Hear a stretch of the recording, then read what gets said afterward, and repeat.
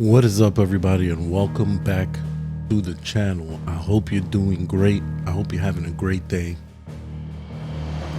We're gonna jump right into Final Fantasy 16, right where we left off yesterday.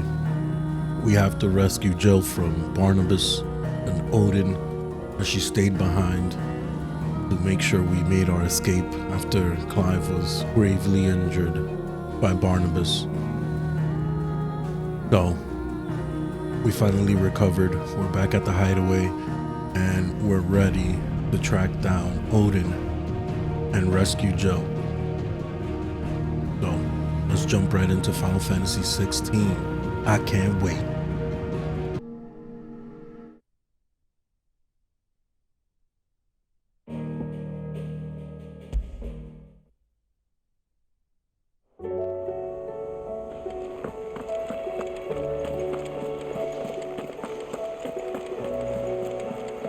Said it was an army of Akashi.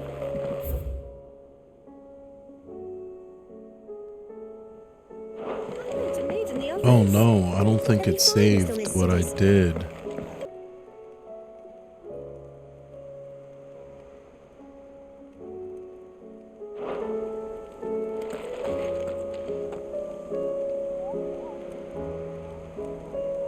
Okay, so let's head over to Thaumakia.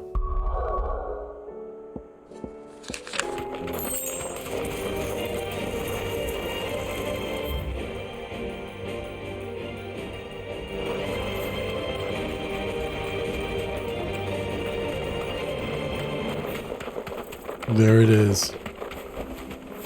Thanks, Gal.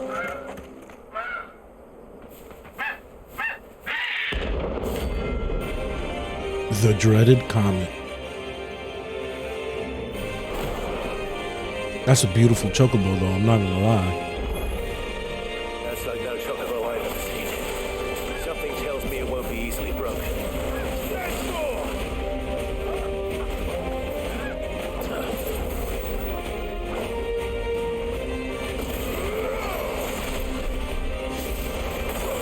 Oh!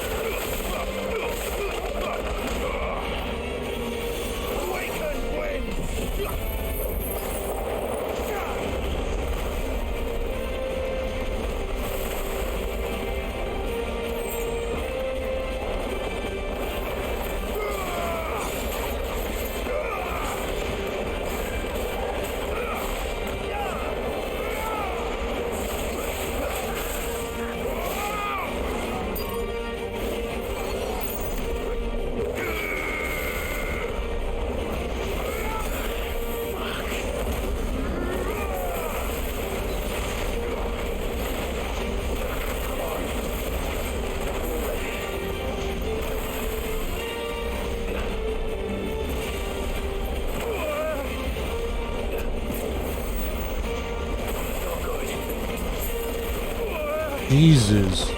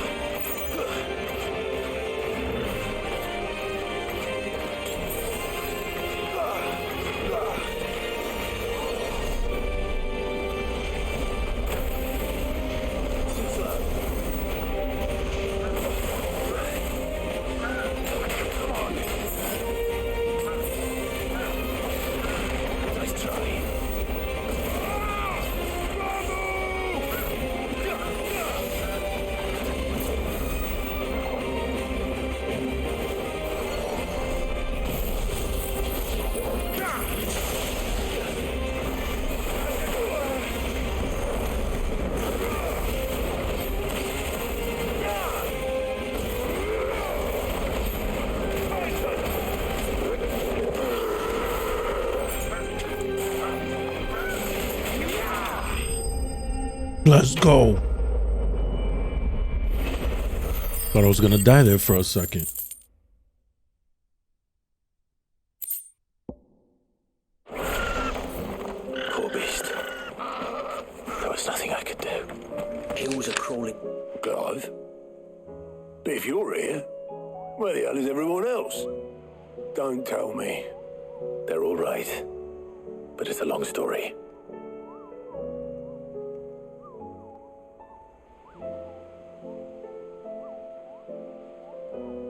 You lot don't do things by halves, do you? Well, at least everyone's still breathing. Now, as for these writings, I'm sorry to say, Clive, but if you had those, you'd be sitting under a pile of rubble, I know.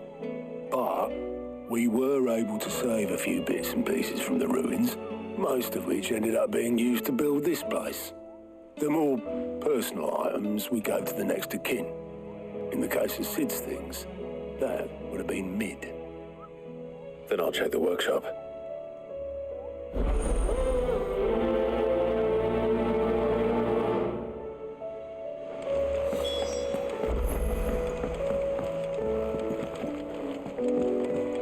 No, wait, there's a treasure chest down there I never opened.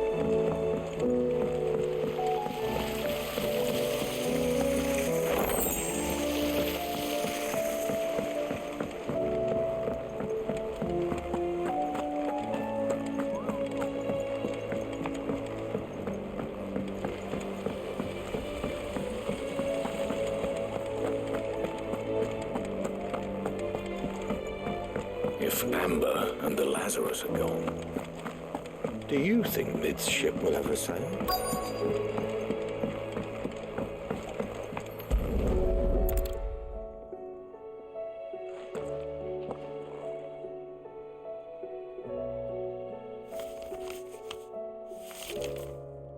This looks like it's from Sid's old diary.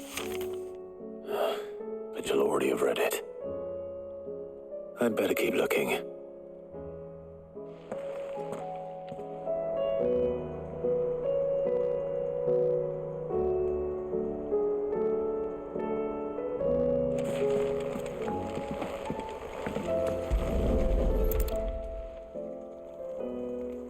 What do we have here?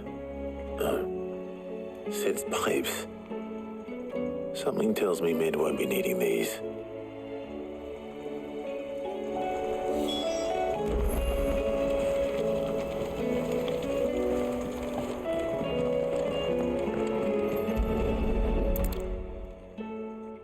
I remember seeing this doll in Sid's cellar. I wonder if it was Mid's.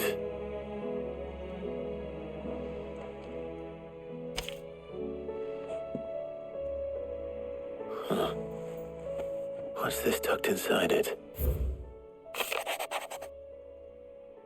Oh, nice. A riddle. Midadol, I know you like your riddles, so I reckon you'll appreciate this one. Of all my inventions, this one's the best. And so in choosing its place of rest, I recall your opus, daughter dearest, and now it sleeps there in the first. I'm going to have to work on that last rhyme. Good luck.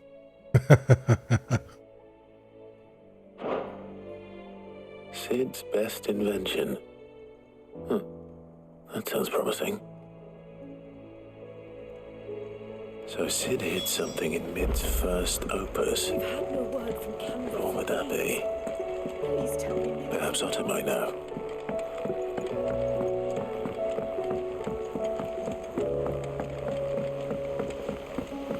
Miss Shirley, how can we learn? I know everybody's sad, so I'm gonna do something nice. Sid, heard you were in Canva fetching young men. You know, you could buy a round of drinks for everyone at the bar, so He's a surly buy a few sucker. rounds. Oh, here's less. Hopefully it'll cheer everybody up.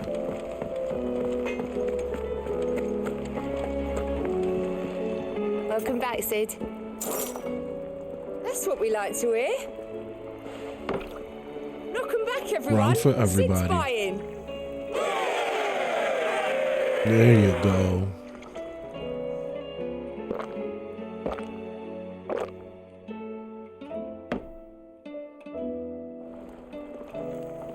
Oh, you're not leaving already, are you? Nah, we'll do a couple more What can I get you, rounds. Sid? Well, someone's in a good mood. I am. Drink up, you lot. The next round's on Sid.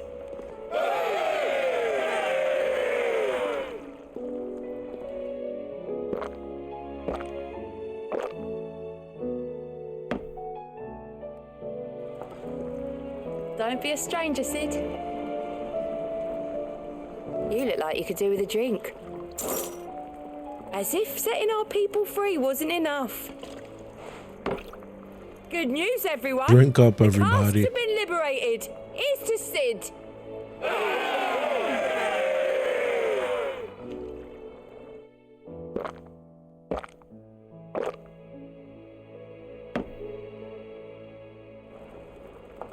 Oh, keep your mug handy. All right, Welcome last back, Sid. round. Honestly, Sid, you're too nice for your own good. Do you hear that, ladies and gents? The next round's courtesy of the realm's most benevolent outlaw.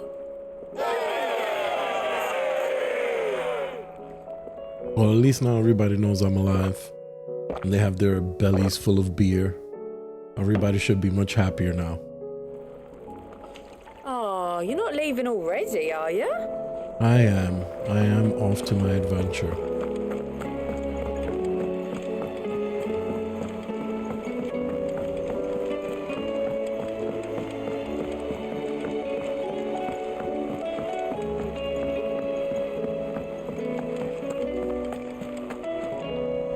Well, did you find anything?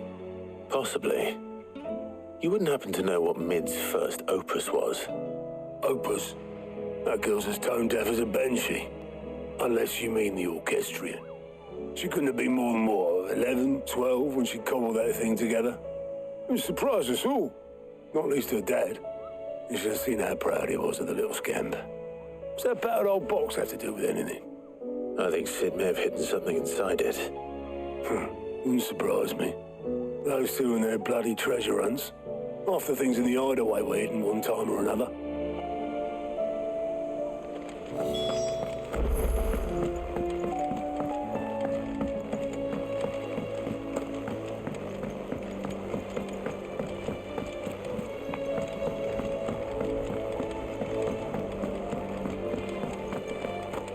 Who's that? I didn't break it. Well, I didn't break it. What didn't you break? Nothing. We didn't break nothing. We definitely didn't break the orchestrion. What's wrong with it? It's broken. Except when it isn't.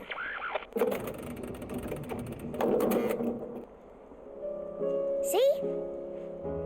And you had nothing to do with this. No, nothing. We Kids just will be wanted to kids. listen to all the songs at once. So we pressed all the buttons. Like this. Oh, don't do it again.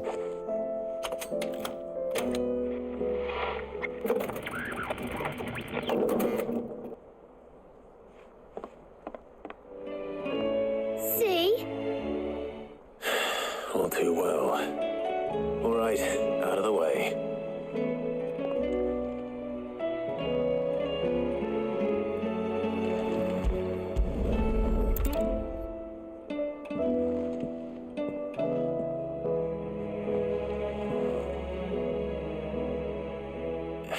There's something caught on one of the gears. Did you break it? Can you fix it? No, I mean, yes. There. How about now? You fixed it! Sid fixed it! He more than fixed it! Yeah, new music! Never heard this one before. It started playing when I removed this. Whatever it is.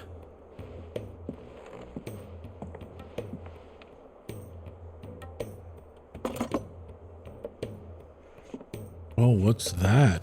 Well, don't look at me. I can tell you it's important, though. Sid showed it to me once and said as much. Said it was the stuff dreams were made of. Let's just hope it's the stuff ships are made of as well. Definitely. Indeed. Let's see if we can make some dreams come true.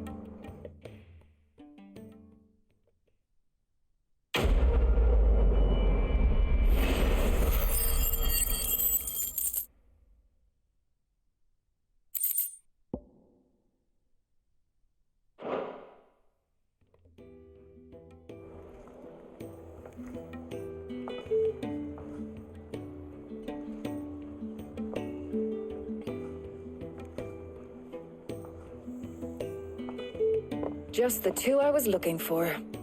Aye. Who's a patient? Actually, yes. The Crown Prince just left. Dion left. Unless you've another word for stood up and walked off. Yes, left. He did have the decency to leave a message with Obelisk before commandeering one of his dinghies. Should we go after him? No. We're not the Prince's keepers. He's free to do as he sees fit. I'd rather he did so in bed. His wounds are nowhere near healed. Much like yours, I suspect. Otto told me what happened in Canver. What is it with this realm's princes and their aversion to rest? Ask me when I get back. Though I may be sometime. Then at least try to stay safe. And if that fails, try to stay alive, eh? Exactly. Stay alive. That's number one. Every moment I waste here, the further the flagship sails. I have to get back.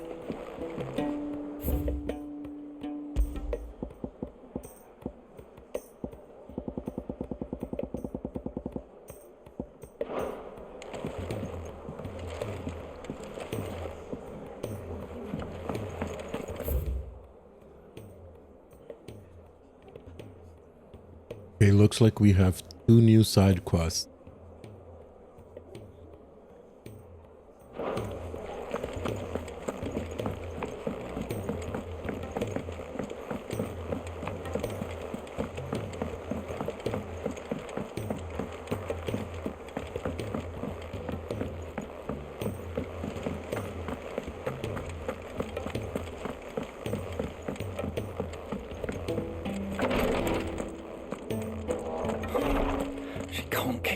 Glory to Griga. There you are. And not a moment too soon. What's happened? Taya's busy working herself into an early grave. Since the arrival of her latest patient, she's refused to stop, even for a moment. I've tried offering to see to him in her stead, but she won't hear of it. Clive, she hasn't left the infirmary in days. She's pushing herself too hard. And if she doesn't rest soon, will you talk to her? Order her to her chambers if that's what it takes. Because if she keeps this up, I fear the hideaway will be without its best physica before too long. I know better than to order Taya to do anything. But I'll speak to her. Oh, thank you. I pray you have better luck than I did.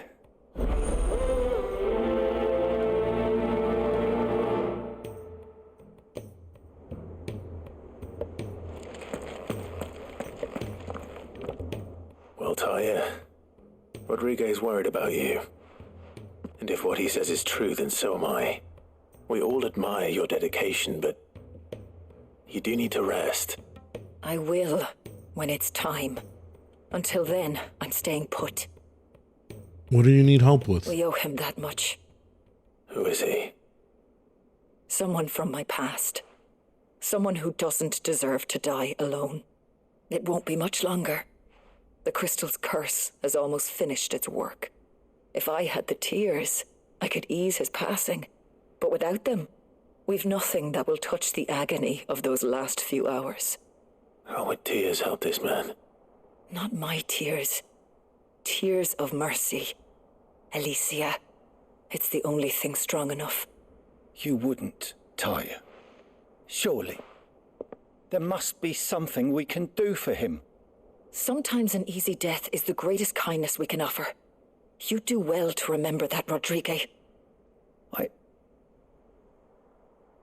I will. We have all the ingredients we need for Alicia Balwam. It needs to be fresh, though, so we rarely have much to hand. I can make the draft if you can bring me what we're missing. Just tell me what you need. Of course. There is a species of venom-weeping spider that lives in the forests of Norvent, near Lorbert's Pass. Bring me one of their eyes. Preserve it as best you can, but avoid contact with the tears.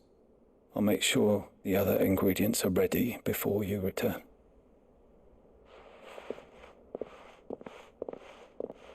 Thank you, Clive. I won't forget this. We're a family, man. We help each other out. That's how we do things out here. All right, Clive. Blackthorn told me you helped him out again. Tough for that. Speaking of which, I'm actually a bit, Worried about him. And you want my advice? afraid so. It's a bit of a funny one, this, but I saved this posh knob while I was out on a mission, and he gave me this flashy ring to say thank you. So, obviously, I show it to Blackthorn, thinking he'll be impressed, only for him to go white as a sheet and quiet as a curl instead. Try as I might, I can't for the life of me work out what could have got him upset like that. And seeing as how Blackthorn opens up when you're around, I thought maybe... Yeah, I'll speak I'd to speak him. to him again. Well, I suppose there's no point leaving him to stew. Cheers, Clive. I'll be sure to pay him a visit as soon as I have a moment. All right, I'll meet you by the forge then. You come along when you're ready. I'm ready right now.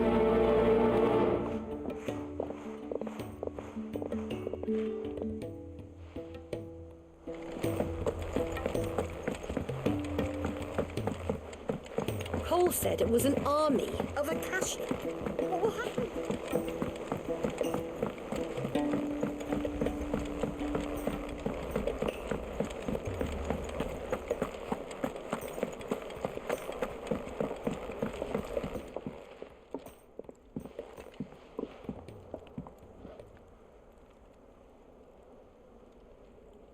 Bloody hell, Clive. Not this again.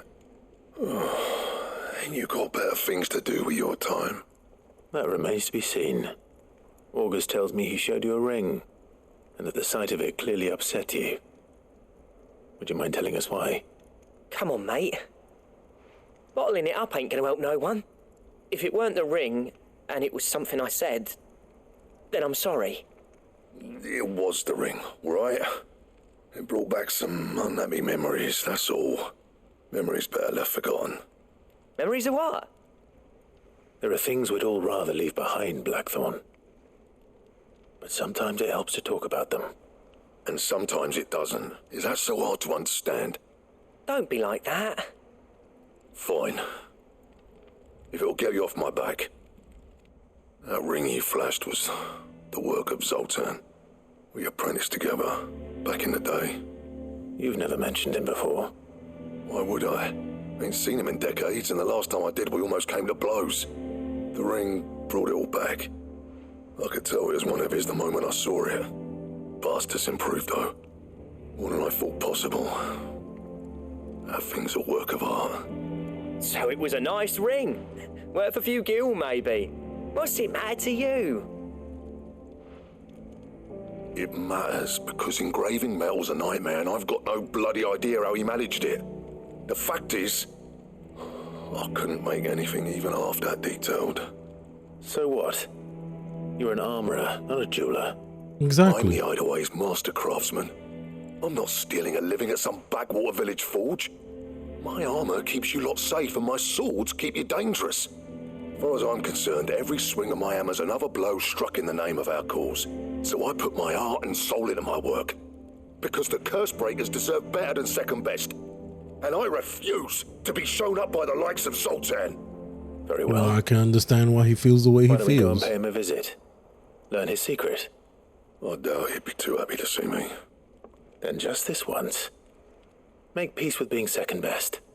Swallow your pride and focus all your energies on the task at hand, keeping the curse breakers armed and armored. Provided you can do that, you'll hear no complaints from me. But if you can't, and it's going to distract you, we need to do something about it. What'd you say, Blackthorn? You know he's right. And it's not like you'll be going alone. All right. Magic. So, where do you reckon old what's-his-name is then? Zoltan, was it? In Dravozd, my old village. He won't have left. He's the chief. Dravozd, eh? That rings a bell. Not far from Tabor, right? Just north of the fields of Carava. Got that, Clive? Meet us at Dravozd as soon as you can, yeah? And I'll make sure Blackthorn don't get cold feet. Good luck with that. I'll see you there.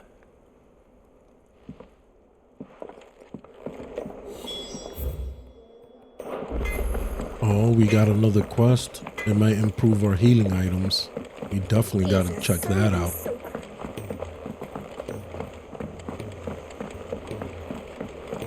The realm's crops are all being harvested.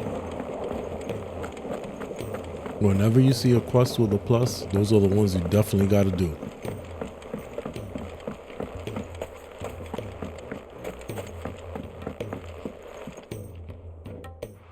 Sid, do you recall the flowers I had you bring back to the yard? Vaguely. Yeah, I remember them. Is something wrong? I'm afraid so. I was able to get most of the Morganbeards to take root, but they rarely flower. I fear the soil here does not agree with them. However, I believe I have a solution. I can't wait to hear it. I'm going to marry the Morganbeards with Morbles. I know, but hear me out. Morbles are possessed of a highly choleric temperament. The fire which drives them appears to be maintained by an abundance of nutrient-rich ether drawn from their environs. I believe that by grafting a Morble vine to a Morganbeard, the appendage's wealth of vigor-inducing nutrients might well stimulate the flower to bloom. The endeavor, I assure you, is scientifically sound. I simply need a vine to prove the theory. Let's get the vine. And all you need is a single vine from an ordinary Morble. That is correct. A single vine. As for the Morble, I fear ordinary may not suffice. But, as luck would have it, a most extraordinary specimen is rumored to haunt the swamps of Rosaria. Why, a notice concerning this very creature was only recently posted on the hunt board. How timely. Well, I shan't keep you any longer. I know you have much to do, as do I. Now, where did I put my watering can?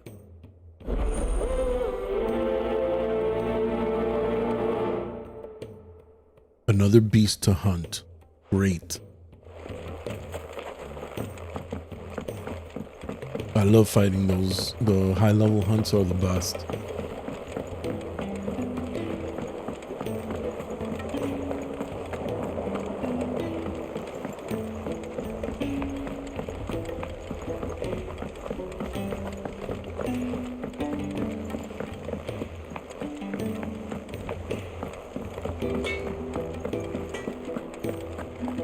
We'll go check the hunt board just to see if there's anything else.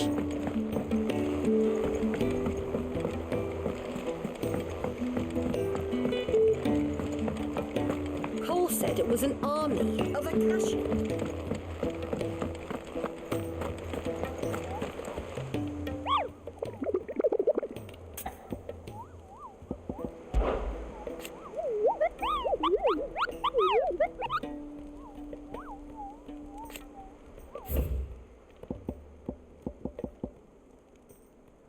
The Whispering Waters. Marshes of the Three Reeds.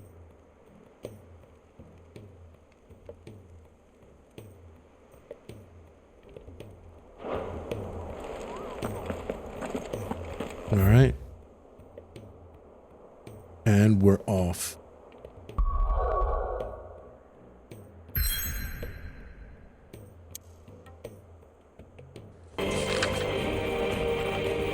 Back up off me.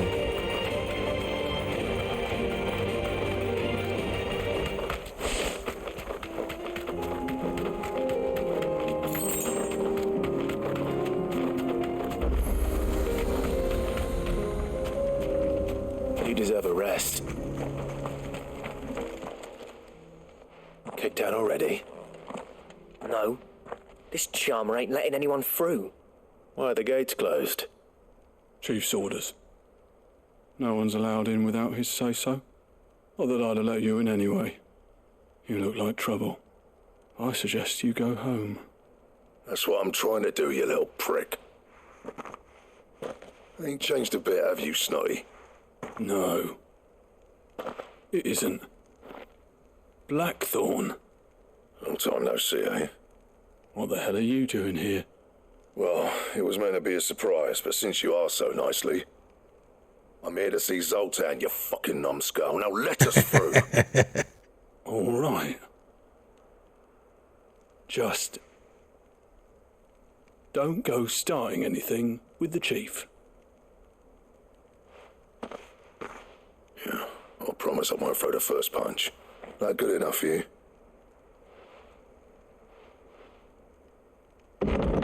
Well, he got us in. Go on then. Much obliged.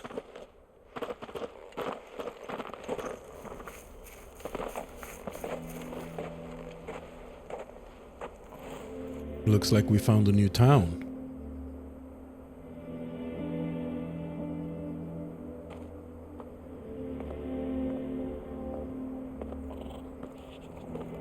So this is Dravosht.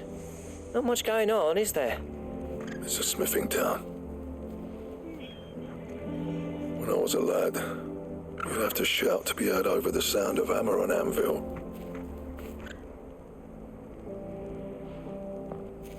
Clive, you're good with people. You speak to Sultan. Hey, you ain't backing out now, are you? There's a river of bad blood between me and the chief. But if someone can build me a bridge, then I'll cross it. All right. I'll see what I can do. I appreciate it. It'll be near the forge on the hill. It was our master's. He'd have inherited it when I left. Forge on the hill. Good luck. You'll be needing it.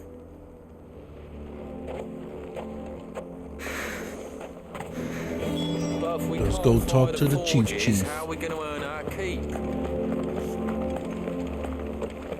Mama, why hasn't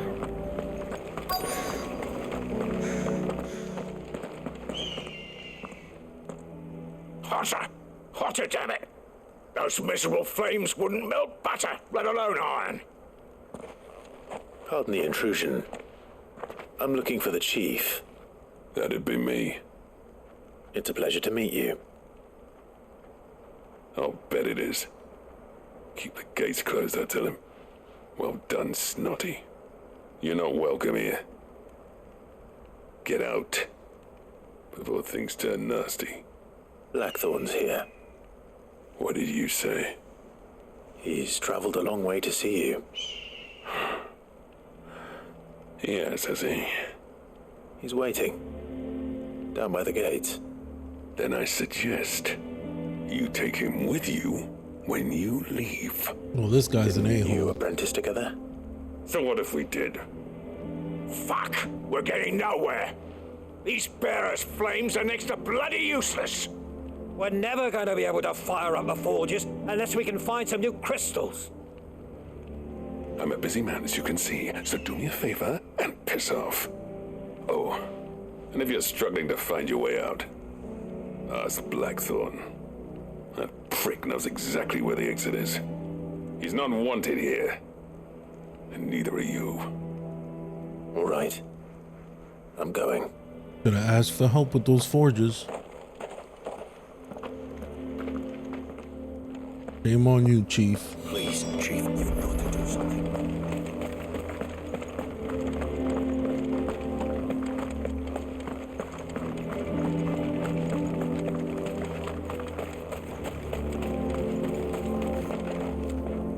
Let me guess. Zoltan told you to piss off. As a personal favor to him, yes.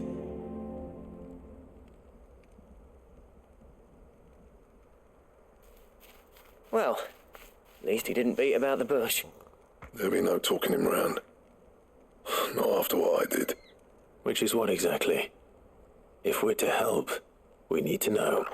What turned the village against you? I left. Dravost, Zoltan. The burden of leadership our dying master dropped in our laps. All of it. There are two kinds of smiths in this world, you see. My kind, who are in it for the love of the craft, who labour on a single piece from dawn to dusk to get it just right. And the other kind, who are in it for different reasons. People like Zoltan, whose work is quick and cheap. The kind of smiths who shit out a few hundred blades, reap the profit, and divvy it out among themselves. There wasn't a single day we weren't at each other's throats. And bit by bit, people started taking sides. You would have torn Dravost in half had it gone on. So, I left. You didn't have to do that. Zoltan's a better chief than I would have been. His way of doing things kept food on people's tables. Dravost prospered without me and my lofty ideals getting in the road. Until the crystals run out at any rate. Without magic to fire the furnaces, this place is as good as dead. It depends on how you look at it, though. There's got to be other ways of making fire. We manage it in the Deadlands. Thanks to Sid's ingenuity, yeah. He saw all of this coming, knew crystals were the problem, not the solution, and spent years coming up with ways of doing without. You know what I mean, though, right? Where there's a will, there's a way. What I'm trying to say is that it's not your fault. You couldn't have predicted this. It doesn't matter whose fault it is. I don't want to be the greatest smith alive just because I happen to be the last. Clive. Dravost won't last long without his furnaces. So, do you think it's time we shared Sid's bellows with the world? The way I see it. It's your decision to make. Hold on, Blackthorn. Sid made those things for us. They give us an edge over the rest. And you'd be throwing it away. I'm down to share. All right. That's not a problem. Do it. This place was your home. I won't abandon it to its fate. Sid's creations were never meant to be hoarded. It was only ever a matter of time before we shared them. Let this be another step on the road to freeing Valisthea from the prison of the Crystal's blessing. Dravost will show the world that it's possible. Wouldn't you agree, August? When you put it that way, of course. It's like hearing Sid speak from beyond the grave. Thank you, Clive. Shall I go and fetch the plans, then? I know I'm off by heart. I'll be needing some help, though. Building a furnace isn't exactly a one-man job. Do us a favour and round up anyone strong enough to lug a brick or two with you, August. All right, then. And I've got a job for you too, Clive. Finding me some salamander skin. I need leather for the bellows and nothing else will withstand the heat. Luckily for us, salamanders feed out in the fields of Karava. Time for a spot of hunting, then. I'm really good at that. You hired the right man for the job.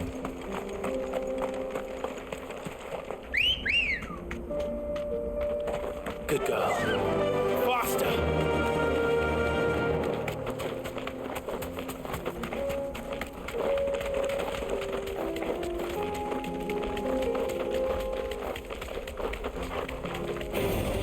No holding back.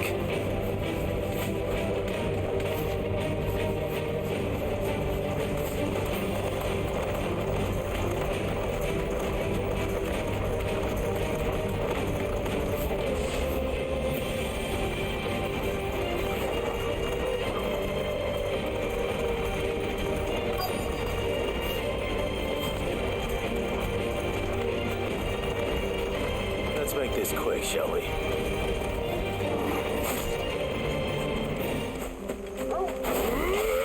This won't be easy.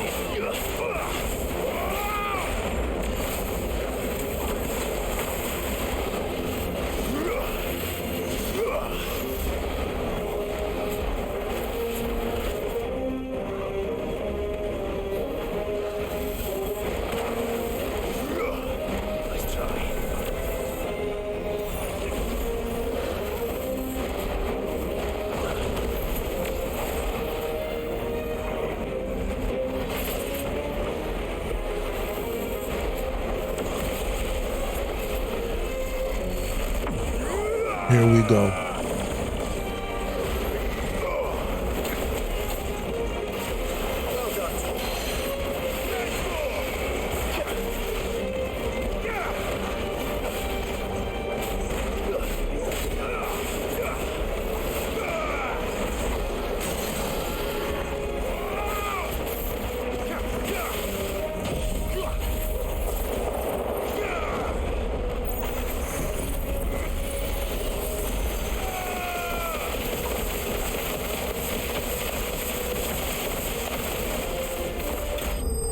Nice.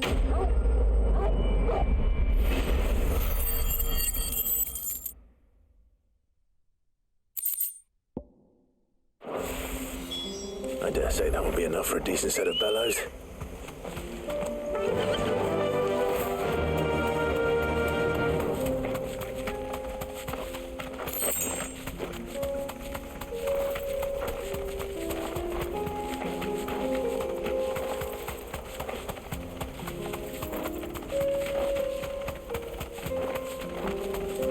Oh wait, I can teleport.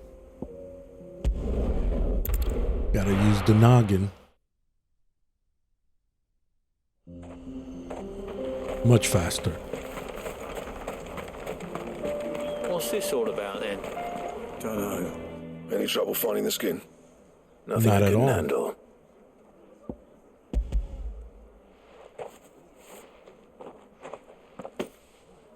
There should be plenty. Right then, time to put these louds to work. If everyone pulls their weight, we'll be finished in no time.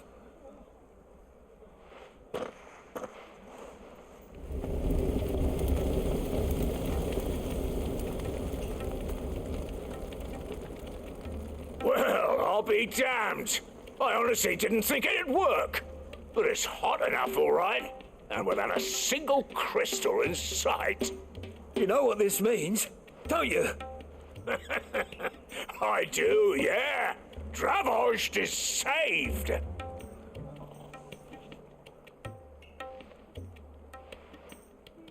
Sorry about earlier.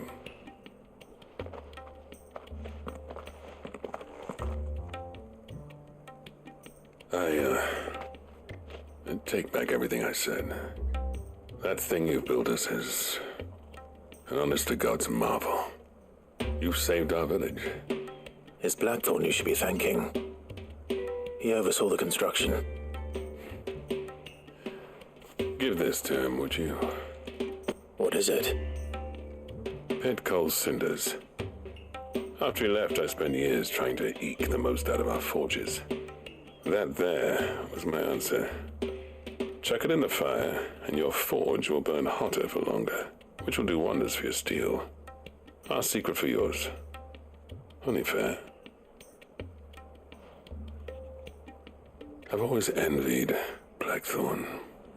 Since the day I became chief, I spent every spare moment trying to match up to the bastard. No amount of sleepless nights at the anvil will ever bridge that gap, though. He's a genius. Plain and simple. The man Dravost needed. But he took all his talent and left. Gifted and free. Is it any wonder I hate his guts? The cinders would mean more coming from you. I need to forgive him first. And that's not gonna happen. Talk to him, though. Well, you know what they say. Oriflamme weren't built in a day and all that. These things take time. Especially when they involve two geezers who hold grudges tighter than their hammers. But what matters is, Blackthorn's got that twinkle back in his eye. And I'd call that a job well done. So would I. I reckon he's going to be at it a while yet, though, so why don't you head off without us? I'll see that the old git gets home safe and sound. See that you both do. I'll save the cinders till then. All right. It'll be a nice little surprise for him. That was awesome. Yeah, that's not Blackthorn, is it? Now off to Rosario to locate the marble.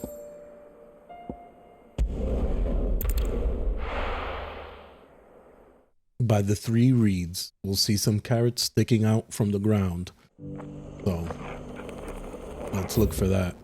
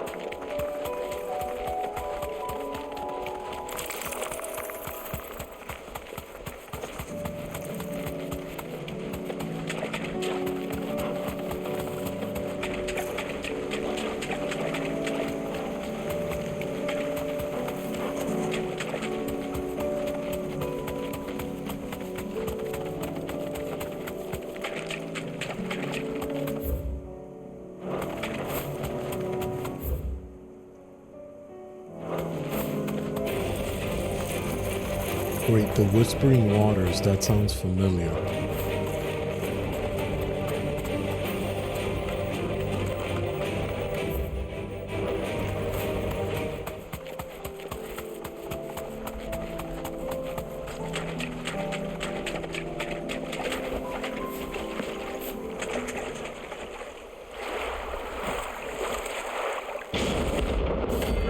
Carrot. That's a funny name.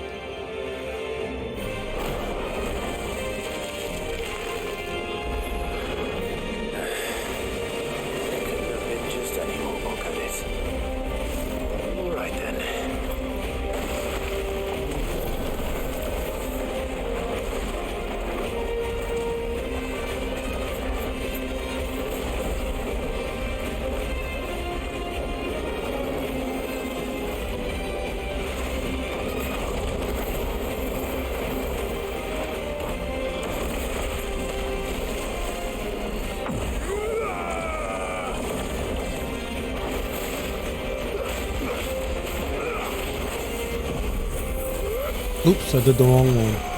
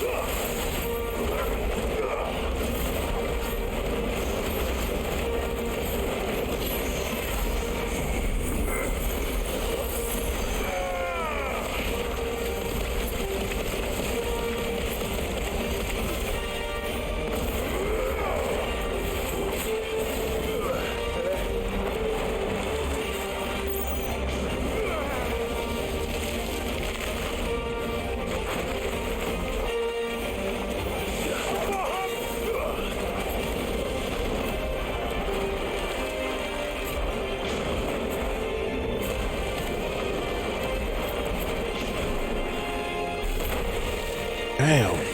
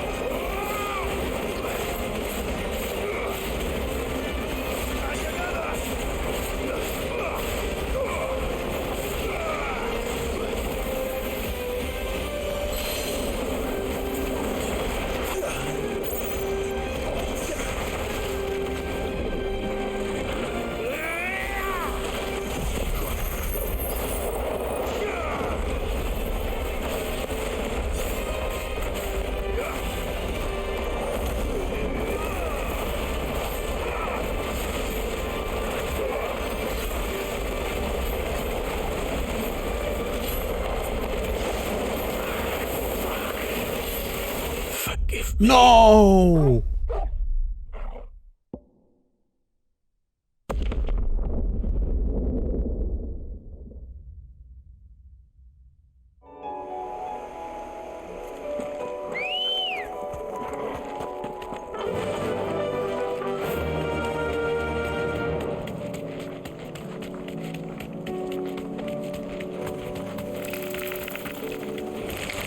Time to fight.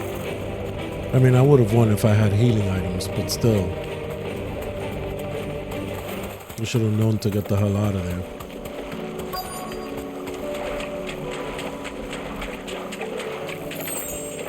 Be safe.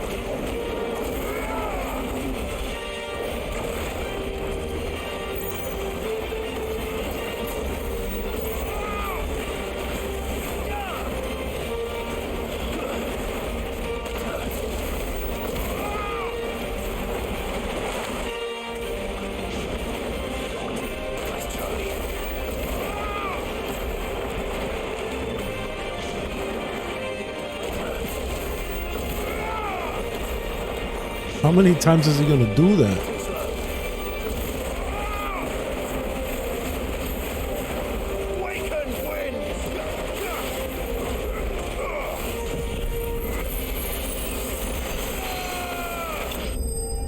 It's over. Kamehameha for you.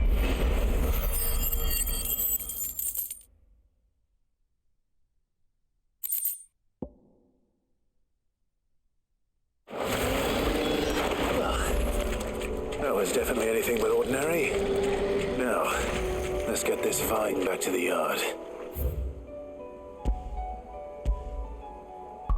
Okay, now we can head back to the hideaway, complete these quests, and continue the story.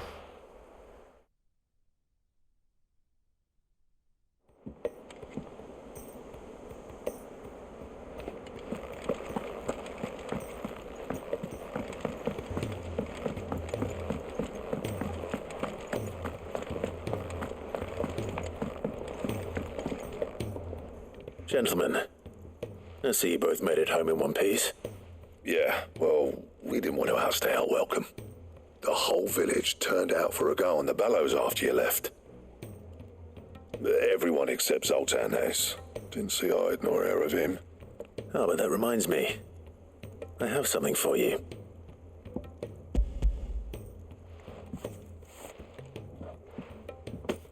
Pico Cinder. How'd you come by this?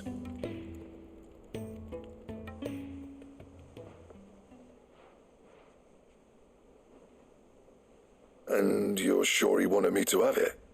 I'm sure. He didn't say so, but I think he wants to forgive you. Huh. Imagine that. Yeah. You know I could never leave this place, don't you? Every time you put on mail, you and the curse breakers are trusting me with your lives. There's no greater honor for a smith than that. I'm not about to go crawling back to Zoltan for forgiveness, but I will make good use of his cinder. And if that helps save even a single life, then he'll have my gratitude. What was it you said he called me? Huh? A genius? And he spent sleepless night trying to copy me, did he? Sounds like I better get to work. I've got a reputation to uphold. It's good to see you back on form, Blackthorn. I don't know how you pair put up with me sometimes, but I'm grateful all the same. Now, where was I? Oh yeah, about to put Zoltan back in his place. Let's go. Ain't got the art to tell him how similar they are. Stubborn bastards. A little healthy competition should be good for him. You're not wrong. Still, it's a shame him and Zoltan couldn't let bygones be bygones. No use grumbling about it now, though. Blackthorn's happy. Or as near to happy as he gets. And that's good enough for me.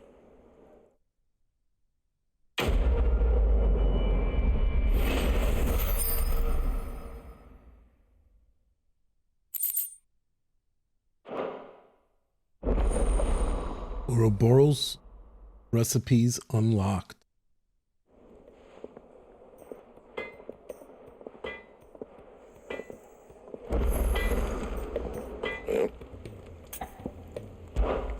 What do you want?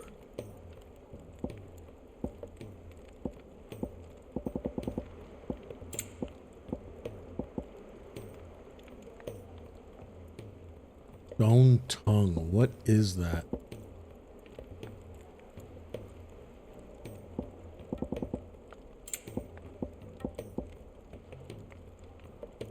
Stained loincloth.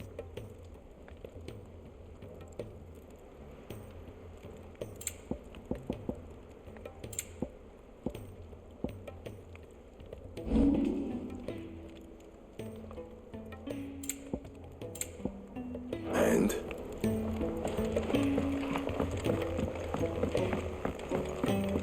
He's a surly soaker.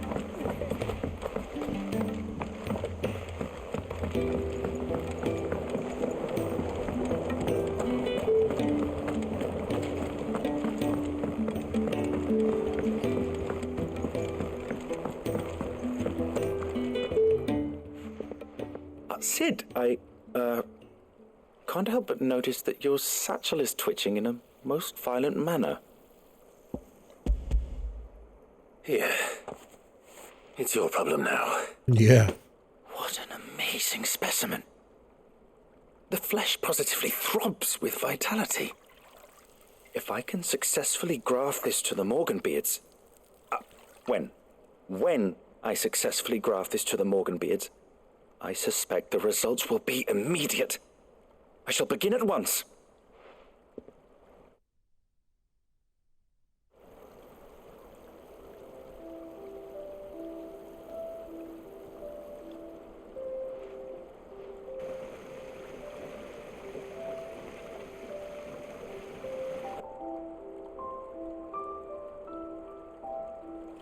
It is just as I hoped. Witness how the Morganbeards have taken to the blighted soil, how they bloom with heretofore unseen vigor. Why, I dare say such a vine graft would yield similar results when applied to other specimens as well. I'm glad I could be of assistance. You've not only helped us, Sid, you've saved us. Do you recall the extract with which I provided you before? I took a moment to distill some more, but this time with the petals from the invigorated Morganbeards. And would you believe? Its potency has nearly doubled. You must accept this vial as thanks for your assistance. The rest, I shall give to Taya. Thank you. And it looks beautiful.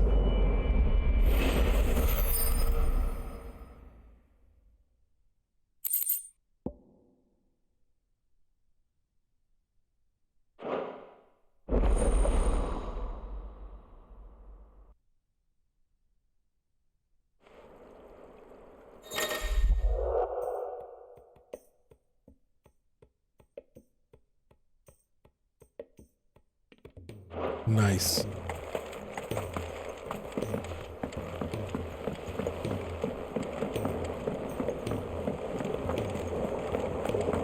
Now let's go to Rodriguez and hand them over these tears.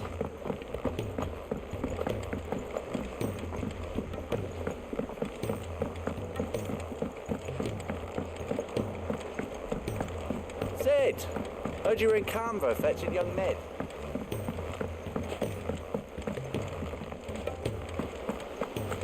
Miss Shirley, how can we not... If Amber and the Lazarus are gone.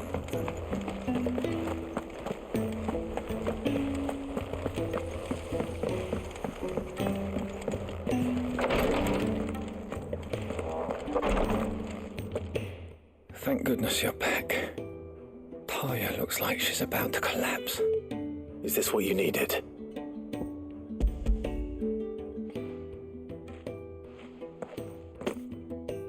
Yes, it is. Thank you, Clive. I'm loath to give a patient Alicia, but Taya's right. Sometimes it's all we can do. A single dose dulls even the most agonizing pain, and all other sensation with it. It may be a gentle way to die, but it is death nonetheless. I wish there was another way.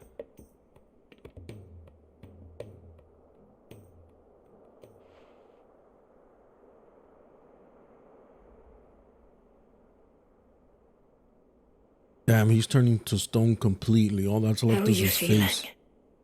Light, mid-here. Drifting on waves. Good. Just relax. Let the waves carry you to a better place. Thank you, Taya. I'm so proud of you.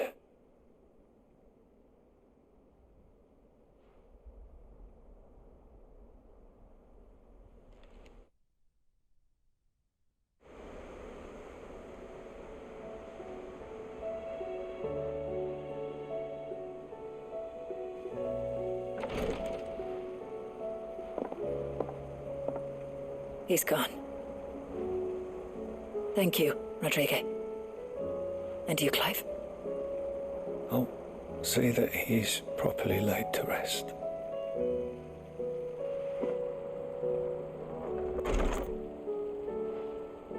The man you helped today was my mentor. back in the Southern Isles, on the front lines of some meaningless war.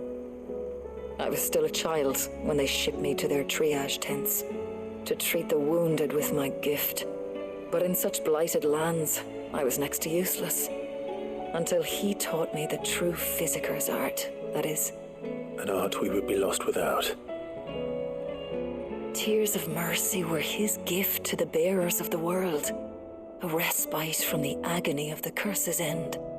And a kindness Sid would have approved of.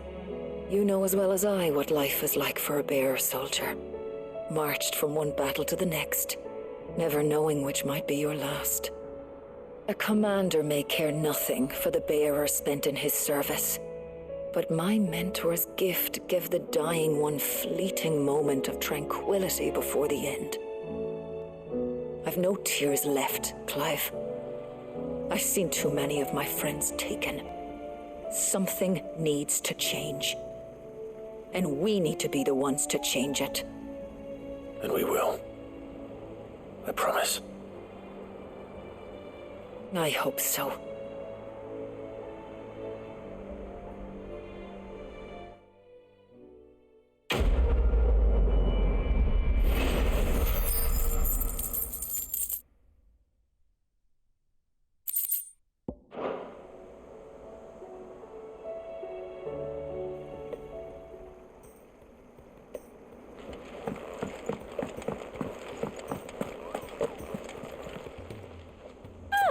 I wasn't expecting you back.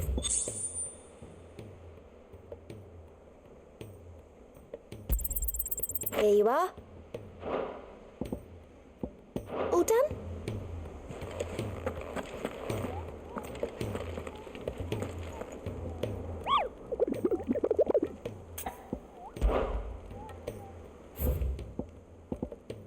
No new marks? Okay.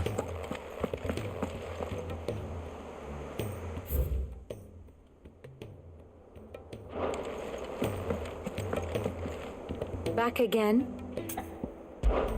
What is it that you wish to learn?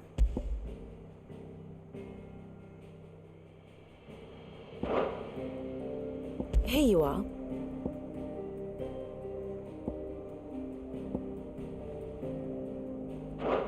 Thus ends today's lesson. Might as well go talk to Harpocrates and give him some information before we head out.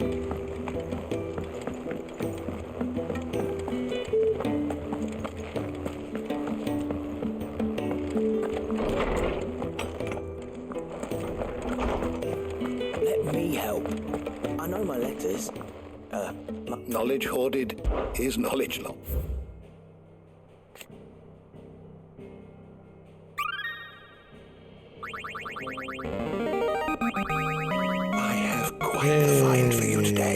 Level up. What subject shall we consider today?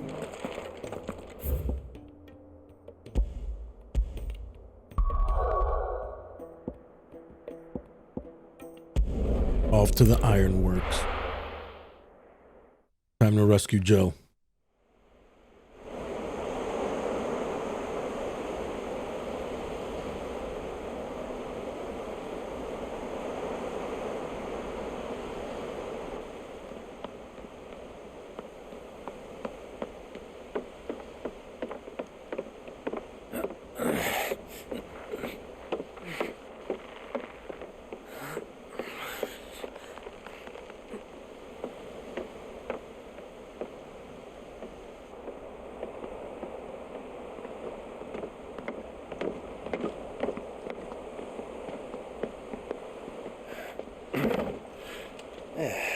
Clive. My dad had it all worked out. He'd be proud of you, Mid. His writings may have helped, but this achievement is all yours. Can we catch them? The Iron Yard's one of the largest, fastest vessels ever built. And it won't help she has the wind at her back. Any other ship would be hard-pressed to keep pace with her, let alone reel her in. But this isn't any other ship. This is the Enterprise! And the world's never seen anything like my dad's engine. It certainly hasn't.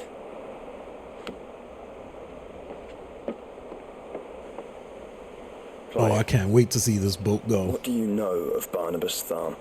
Not enough. Only what the bards sing. And he sailed to Ash from southern lands. That it was his mastery of the blade which won him the throne. And that his sword, Odin's sword, can sever the very threads of creation. But don't lose any sleep over a last tilt. We'll do what we must to survive. What we must. The light! I thought this cove was meant to be hidden.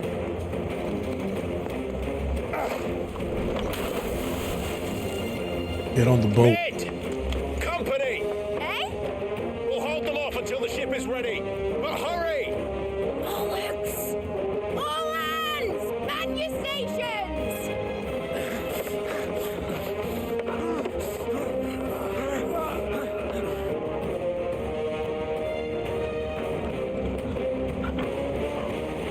Everyone with me?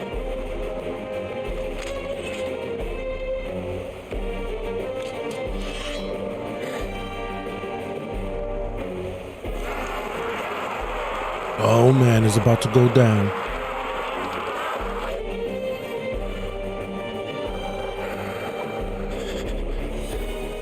Here they come.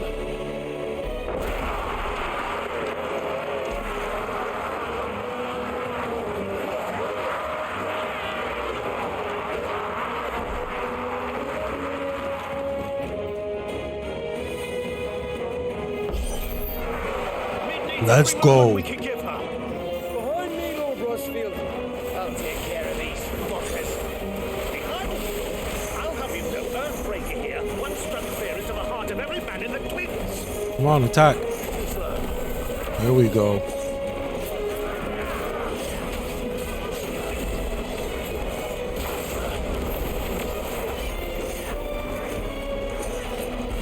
Everybody's about to get it.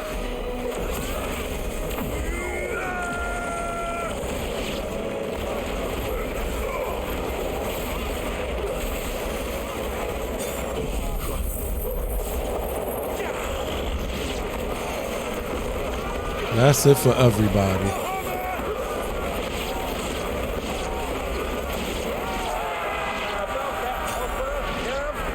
How are we doing, mid? I thought you said that ship was fast.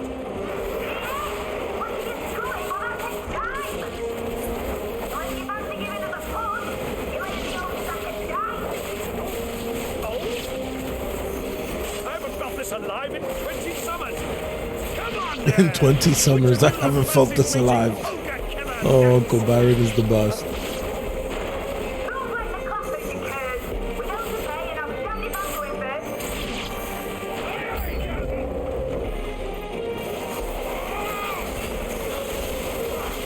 Ooh, that beam was crazy.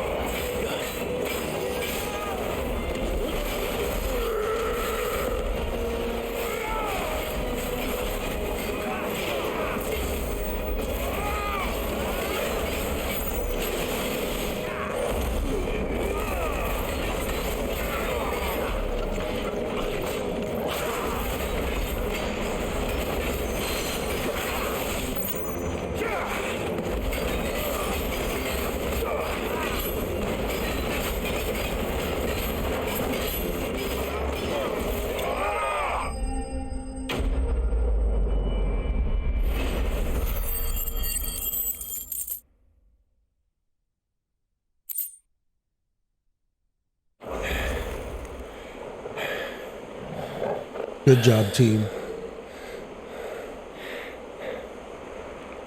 That was easy enough. All right, you lousy lot. Get your asses on board. She's ready to sail. You heard the captain.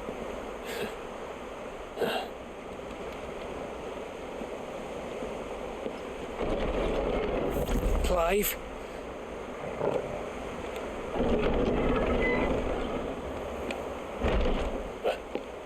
But I thought he was... How the hell did this guy survive? Then it is as I feared. Sleipnir is no man, but a creation of Odin.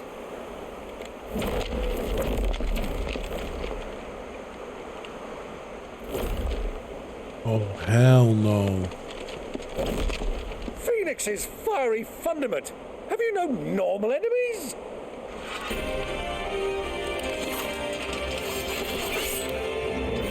Up for another round? Of course we are. Right, Lord Rosfield?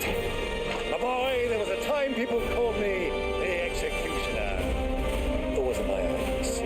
No matter, heads will roll all the same. Mate, new plan! You leave, we follow! Follow? Swimming, are you? Oh, bugger me! Weigh anchor! Engine's dead slow ahead!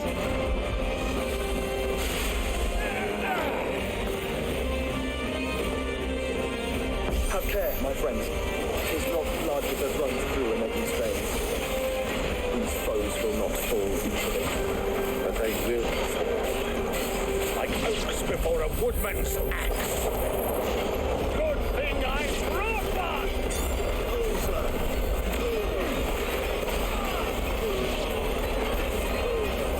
How long are we meant to keep this up? As long as it takes. Unless you have a better idea. Well, I've already killed at least 5 of the bastards. Fuck it. Let's do the lot.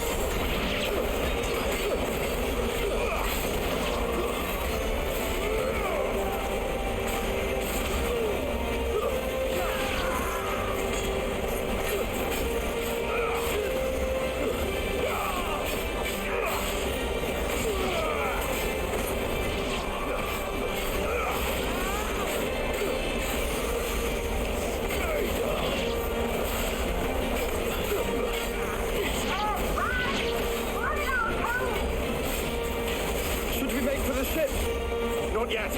Wait for my signal.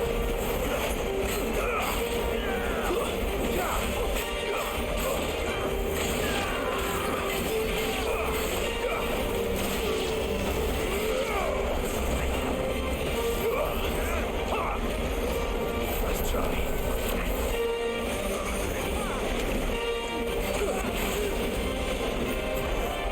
In your own time, Clive! Now we gotta make for the ship. Run for it, boys. Byron?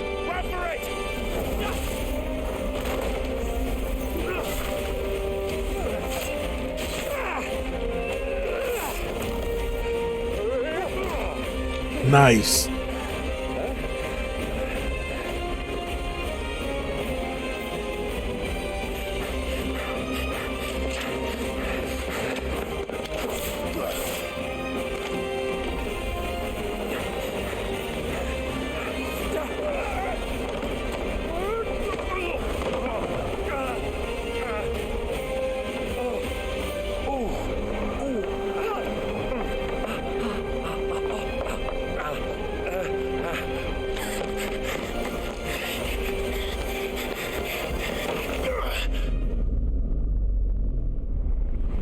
Better use those wings.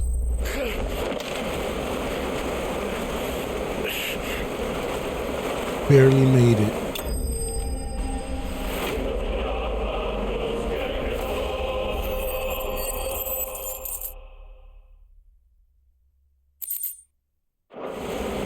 Now, mate! All right, engine full ahead!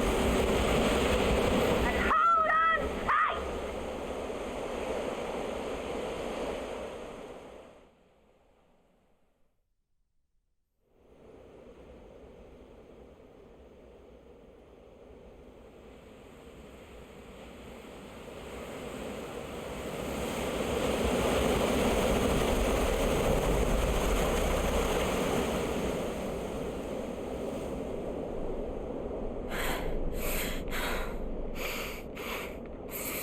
There's Joe. Joe, we need you.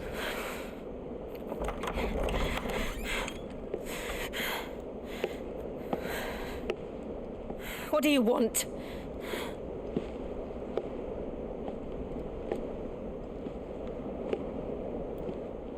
That's quite a mess you've made. And wholly unnecessary. You are my offering to Mythos. I would not see you damaged.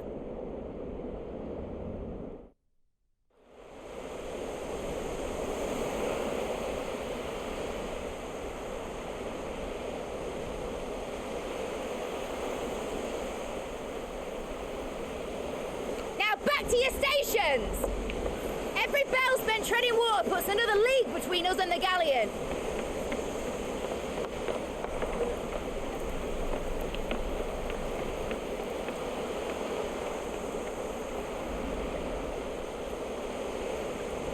I don't suppose Mid has a spare engine? Since you rose from the grave, my fortunes have plummeted. Are you absolutely certain of this quest of yours, Clive? The foes you face are as terrible as they are numerous. Aye, and they'd have us live and die on their terms, which should answer your question. Ah. You have that same stubborn look as your father did when he set his mind to something. On the battlefield, I am but a single axe. A deadly one, mind, but a single one nonetheless. Yet what you require is 1,000, and I believe my old friend in Brandalar can provide them.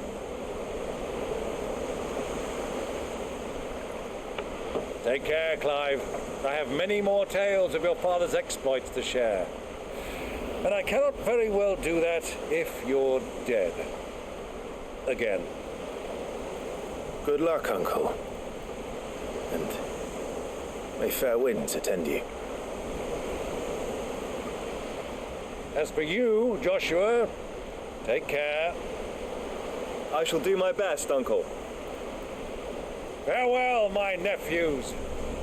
When next you see me, it shall be with an army at my back. Let's go.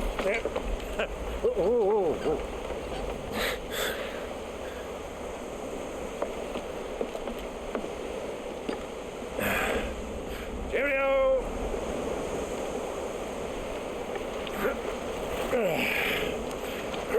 Oh, yeah. Do keep up, my boy.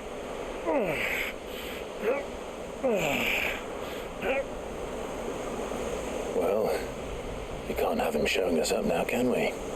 We would never hear the end of it.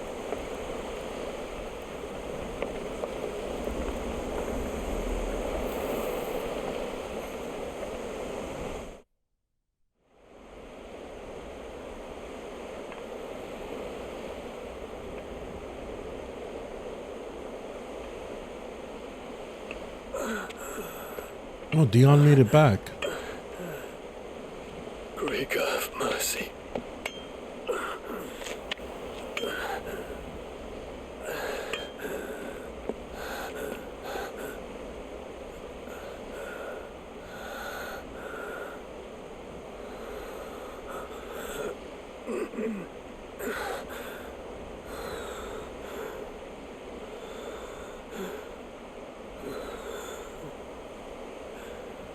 All this,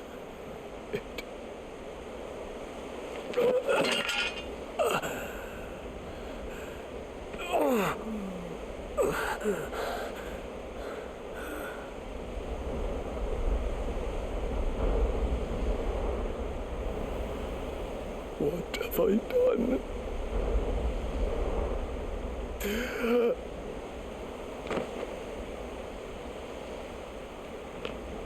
My lord.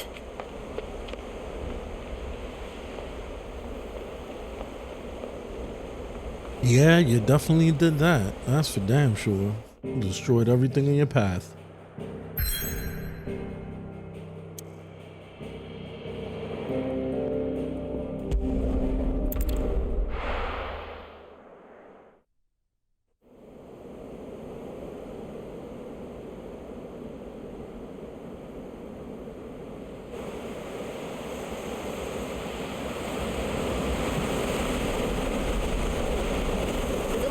between here and Waloed, but any ship heading north has to round Zemeckis and put through the Narrow. Maintain our current bearing north-northeast, and we'll catch the Black Galleon before she vanishes again. What's to prevent her from circling around Ash from the south? With these winds in those waters, it'd taken forever and a fortnight to reach Stonehenge. Mid knows what she's talking about, Clive. Better than any of us lot, anyway. I say we do as she tells. Sails on the horizon. She's ours.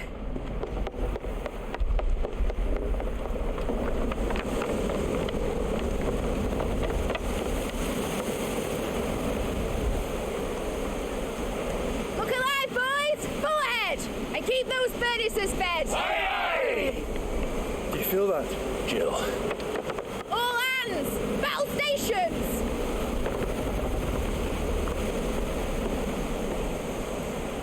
Let's see what this girl can do.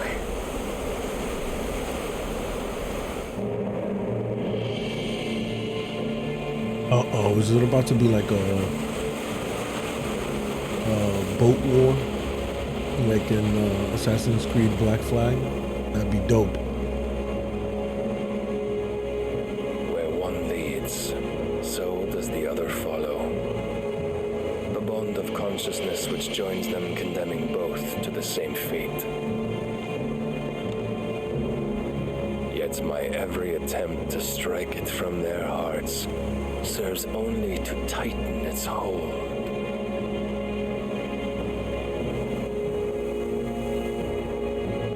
Fascinating.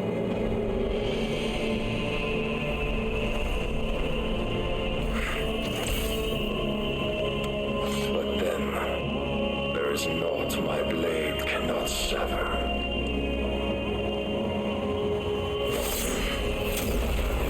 Oh, hell no.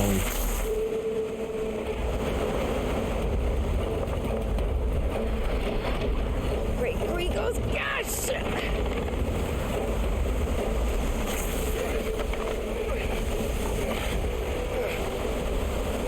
Barnabas.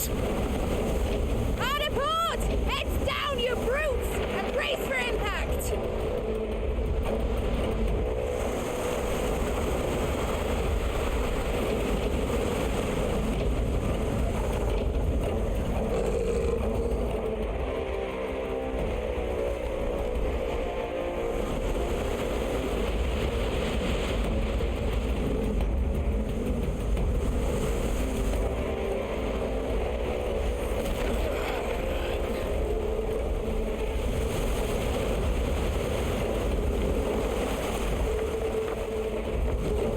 It's now or never. I'll find her.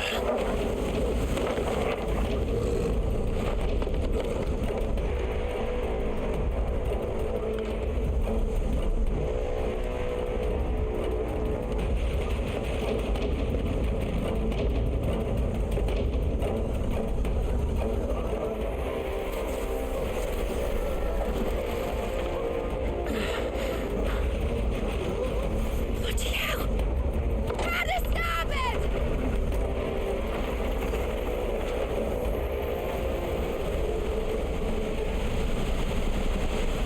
Oh no, what's gonna happen?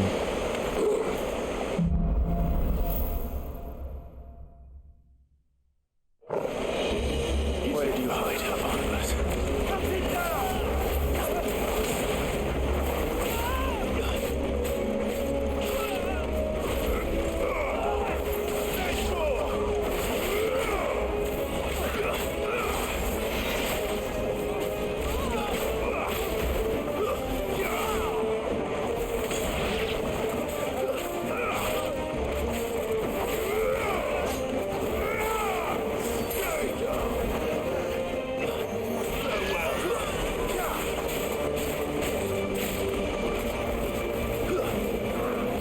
Stay down.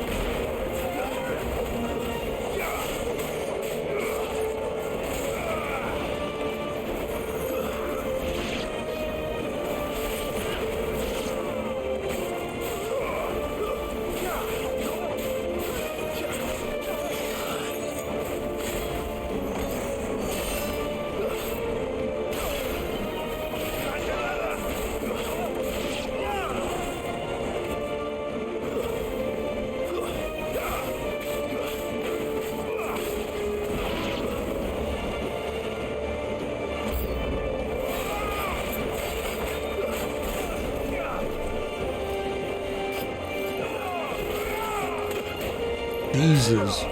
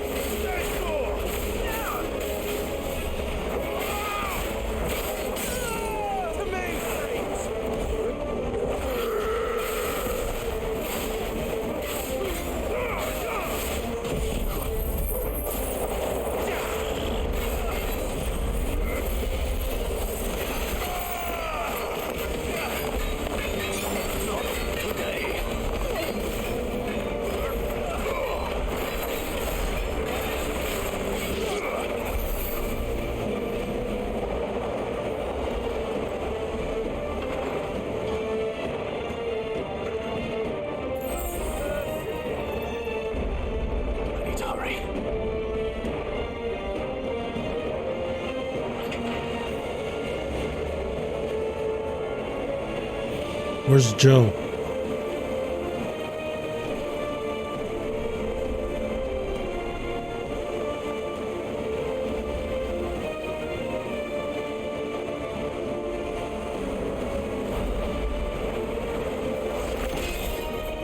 Jesus.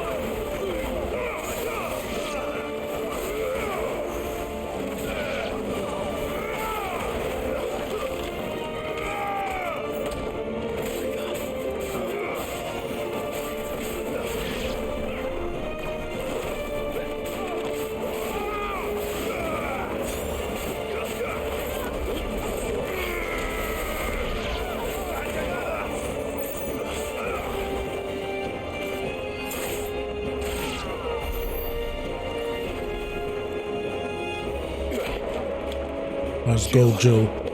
You came. Get back.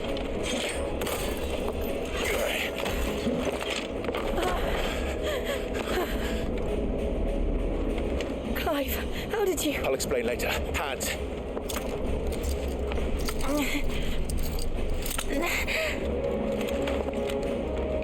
Can you walk? Out of here I can.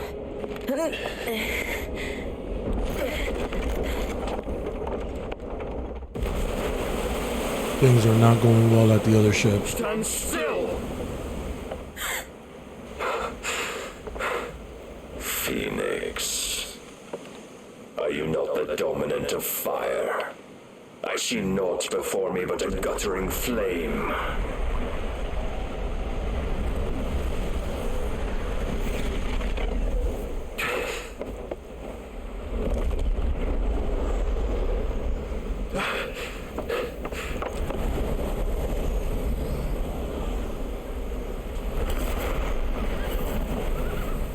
Odin.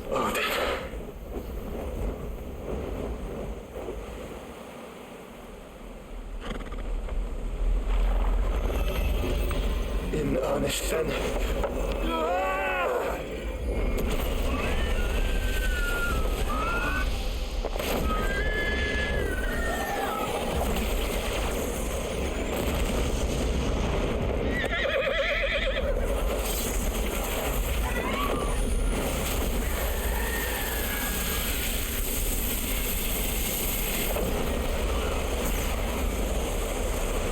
Wow.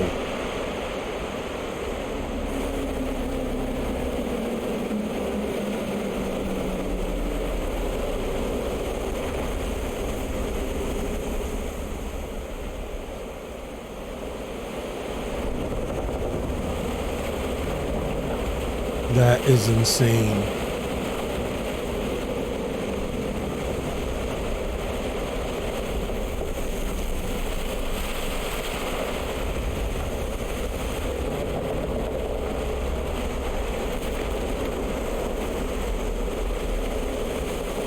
Wait, did Clive and Joe make it out?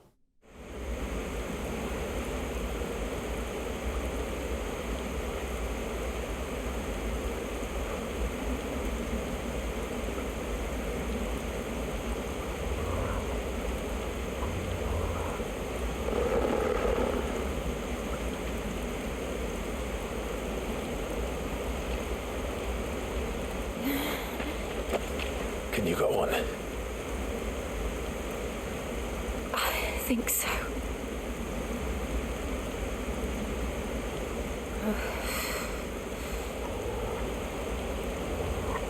How are we supposed to get back up there? But to where?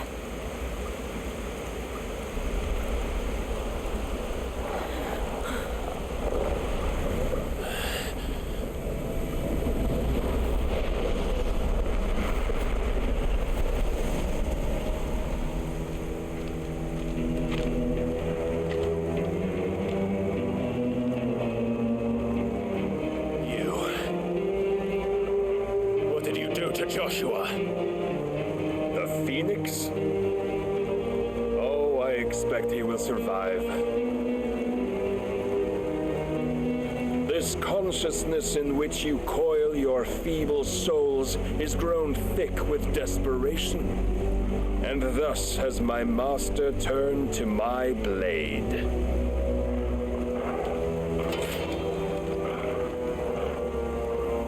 The world will soon be painted in black, and all that live shall gather in death's autumn wake. Not if we remove the cause of this misery. Not if we destroy the last of the mother crystals and restore balance to the world. Come. Do you truly think it's so simple?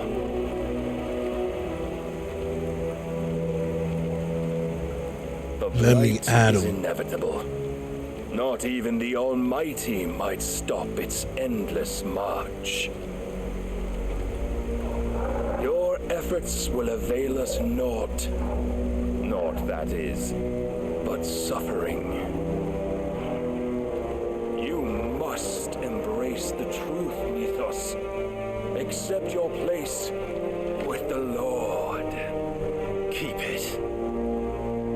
as there's a chance, there's a choice.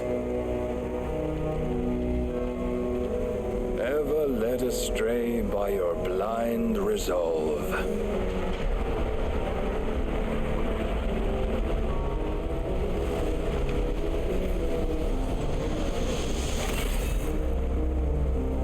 Now, it is time you learn the inevitability of your divine fate, however much it may hurt. Oh, let's go. Get as far away as you can. Clive, no. Trust me, Jill.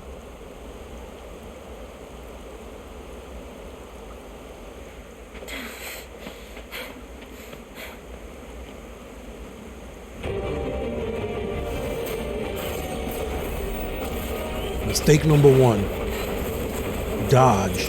Oh, okay. If only to remind you. Exactly. Eat that.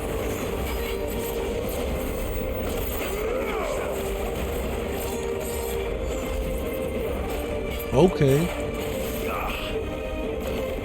In the short time since our last meeting, you have grown much. Yet as a vessel, I fear my lord will still find you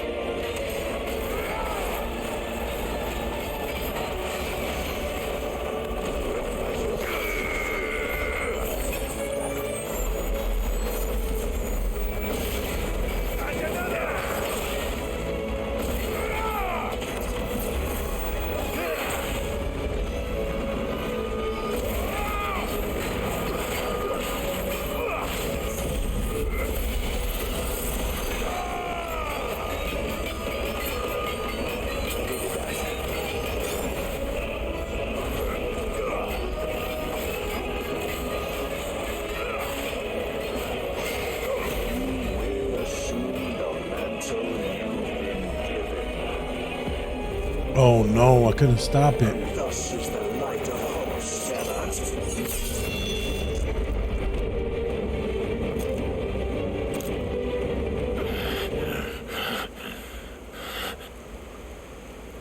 You would yield so soon. Never. Never. Clive!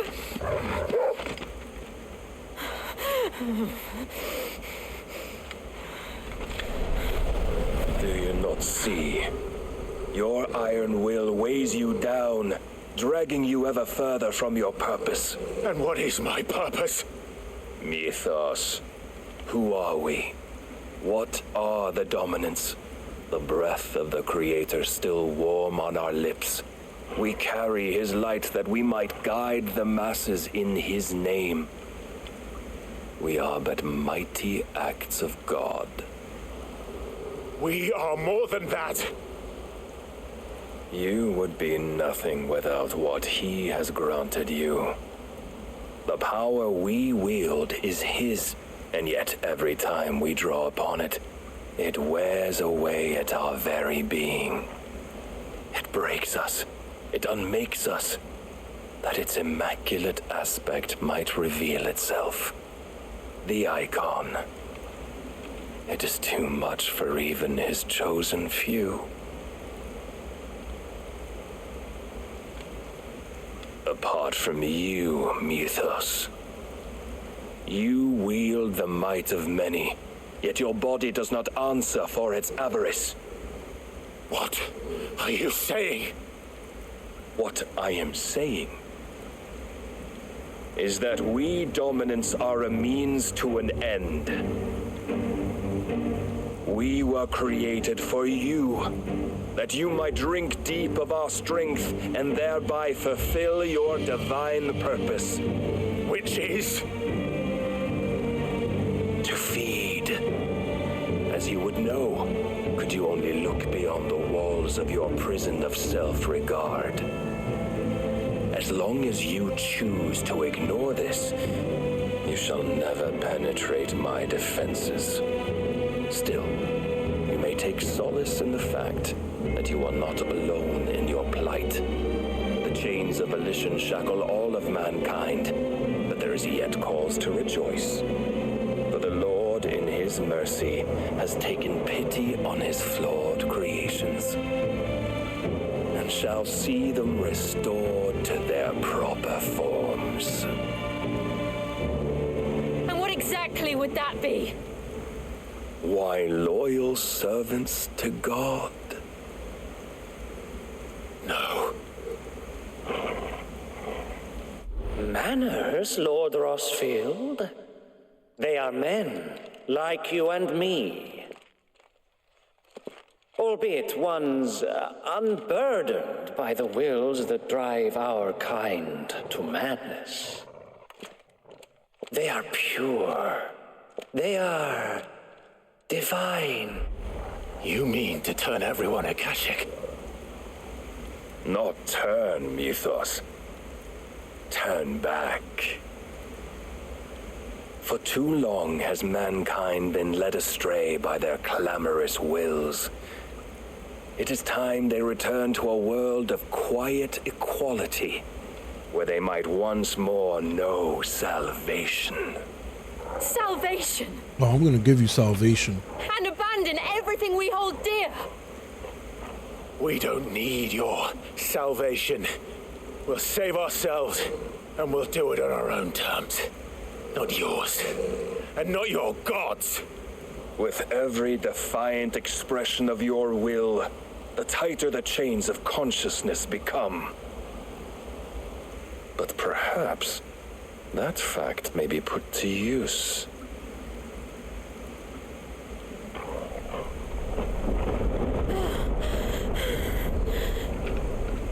Clive! The faster it binds you to the remaining dominance, the stronger your hunger will become. Until it leads you back to the only answer there ever was. Mayhap not by the path my master intended, but back all the same.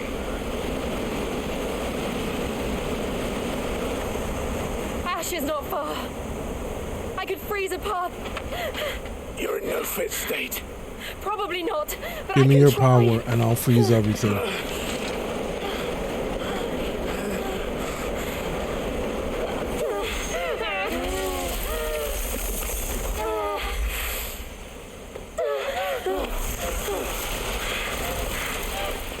Don't look back!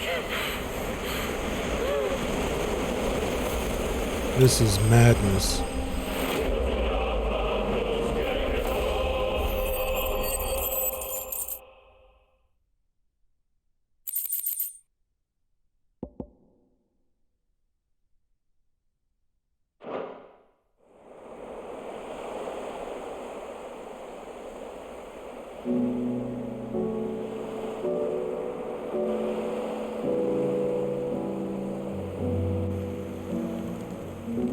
I hope the others are safe. The Enterprise was clear of the gap when we fell.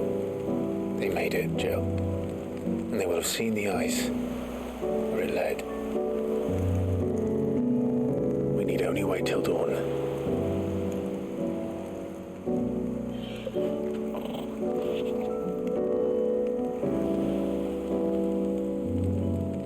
This is the second time Barnabas has bested me. I'm powerless against him. Then maybe there really is nothing else for it but to give yourself to his master.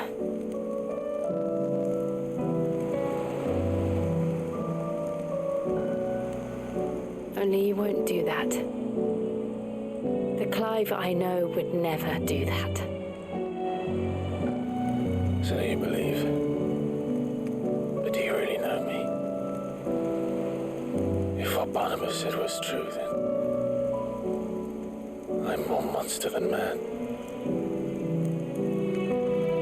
And each time I summon the flames from within, I burn away the things that make me who I am. Do you, though? Think of what you've used that power for, of all the people you've saved. It doesn't matter how or by whom it was granted, only how you choose to use it. And you've chosen to use it for good, haven't you? I've also used it to kill. What if that's my purpose? What if it's all I'm good for?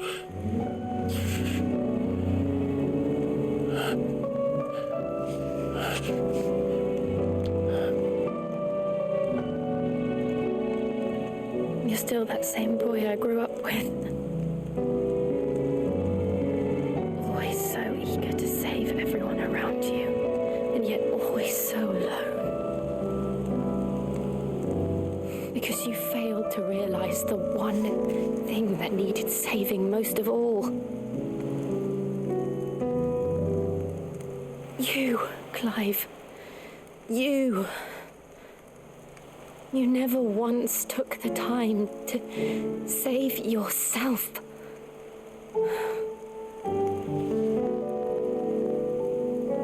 Well, at least they're finally getting their moment. Myself. I think I might be beyond saving. No one is beyond saving, provided they want to be saved. You fight to survive. And you survive so that you may protect those you love. It's what you do. What you've always done.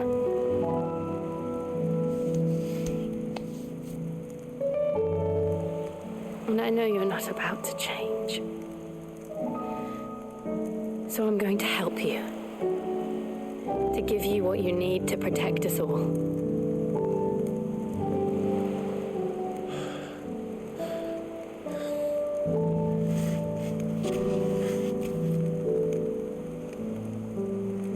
Jill.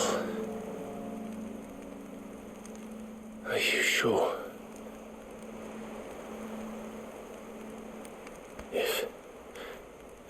If this is what you want, then...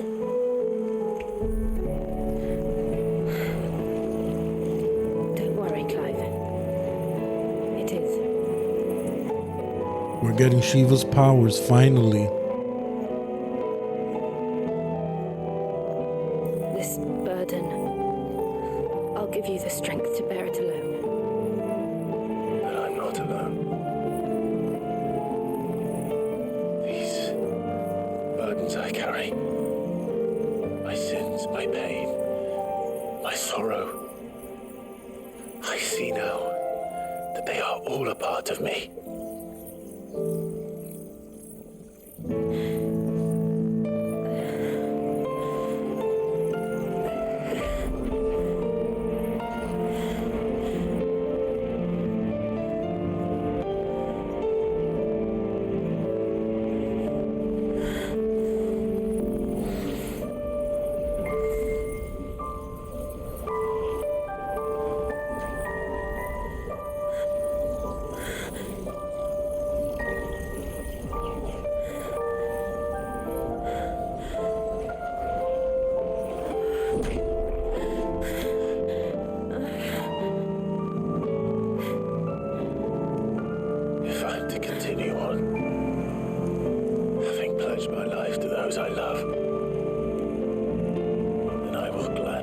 my burdens too. Until my last breath. Clive. Come on. Gotta kiss her now. I promise you, Jill. We will find a way to escape this fate. Find a way to save each other.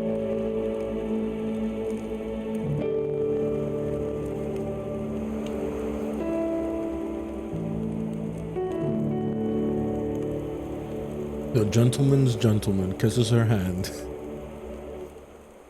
That we might one day look upon the moon again, together.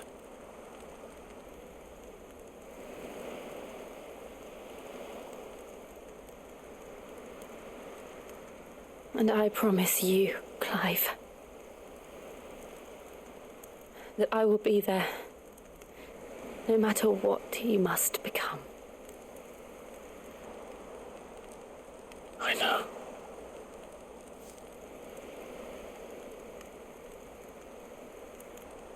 I never thought a smile could bring me so much joy.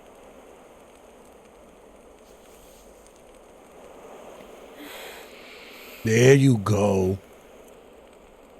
The moment you've been waiting for. Finally. Now get a room.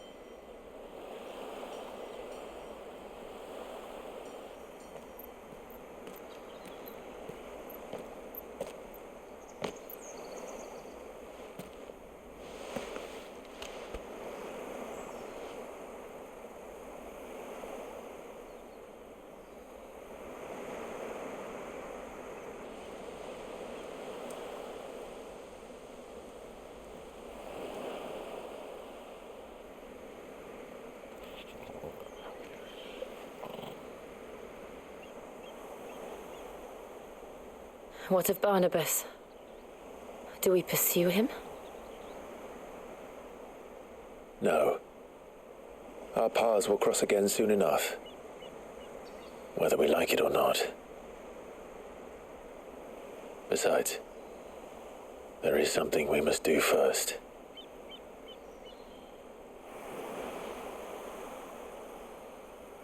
Of course.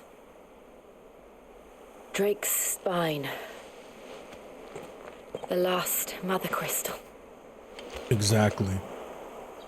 The Einherja is at the bottom of the sea. Waloed won't dare move on Storm without her. But they know we're coming now. We'll need a plan. And a damn good one at that.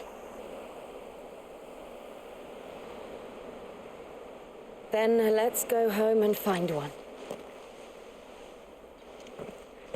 Ash will have to wait.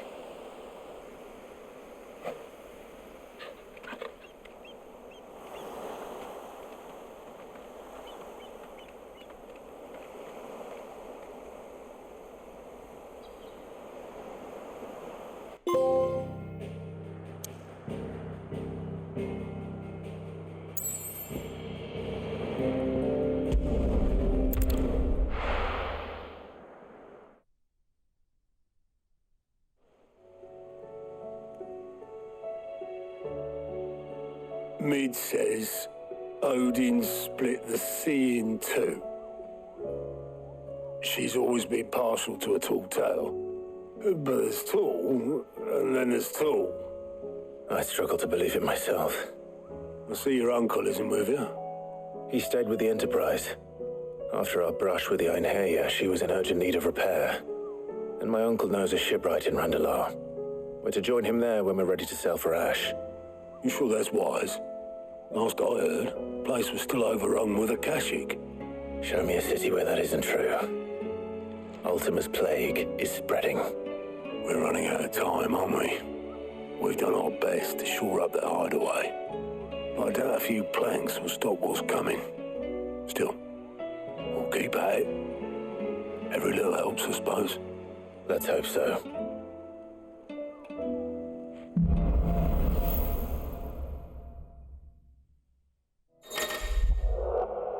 Nice. Now we have Shiva's powers.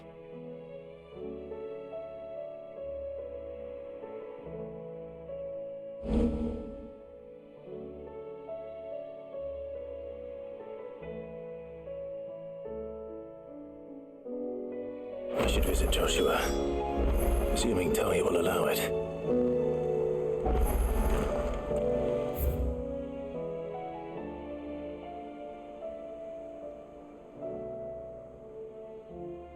Okay, looks like we got a whole bunch of side quests. We'll check those out.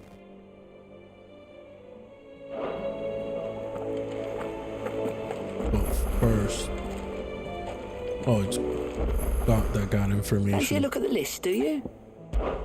Anything catch your eye?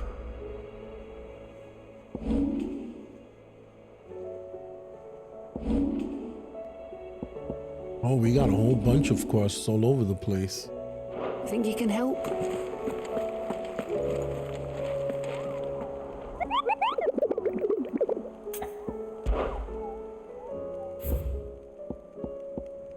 Okay, no new hunts.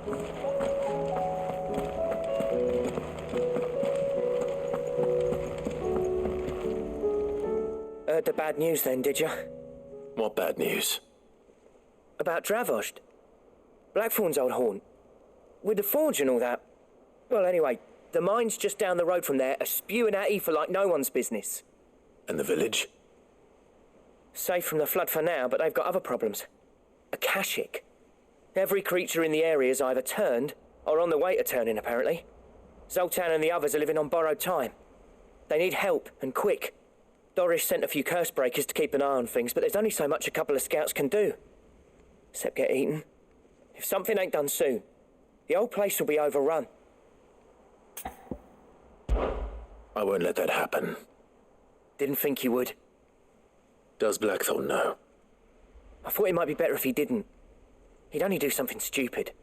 You reckon we should tell him? No. It's better this way. Yeah, well, I can't stand about knowing what's happening out there, so I'm off. I'll see you in Dravost.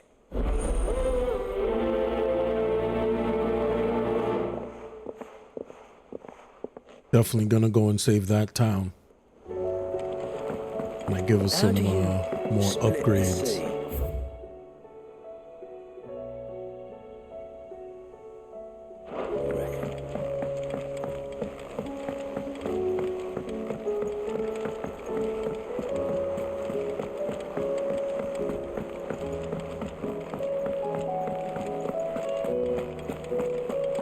The stew's awfully thin these days.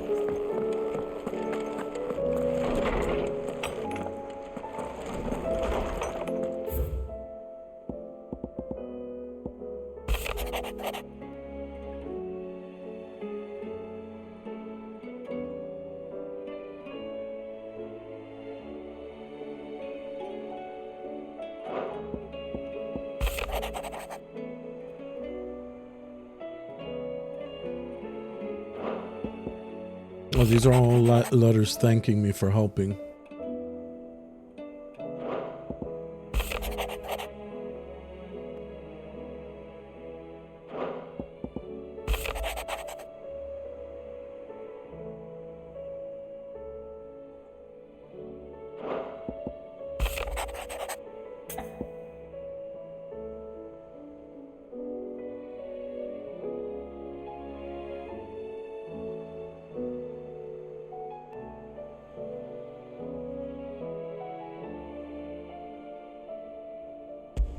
Definitely, we'll check that out. There's no way of knowing if Doris will confide in me, but I can speak to her at least.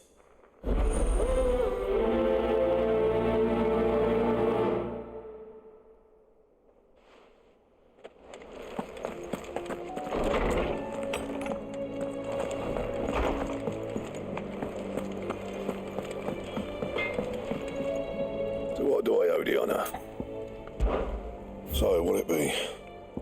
Ooh, Ice Brand. It'd last you a good while.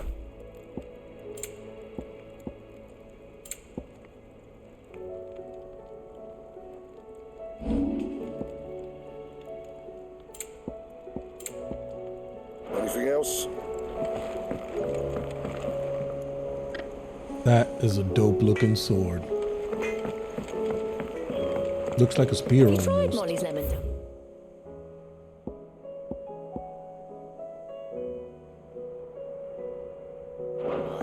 I've never had anything.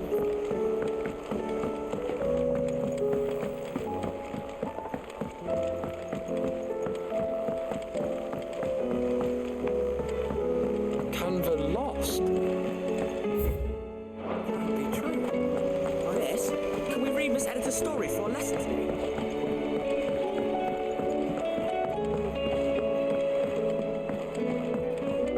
How was she? The Enterprise, I mean. Ah, Sid. Just the man I was hoping to see. Did you have a mo? Don't tell me. You need more bomb ash. Oh no, we still got plenty of that left. I'm working on bringing another one of the Chief's designs to life. This time, it's a new smelter. It's got a reverberatory hood over the top for additional thermal amplification and a system of reciprocal recirculatory regenerators that let's just say it gets very blimmin' hot. A heck of a lot hotter than anything Blackthorn's got in his forge, that's for certain. Only mithril engines get hotter, and you can't chuck ore in one of them and get metal out the other end. Trouble is, we won't be able to make it out of any old rubbish neither. We need the good stuff. And I hear you once helped Helena get her hands on exactly that. Any chance you could help me too? Sure. It's gonna help everybody If it's out. for the good of the hideaway, I'd be happy to. Oh, it is. I promise you. So, what exactly is this good stuff you need me to find? We've got a couple of examples here. Spherical echoes, we call them. More fallen materials. So this smelter is similar to the mithril engine in more ways than one. That's right. They're a bit like the thermal helms. Fallen ceramics deal with heat like nothing else, see? And what's more, they're directional, transferring heat from the inside to the outside. But these things, they're all outside. If we line the hood with them, they'll reflect the heat right back into the furnace. We've collected as many as we can, and I know where we can get the rest. Trouble is, they're all watched over by their bigger, uglier cousins. So you want me to visit some ruins, destroy some echoes, and bring back the spheres they're guarding? That's it in a nutshell, yeah. We're only 3 short, mind, and we know exactly where they are. There's one up Amber Way, in that ruin that they call Lost Plume, and another in the Silent South over in Dalmekia. Last one is in the ruins of Advent, which is in the Empire. All right then. Wish me luck. Will do. I'll be keeping all my fingers and toes crossed. This sounds like a long quest.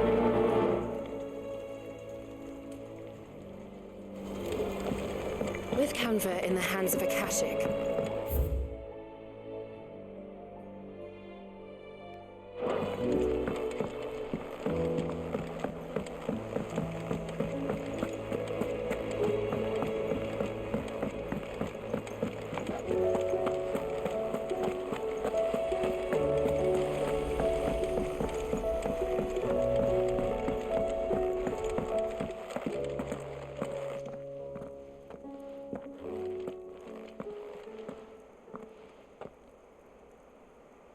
Where are you? Can I help you, Sid? I'm looking for Doris. Is she here? I'm afraid not. She's at Martha's Rest on a job. My job, actually. When she heard what the mission was, she insisted on going herself. Alone. Did she? What was the mission? Following up on some new information. Once they'd settled in, the bearers you helped liberate in the Dragon's Eyrie were keen to talk about their imprisonment and about their captor. The slaver Cole's team were tracking when they were attacked by the Beastmen. I'll go and find her. She's at Martha's Rest, you say? If she's not moved on already, yes. I hope everything's all right. Why would Doris insist on going alone? Maybe Cole was right to be worried. All right, we're off. We got quests all over the place. Look at this.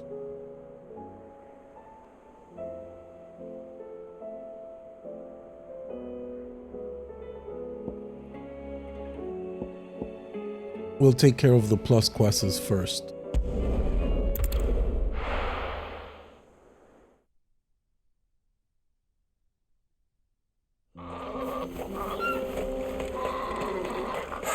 So Dravost is still standing.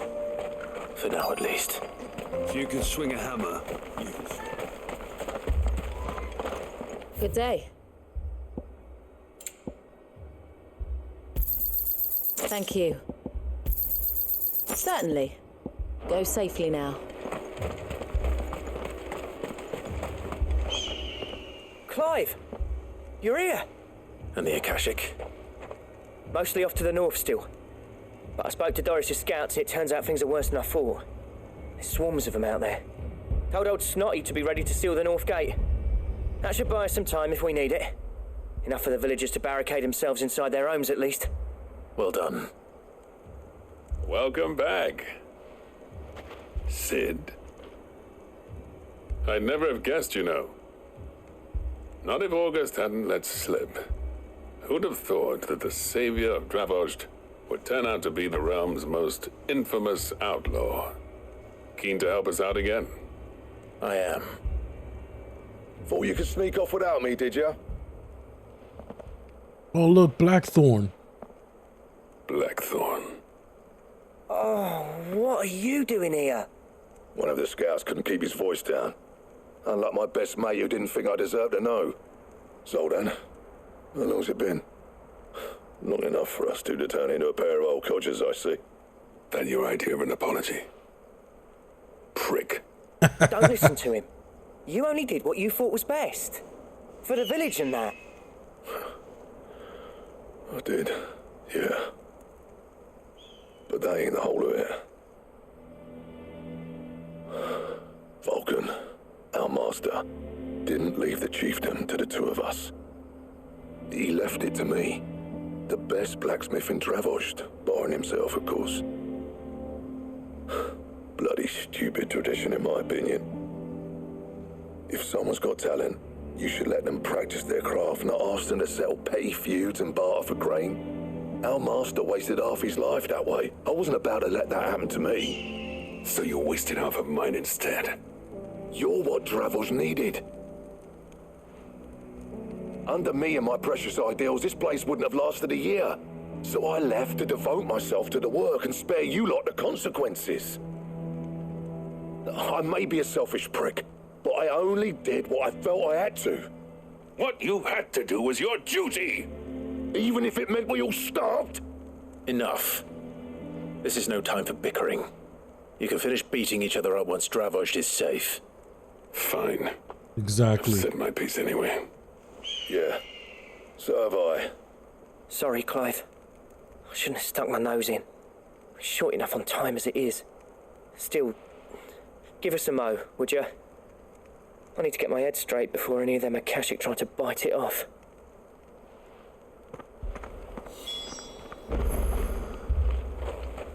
I'm ready, let's go. You, ready for the off then? We can't afford to waste any more time. Right you are. Might be worth having one last word with the scouts, though. Don't want any nasty surprises, do we? Oh, and Blackthorn, you and Zoltan might be better off staying inside the... Akashic on the move. How close are they? Within sight of the walls, and there are more coming up from the mines. What was I saying about nasty surprises? They'll watch right over us if we stay out in the open. We're pulling back behind the gates. Good idea. Get yourselves inside, but keep your weapons handy. Understood.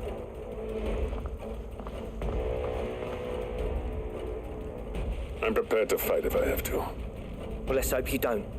That's our job. Once the scouts are inside, order your men to barricade the gates.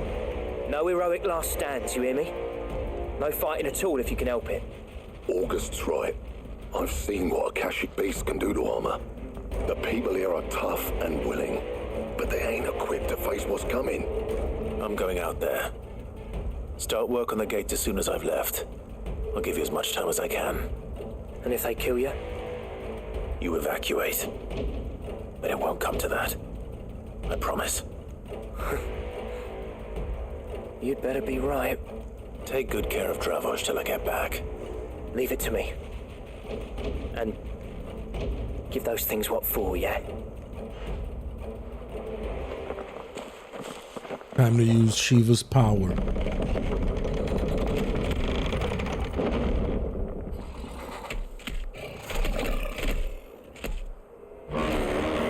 Oh, they dropped me right into the thick of it. I probably won't even be able to change my abilities. First. Oh yes, let me change my abilities. Okay, perfect. Hold on.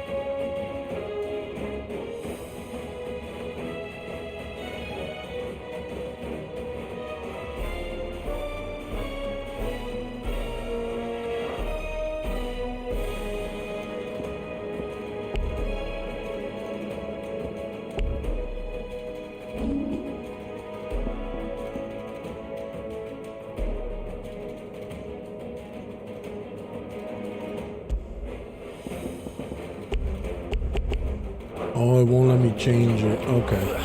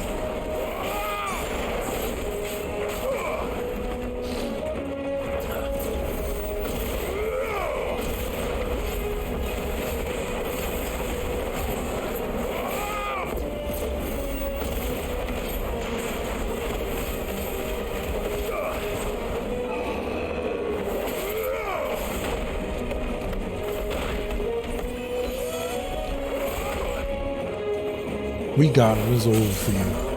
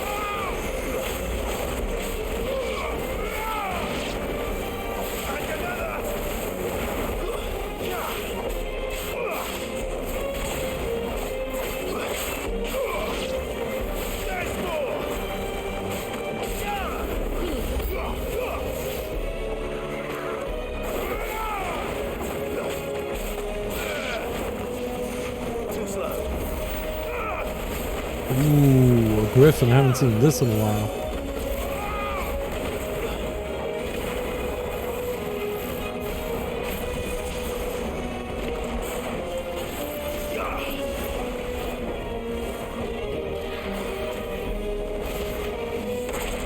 Oh, damn.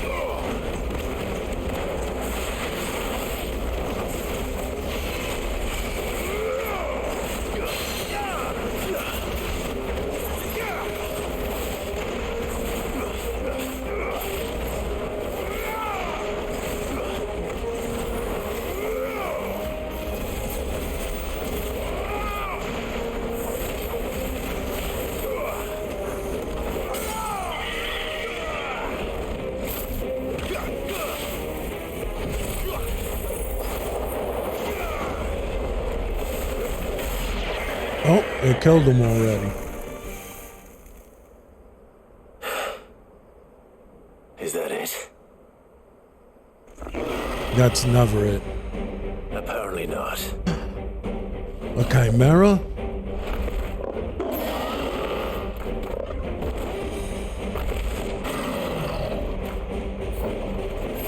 You're not getting past me.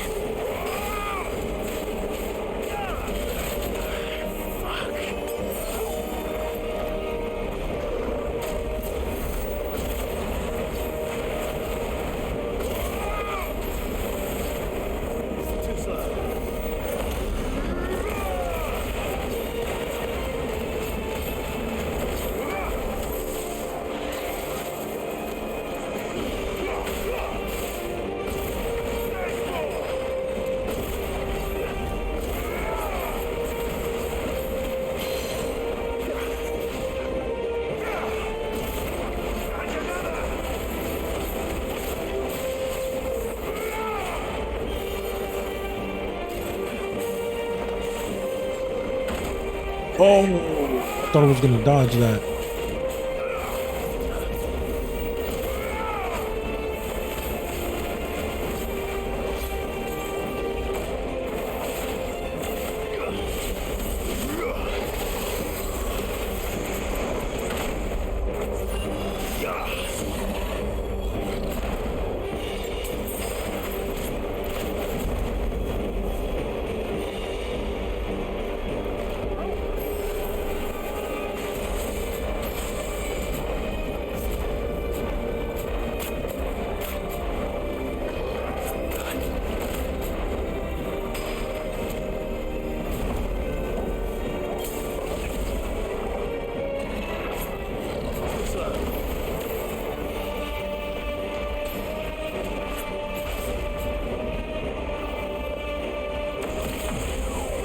All right, here we go.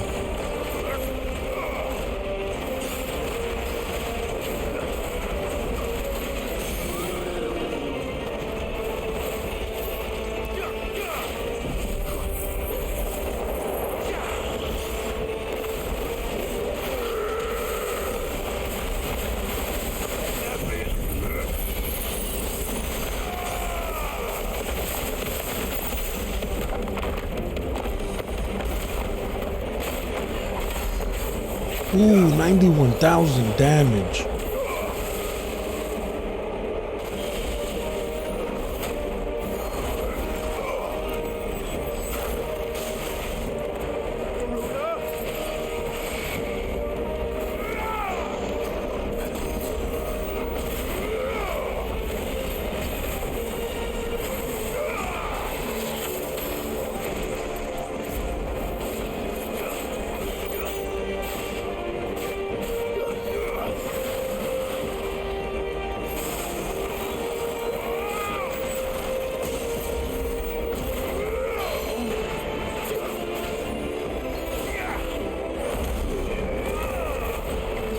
let's get him.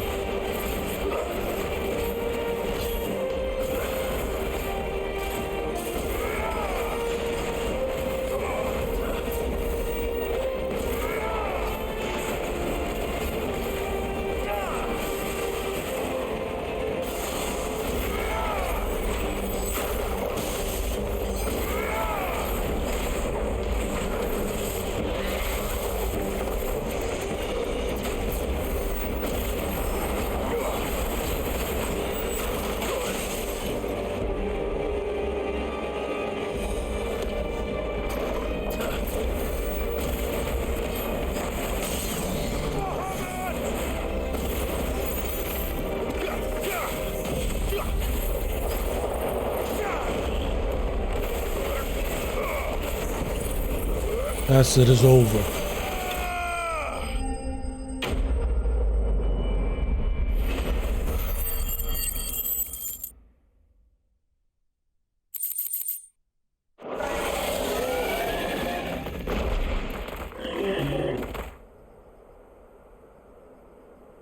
Now, the question is, did I miss any?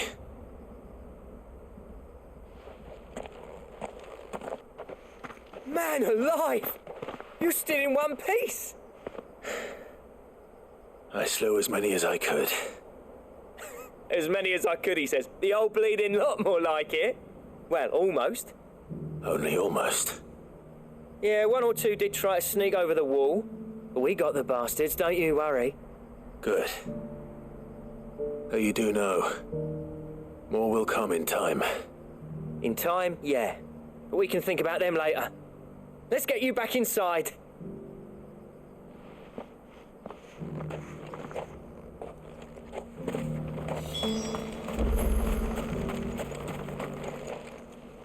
Sid, you're even more fearsome than your reputation.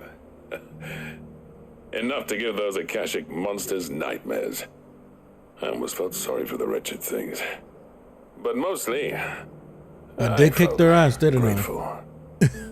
Dravoged won't forget. That's what I get paid the big bucks for. I'm afraid I've only delayed the inevitable. There's no getting rid of that ether flood. Meaning that any living thing which stumbles into those mines will end up clawing at your walls again. And that's if the flood don't spread.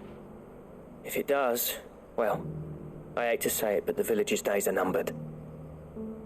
That may be, but we're staying just the same.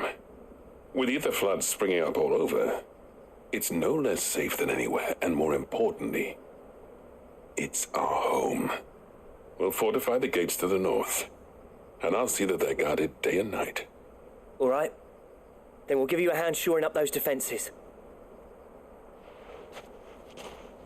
As for you, Blackthorn, that's twice you've turned up when Dravos needed you. So, thanks. There you go. Shouldn't Get have it stayed together. away so long. And I shouldn't have left without talking it over with you first. Too bloody right you shouldn't. Though I doubt I'd have listened. I always envied you. How you made everything look so easy when, for me, it was anything but. You leaving gave me the perfect excuse to hate you. And from that day on, I never once stopped to wonder what it would have been like if you'd stayed. But what you said earlier, it was true. You'd have been the death of this place. Finally, something we can agree on. I hope you see the sense of it eventually. You kept this place alive. Alive, perhaps. Wealthy even, but Dravoged isn't what it once was. Our work used to be the pride of Dalmekia. Now, we churn out the same rubbish day after day because it's easy and turns a profit. It's not about the craft anymore. I wouldn't send my sons to war wearing the shit most of our smiths are making. I've kept working, honing my skills, trying to lead by example, but no one sees the point. The average castle apprentice has as much passion for the craft as our current lot. Come back to us, Blackthorn. Remind Dravoged what a true master blacksmith looks like. I'll even man those bellows of yours if it means we can work at the same forge again. That's a kind offer. kinder than I deserve. And I wish I could accept, but I'm needed elsewhere. There's people who trust their lives to my steel, and I daren't let them down. Fair enough. But that doesn't mean I couldn't visit from time to time. Let's see if we can't rekindle this town's passion for the craft, shall we? I'd like that. Just be sure to tell Snotty to let me in the next time I come calling, yeah? Knowing him, he'd let you in anyway. They finally made up. Blackthorn. The master smith turned outlaw, back in my good graces. I never thought I'd see the day.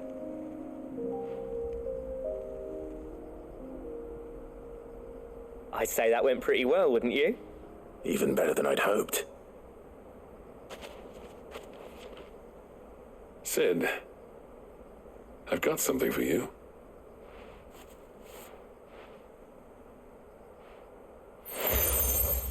Nice. And this is? A token of a lasting gratitude. But I'm of a mind to make you a far grander gift. Designs for a certain sword have been passed down from chief to chief for generations. Now hold on, Zoltan. There's a reason no one's made that blade in centuries. There's not been a craftsman equal to the task. I'll admit your cinders make impressive steel, and I've learned to hone an edge Odin will be proud of. But the engravings on that thing are enough to make a jeweler cry. And they're not just for show, either. Have you forgotten what brought you back to Dravozd in the first place? A certain ring? I knew I'd never surpass you with the hammer and tongs. So I turned my hand to a different kind of metalwork. Between the two of us, I'd say we're the equal of any master craftsman ever to have graced a forge.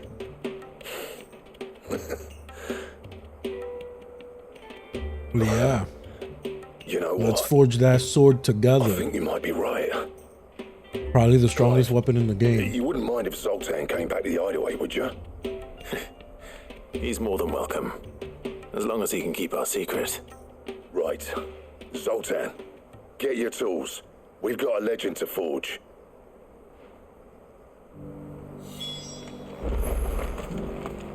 The beast was charging at me.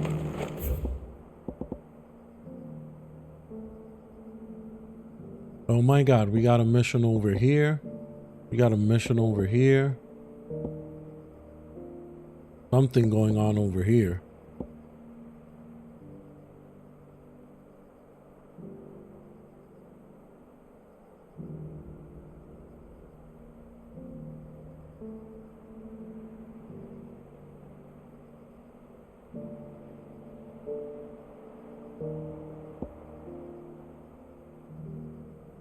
Oh, and we even got something over here in Baklad. Jesus.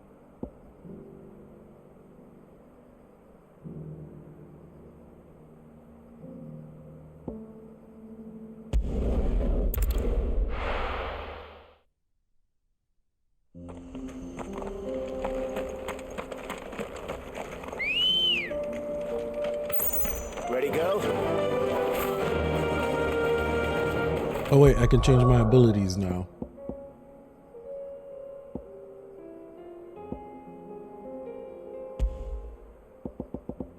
But Shiva.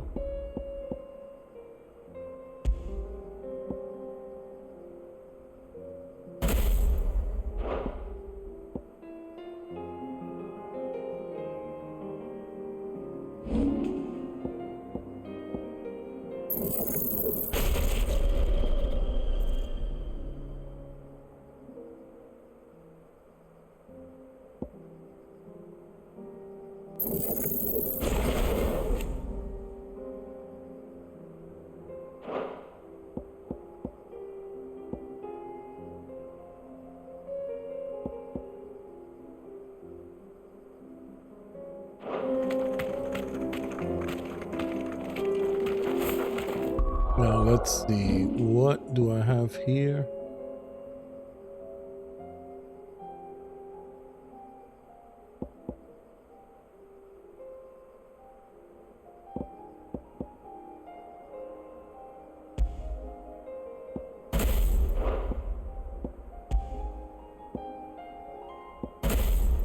Oh yeah, diamond dust. Let's go.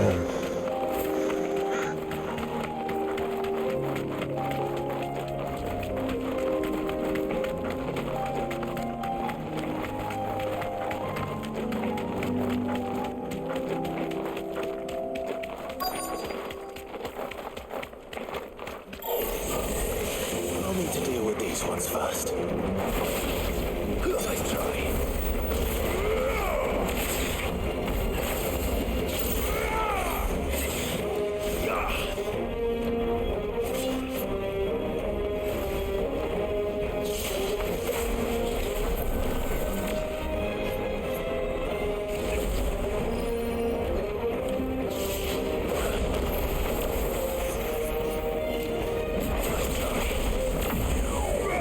Here we go.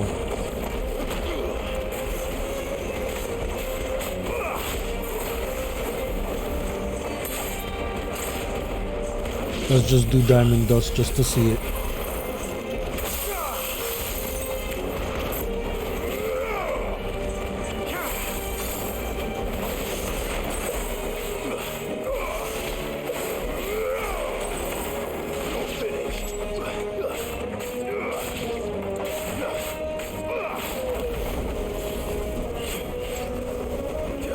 Get away from the bomb.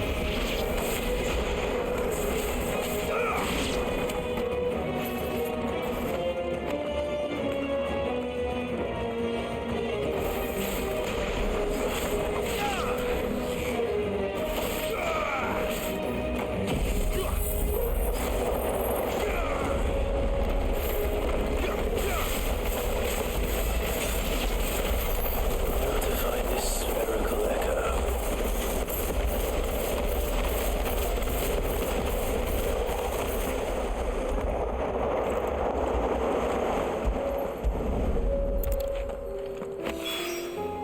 This is it.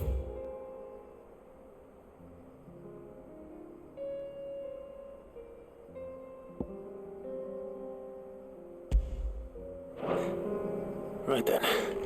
Just two more to find.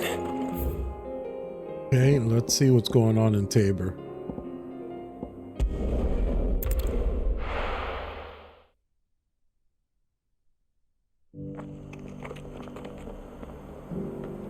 We're on the hunt for side quests.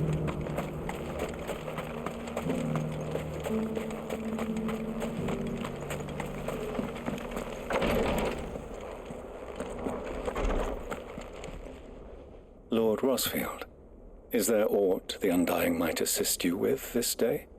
Perhaps. My brother said that your order was helping him with his quest to uncover Ultima's origins. Have you learned anything of note since last we spoke? Little and less, I regret to report. I see.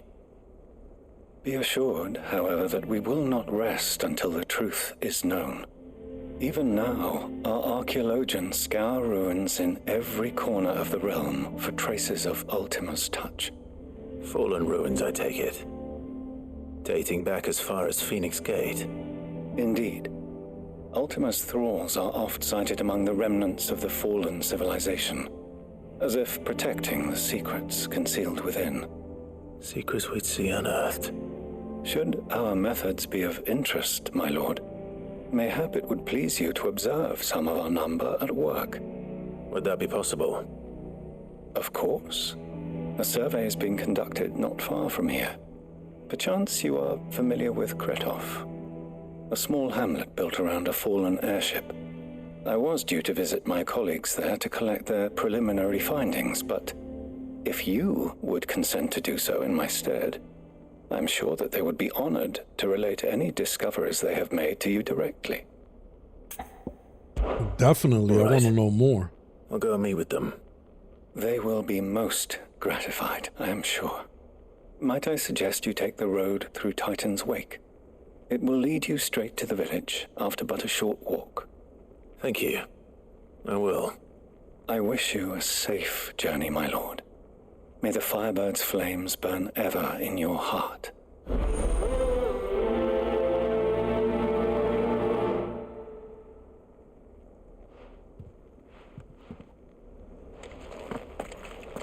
A village built around an airship.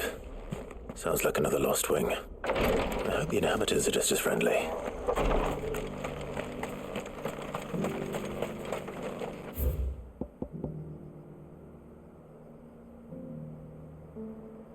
Titan's Wake.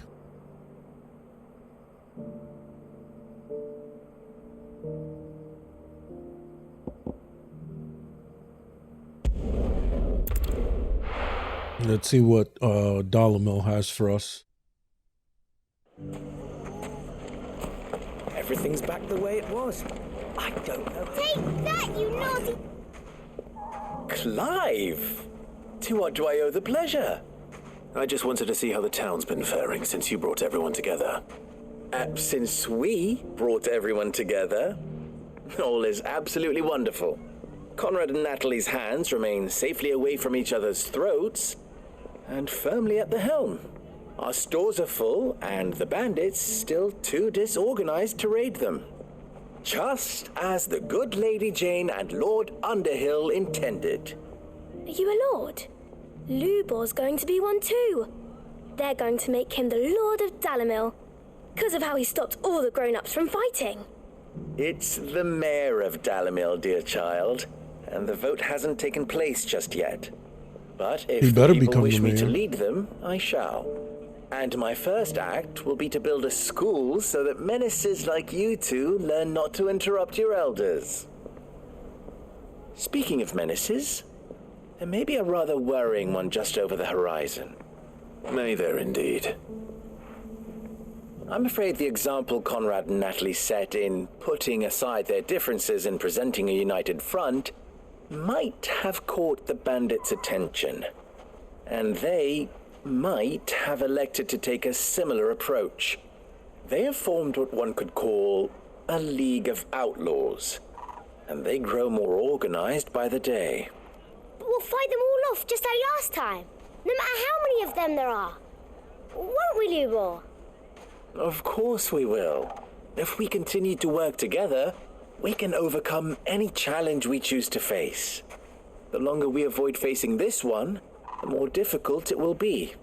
Until the only way to overcome very it important might lessons be to learn in run life. for the hills. Our best hope is to nip these efforts at organization in the bud by finding those ne'er-do-wells who have yet to join the cause and ensuring that they never do. Perhaps a certain Lord Underhill might be willing to lend us his aid once more? How could I refuse? Thank you, my lord. Victor will fill you in on the particulars. I have him stationed by the desert gate, receiving and collating reports from my scouts. Such an amenable soul. He reminds me of you. I'll go and speak with him.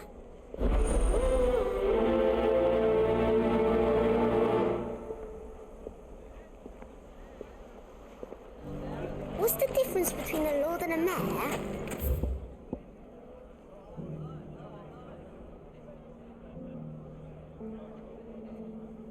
All right, we'll head off to Bacalat after. Let's take care of this League of one. Outlaws. Sounds like we have some competition.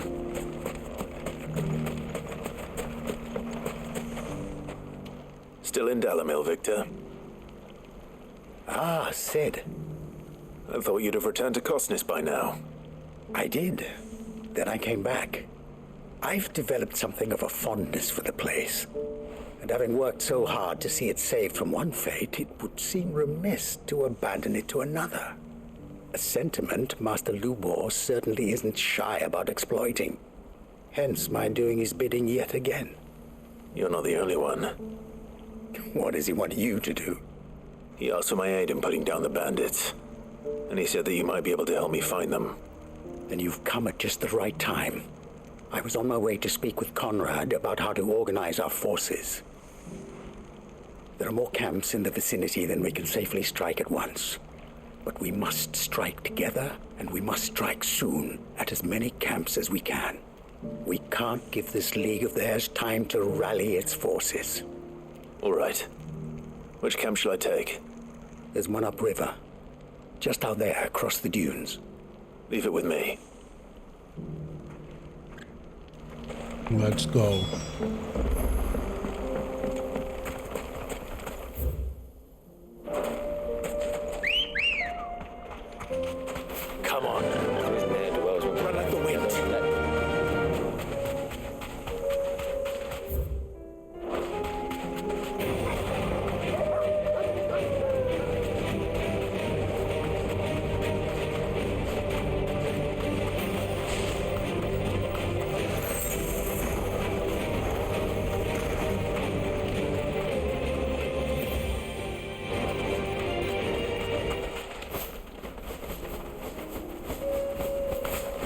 must be the camp Victor mentioned.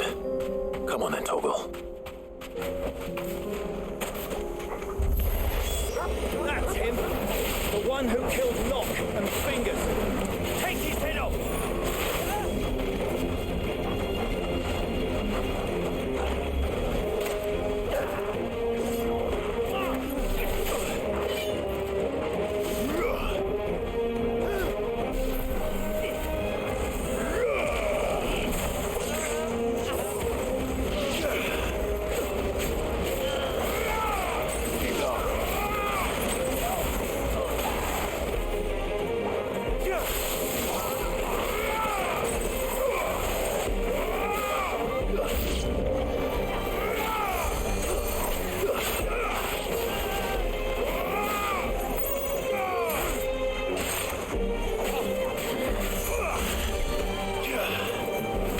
Oh, there's somebody healing them.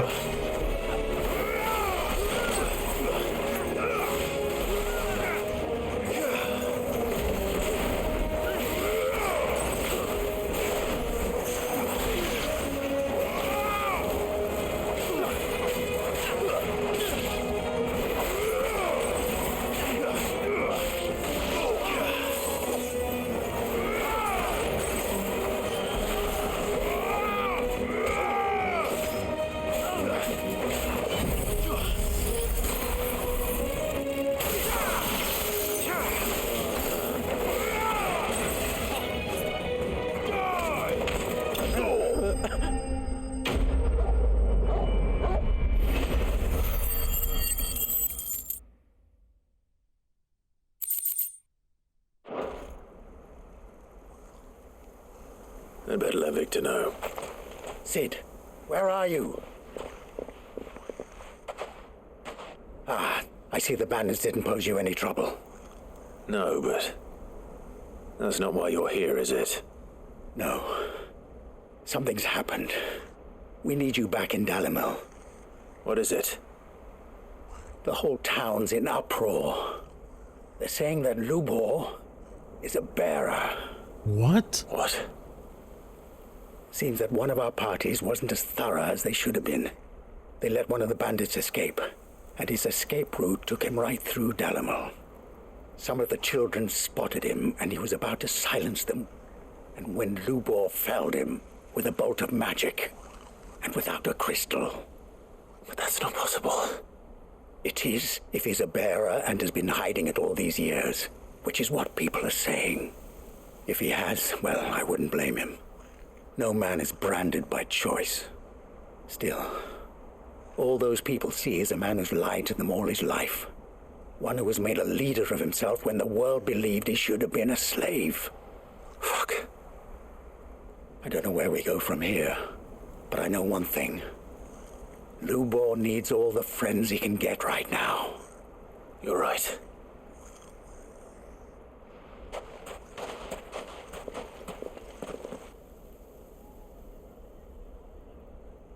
They're mad at him because he's a bearer and lied, but he saved y'all so many times.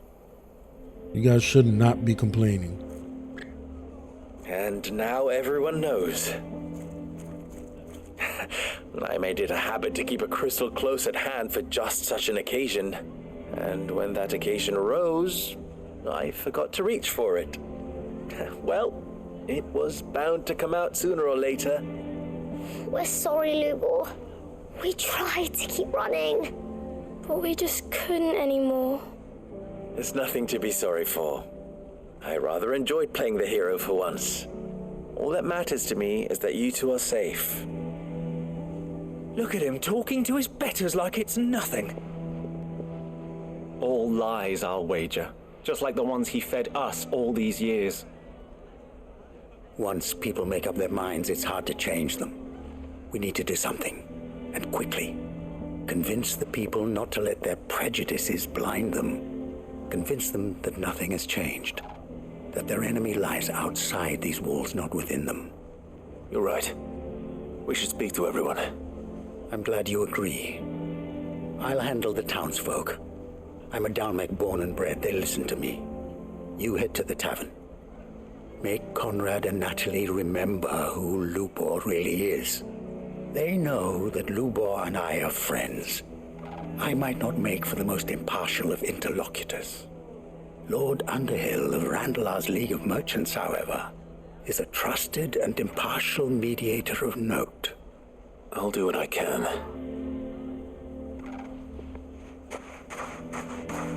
Lubor, stay here with the children. I can't promise anything, but we'll try. And that is all I can ask of you.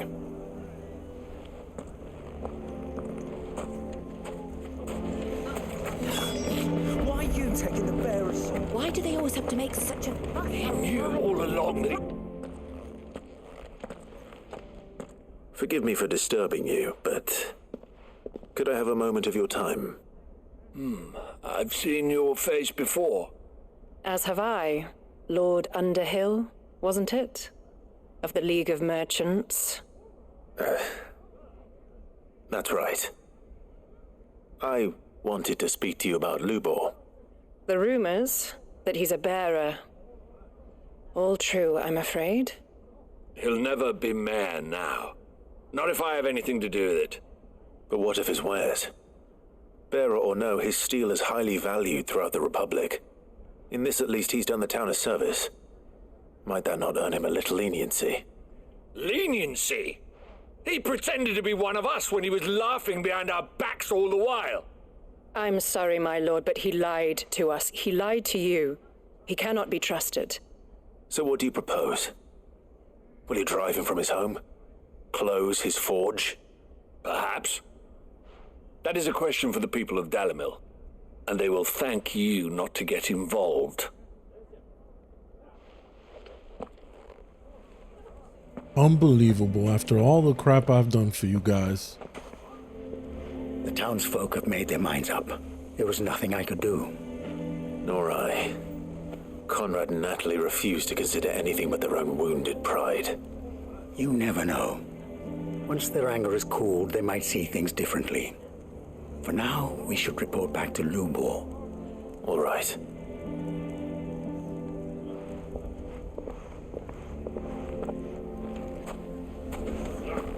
Why the hell would Victor take the bearer's side? I assume the situation is hopeless? There's still hope. But...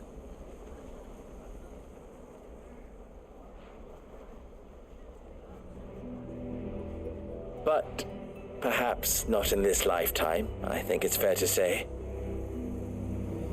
You mustn't think like that, Lubor. Give them time. They'll come around. We'll talk some sense into them in the end, you'll see. No, you won't. And your efforts would be better spent elsewhere. But Lubor...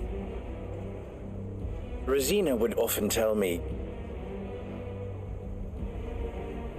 that steel does not lie, that a blade is a reflection of the smith who forged it. To yourself be true, that was her point. Rather an ironic one when you consider that her life was taken with a blade of her own making. But I do not doubt that she was always true to herself and what she believed in, right to the end. And so must I be. I must do what I know to be right, no matter what others might think of me. And now, I know what that is. I must embrace my new role of villain so that the people of Dalimil have something to unite against. For only united can they hope to stand against the threat that awaits them. I'll need to make a suitably dramatic exit, of course. Don't go, Lubor. You're the only one who was ever kind to us. We'll be all alone. Again. Trust me, little ones, it is for the best that I go. Not only for the town, but for you, too. How could it possibly be for the best?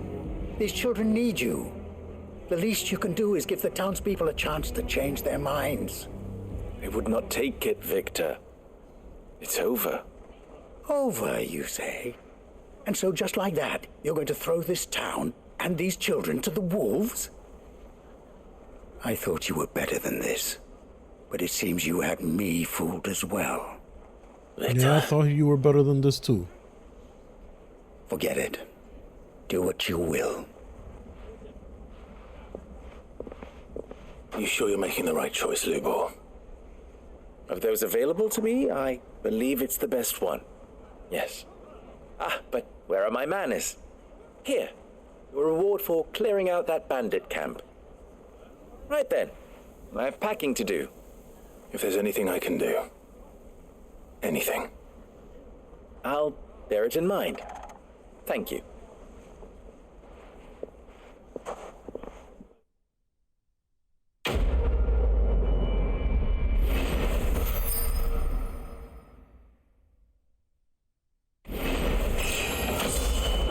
Level up, getting closer and closer to level 50.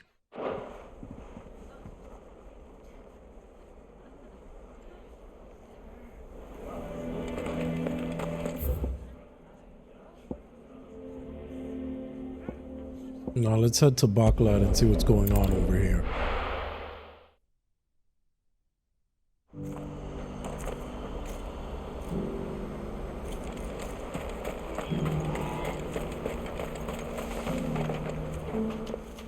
Clive, you'll be pleased to know that the negotiations are progressing well. That is good news. Yes. Our comrade in Randala has just sent word that the contract should be signed very soon. But I still have much and more to prepare. It's a huge undertaking moving this many bearers at once.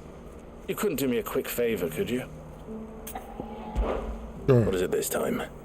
More wild beasts? Nothing like that.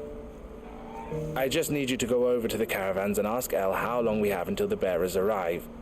Find out exactly how much faster I need to get all these supplies moved. All right. I'll go and ask. Thanks, Clive.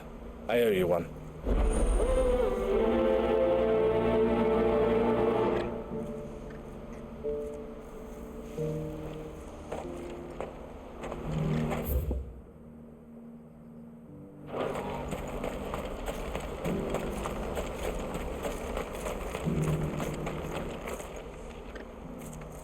Don't blame yourself, El.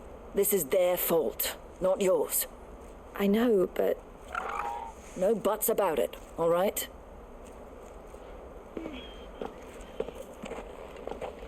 Is something wrong? Vonnie came to give me a message from our intermediary. The talks with the Republican Army have fallen through. They've reached an agreement with the Silver Peak Consortium instead. Though prices have fallen of late, we deliberately offered above the going rate to try and deter other bidders. But the Consortium offered double what we did, and the Army jumped at the chance. And you had no opportunity to make a counteroffer? None at all. And we were so close. El? What's happened? I saw Vonnie leaving. She didn't look happy. And with good reason.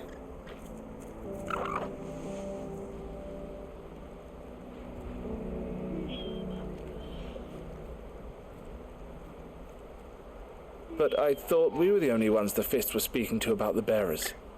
How did the Consortium even find out about this? It's not so surprising.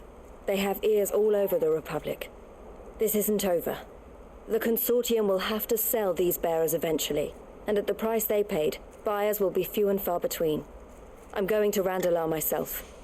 Alone? You sure that's wise? Are you offering to be my bodyguard? How kind. Meet me at the checkpoint near the capital gates. I'll send an owl ahead and request a meeting. You go to Cashlock, Theo, and get everything ready. We've waited far too long as it is. Even if I fail to free these bearers, there will be others. Someone needs to prepare the place and keep any prowling beasts at bay. Oh, and that's me, is it? Well, it looks like I'm following orders till she gets back from meeting the Silver Peak Consortium, who've been doing their best to undermine our scheme. She'll never join them after this, surely. No, she said it herself. She still has plans for Cashlock, even if this one falls through. She means to stay with us, then. I can't say I'm not happy to hear it, but... is this what she really wants? You have to trust her. You're right. It's what she wants now. And if El's off fighting for the cause, I should do my part too. So I bid you farewell and safe travels, my friend. I'll gather my men and leave for Cashlock. We'll make sure the place is well stocked and defended. You go to Randala and see if you can stop my sister biting the Consortium's heads off. If she won't consider her prospects, someone has to. I'll do my best.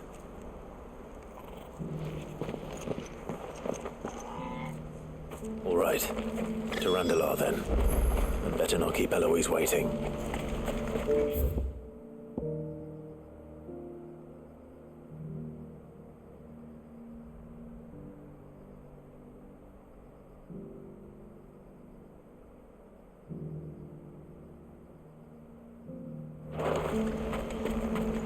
Please. Wrong way. What's happened? The constant key.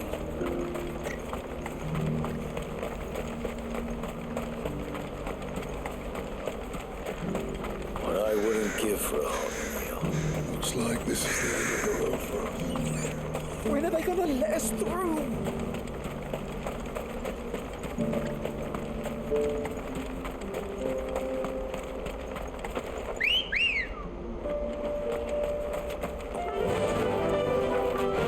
Run like the wind.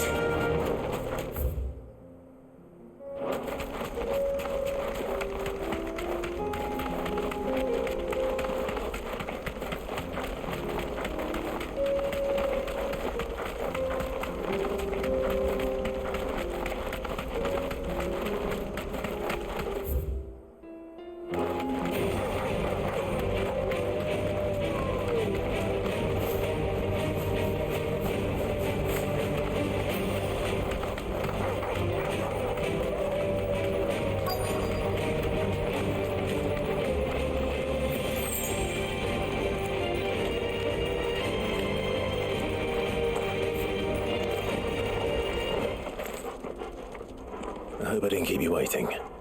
Did you arrange to speak with the Consortium? Here they are now.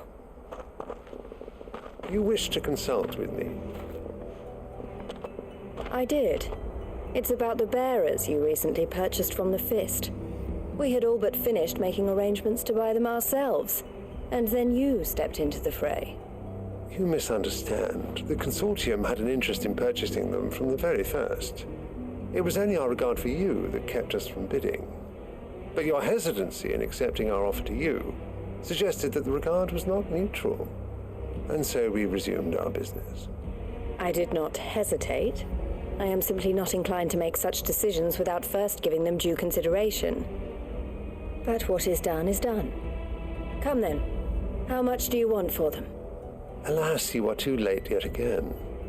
We rarely take on such unconventional merchandise without a purchaser in mind. The bearers belong to him now. Who is your buyer? A trader from across the water. A most demanding fellow, if it's any consolation. He insisted the bearers be fed, dressed, even given their own bunks for the voyage over. That's what you get when you deal with continental types. I wouldn't know. Oh yes, the culture on the continent is quite different to ours. They pay good money for bearers not fit for the knacker's yard, and treat them like kings. But as long as they pay... That does sound unusual. No matter then. If they've already left our shores, there's little that can be done. Allow me to withdraw my interest. And with it, my interest in joining your organization. My associates will be sorry to hear that.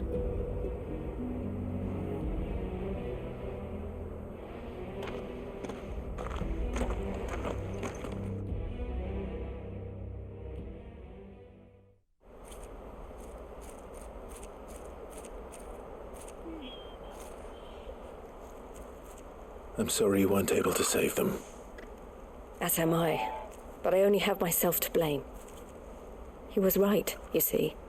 The Silver Peak Consortium did intend to buy those bearers before I did. Their representative hinted at a possible purchase when he came to recruit me. I feigned interest in joining them in the hope he might be encouraged to tell me more. And he did just that. As soon as he left, I sent my own offer to Randala. So you never... No. I entertained the Consortium's proposal solely so I could learn more about those bearers. But I was a fool to think they wouldn't find out. I knew exactly who I was dealing with. You tried. I did. And If what he said was true, the bearers are to be well treated. Which is something, at least. But they deserved more. I wanted so badly to see them freed.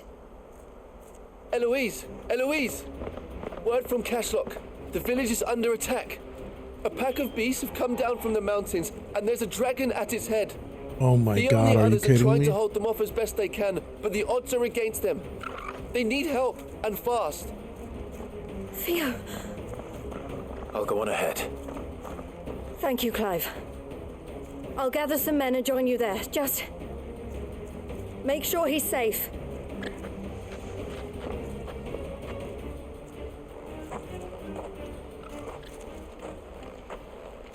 Hold on, Theo.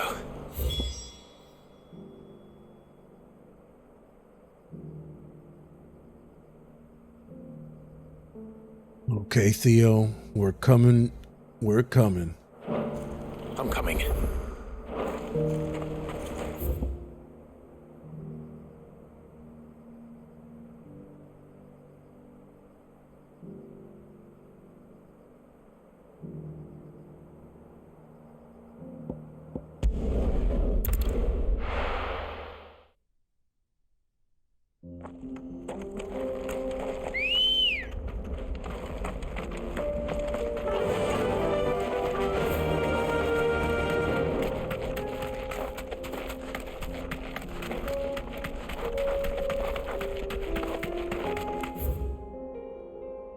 Oh wow, I missed the turn.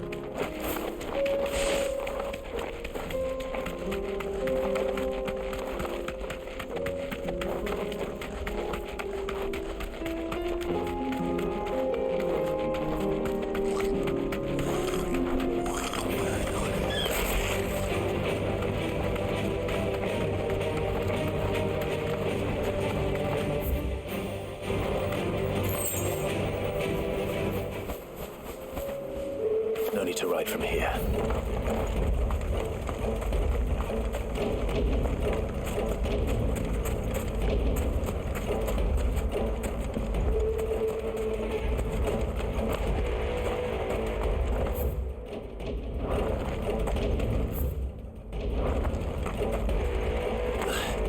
It's got to be back this way.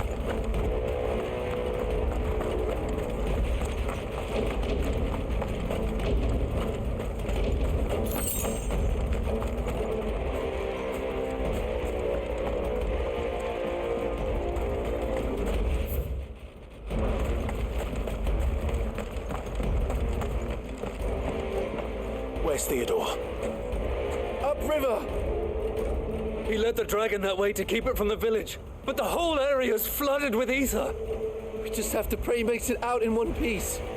I can do better than that. Torgal, with me. No use calling Ambrosia now.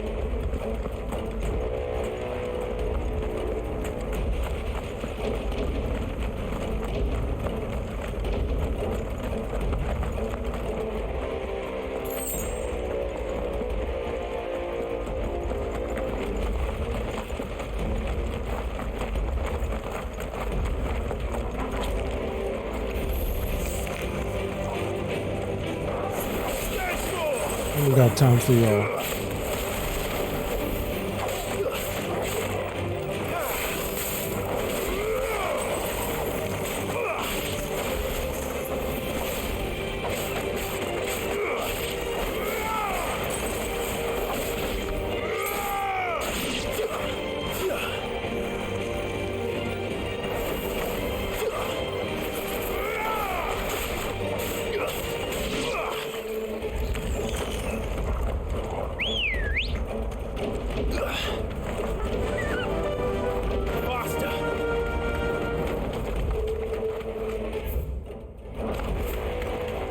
Where are you, Theo?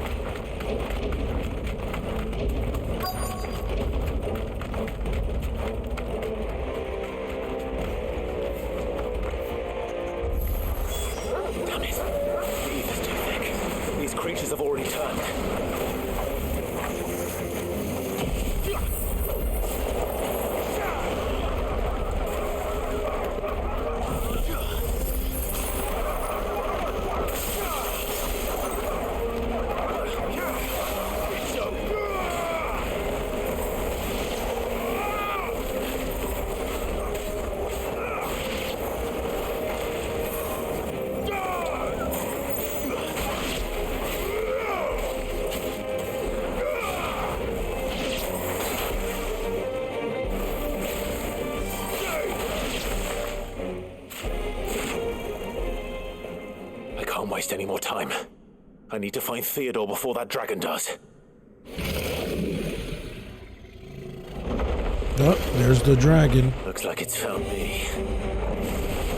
This thing's turned as well. This isn't going to be easy.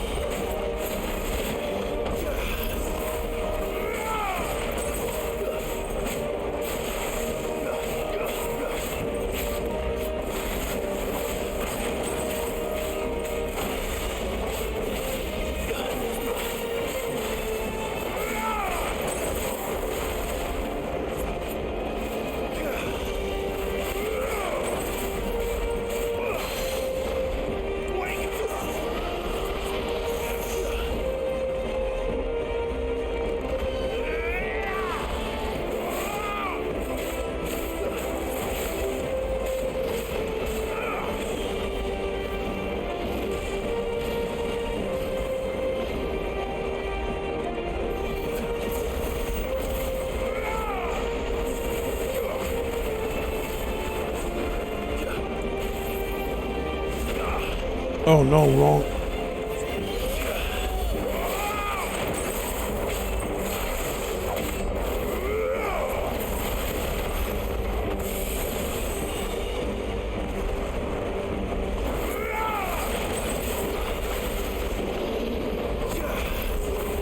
Nice.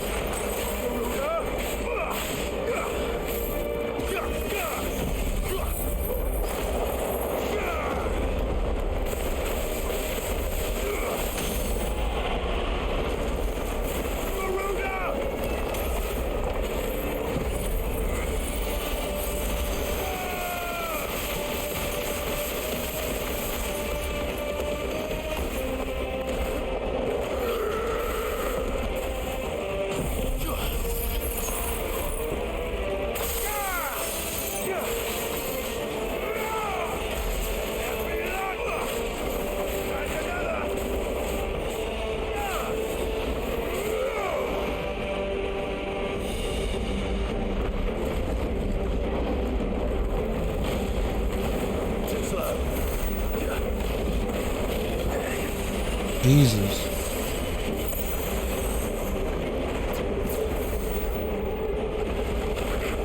No, wrong move.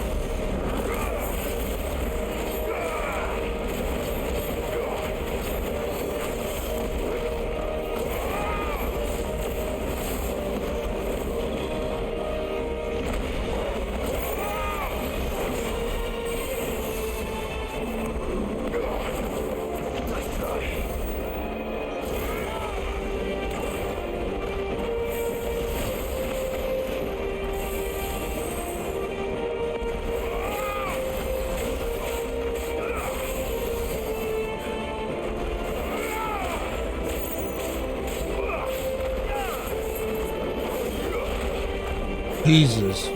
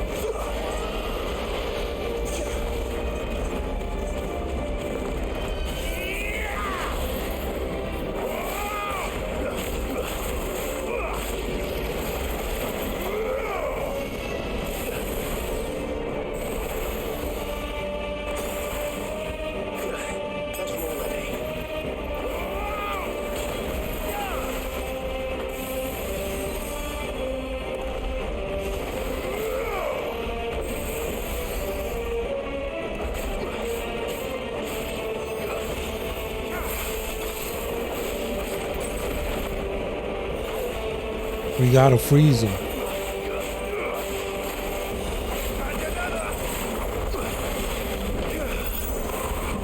There we go.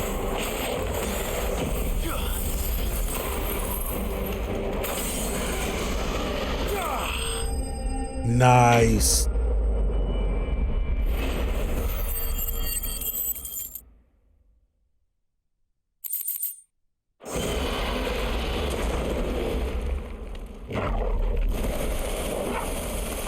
Clive?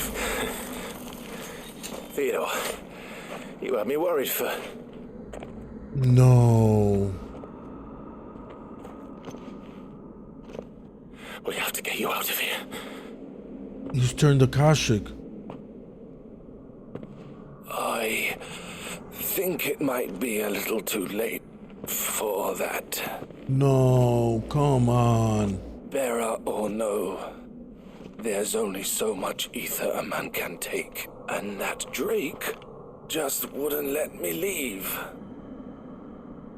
You have my thanks, Sid, for finishing what I could not. For keeping Elle's dream. Theodore. No, I'm gonna have to kill him now.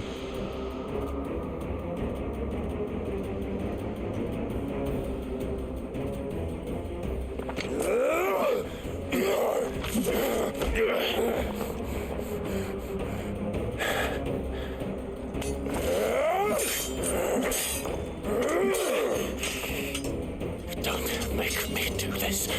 Stop it, Theo! Stop! Stay back, Eloise! He's turned. And so will you.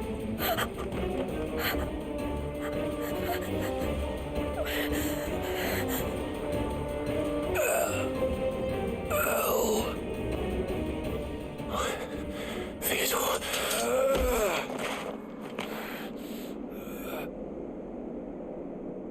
Take care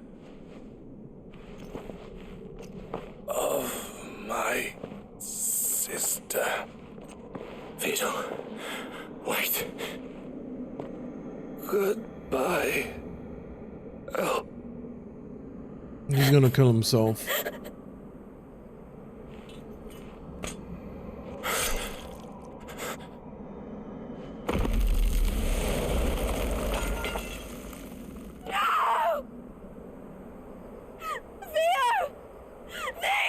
And I don't want anything from this quest after all that.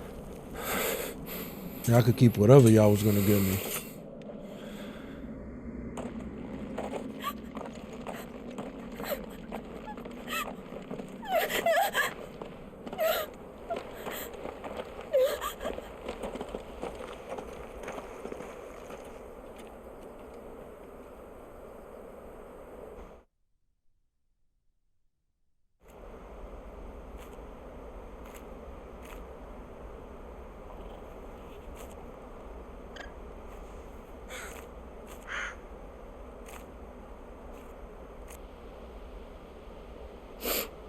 Thank you, Clive.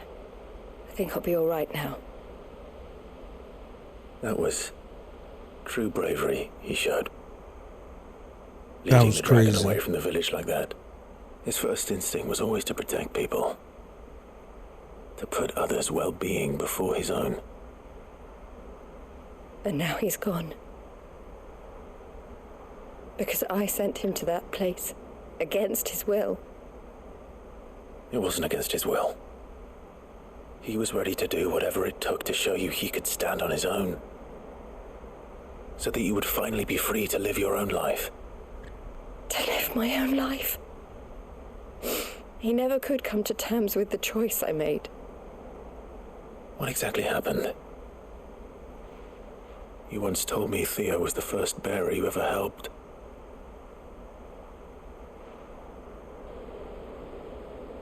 We grew up in Canva. We were born to one of the great trading houses. And I was chosen to inherit the family business. I had my father's head for figures, you see. Theo did not. While I studied the art of commerce, he played at soldiers instead. A late bloomer, in more ways than one. For unlike most bearers, it wasn't until his 15th summer that his powers awakened. My parents tried to drive him out of the house and into the care of the constables. But before they could, I took him into mine. Theo told me something else. He clearly admired your devotion to the cause of freeing others like him from slavery. But he said you deserved a better life than this. He wanted to free you from what he called your bonds, just as you freed him from his. I would be lying if I said I had not wondered from time to time how much easier my life might have been if I had allowed Theo to be taken and devoted myself to the family business instead.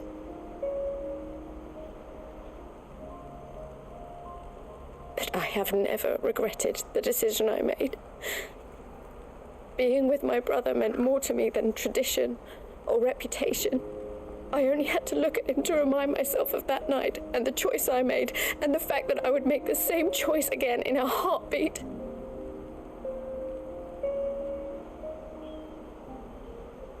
He was never a burden. How could he even think that? If anything, I was the one who weighed him down. You weren't, Eloise. He said it himself, that he had always been grateful to you for saving him, and that he wanted to repay you by letting you live the life you were denied. Neither you nor Theo weighed each other down. You loved one another.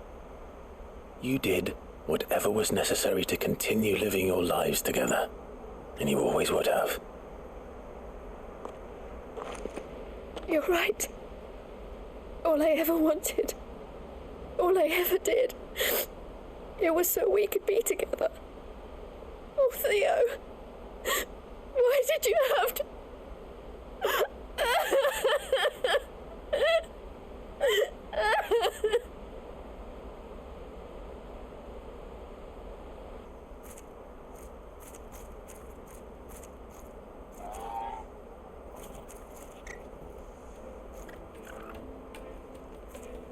I know Theo wanted me to move on, but I'm staying here at the Crimson Caravans to continue our work. We can make a difference here. We can help people, save them. I need nothing more from life than that. So I'll carry on doing what we do, ensuring that goods, people, bearers get where they need to be, bringing smiles to people's faces just like we always have, and to Theo's, wherever he is.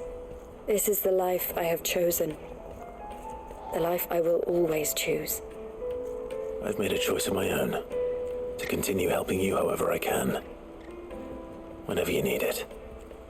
Thank you, Clive. Let's go on together then, for Theodore.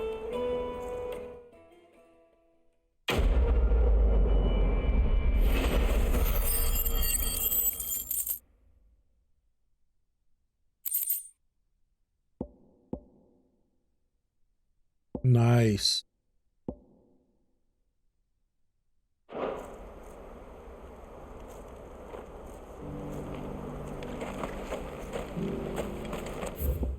At least I gave a good reward, that quest. And though it was a sad end. Now let's go see what's in Titan's wake.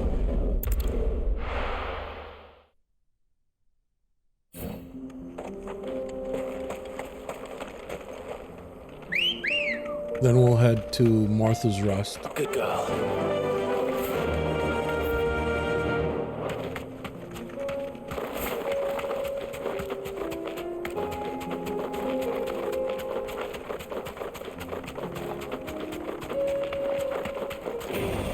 Time to fight.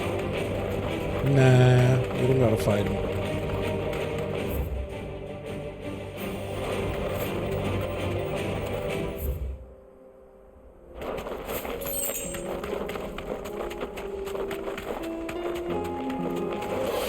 This won't be easy.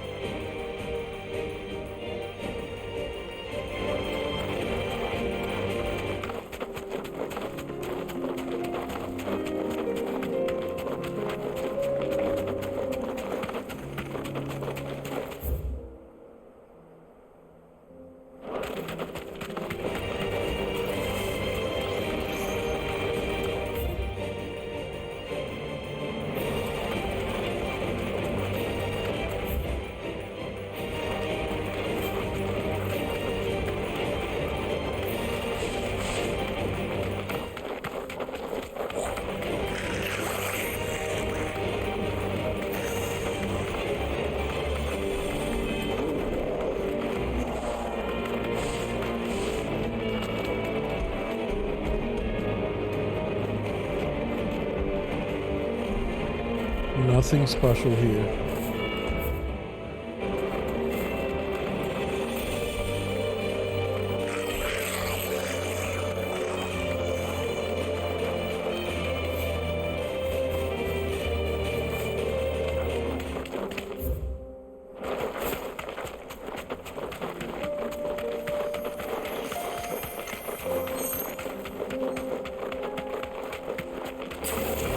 No holding back.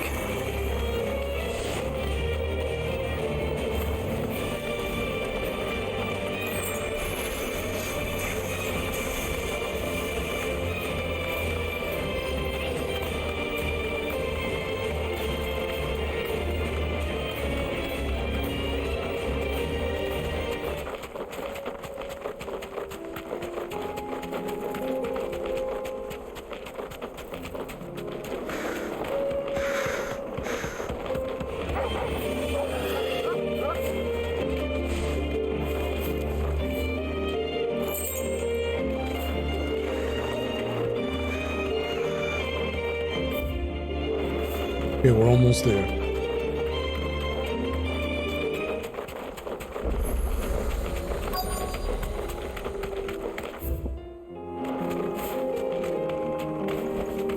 You deserve a rest.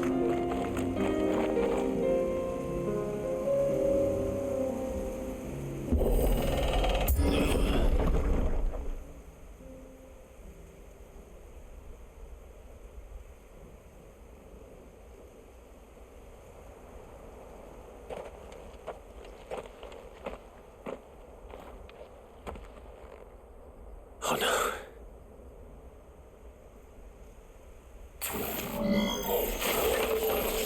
You'll pay for this. Oh, the ancient monsters killed them all?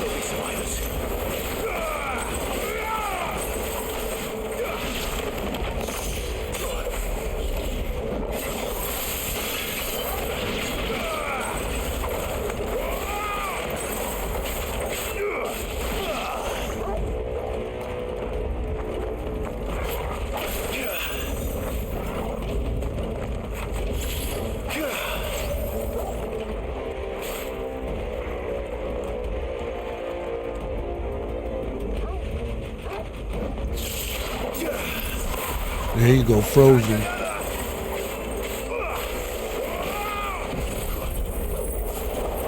Eat that.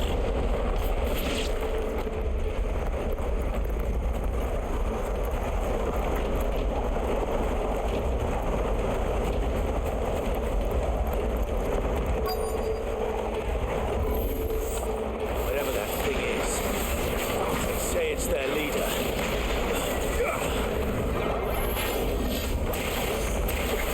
Oh, it got me.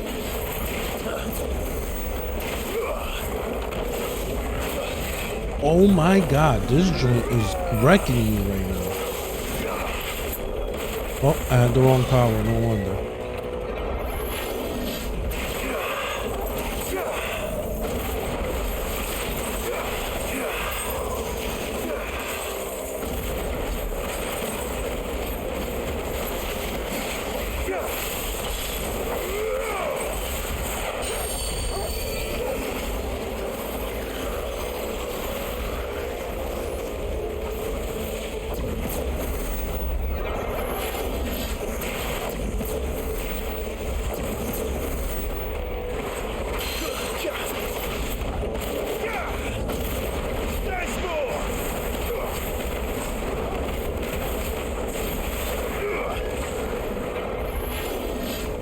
Too slow.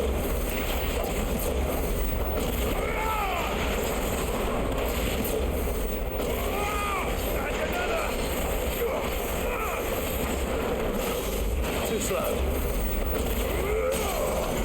There's more!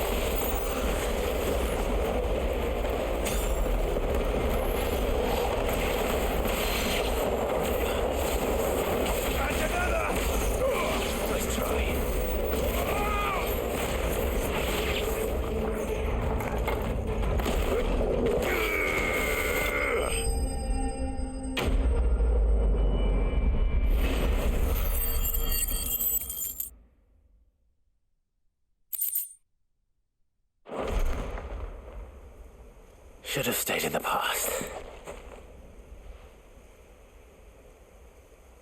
These must be Cyril's colleagues. Unbelievable. You have our man. thanks, stranger.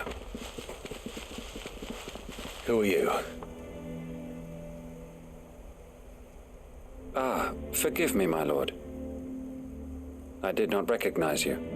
You are Lord Rosfield, are you not? We are archaeologians tasked with surveying this site. When the echoes appeared, our brothers here occupied their attentions. Thanks to them, and to you, we were, for a mercy, able to see our duty to its conclusion. You call that a mercy?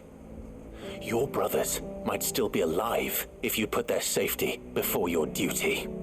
Surely this survey wasn't worth dying for. We are charged with uncovering Ultima's origins, a duty of the highest import, as I'm sure you will agree. And you think your dead brothers would agree with you too? I know they would. They gave their lives for the cause, an honor to which all Undying aspire.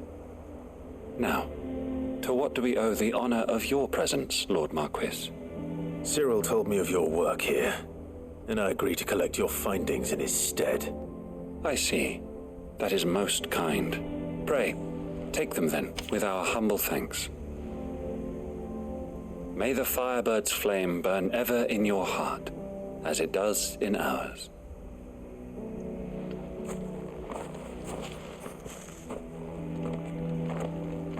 It's one thing to lay down your life for another, but for a survey, I suppose I'd better get this back to Cyril.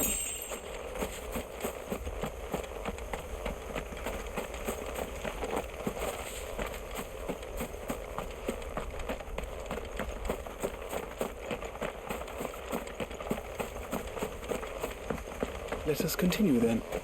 There is a second half.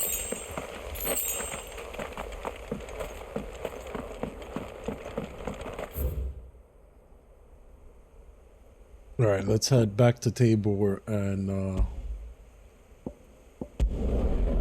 give Cyril this information, see what we learn.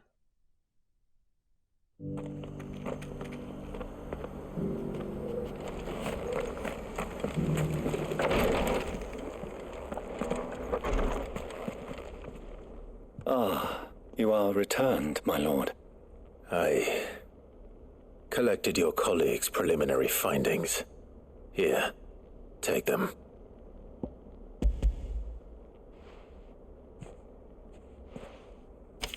My thanks. I shall study them and inform you forthwith if I discover aught that might aid you in your fight against Ultima. Cyril, your survey party suffered several losses in Kratov. Losses which could have been avoided had the others not chosen to complete their work instead of saving their friends. Were these your orders? No. This was their choice.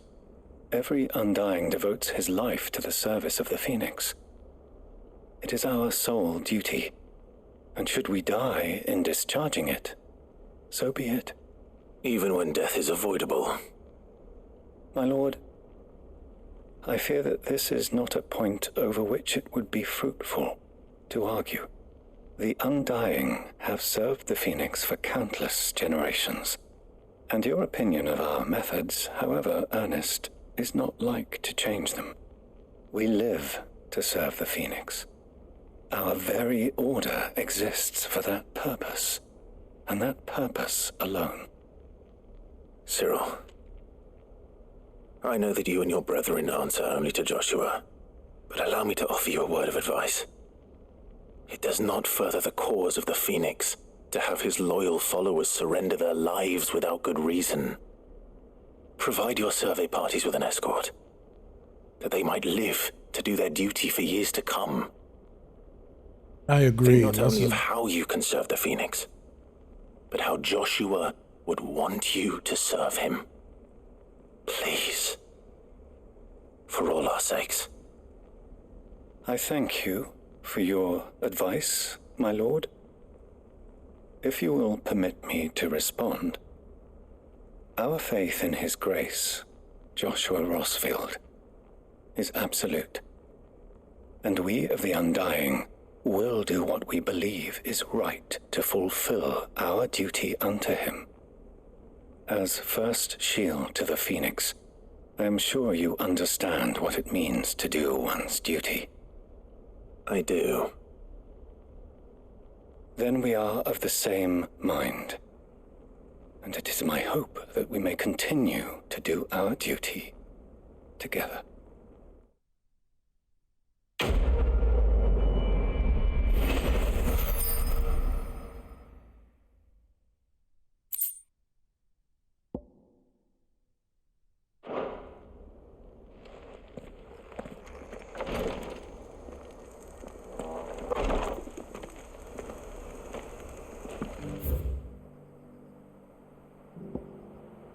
And I think we're done here for now.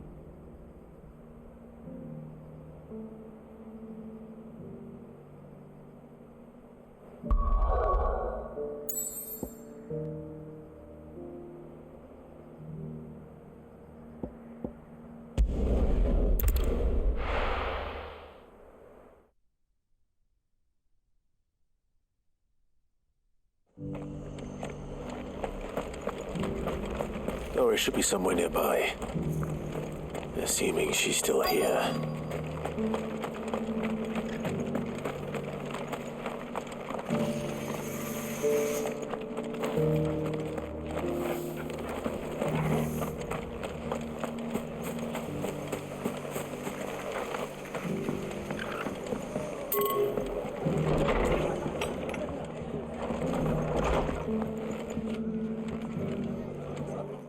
Clive, I was just about to send for you.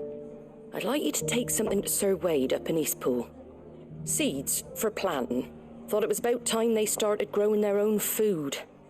I'll keep providing them with whatever they need in the meantime, of course. But if Eastpool's going to survive, it's got to be able to fend for itself. As have those poor bearers. They've lived their whole lives in servitude, but now they're their own masters. Small wonder they ain't got the foggiest how to provide for themselves.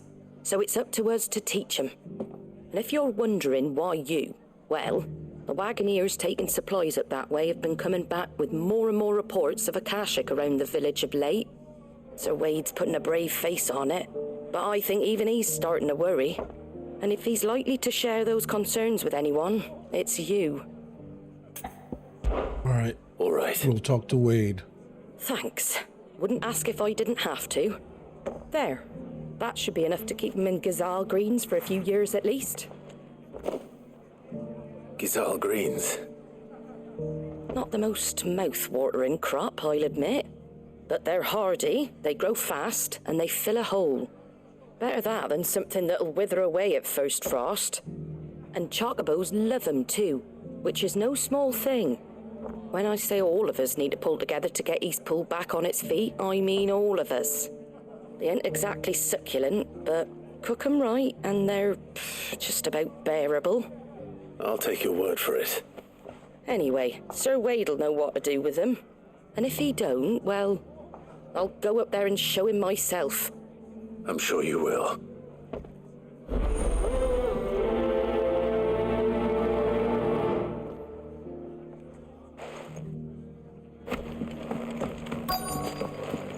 Excuse me, Torgal, you're in the way.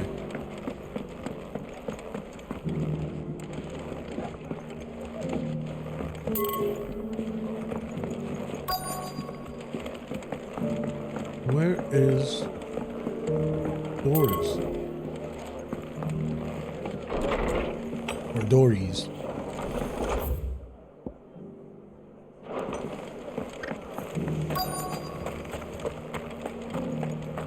Just because the heavens have gone to wreck. Anything catch your eye?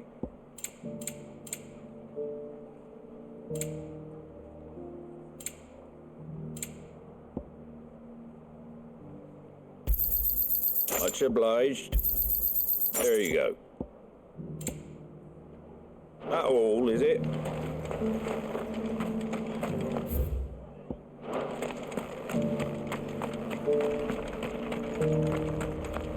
It doesn't still hurt, does it? There you go. It's been a pleasure, Doris. Just like old times. I'll give your offer some thought, my lady. How goes the investigation?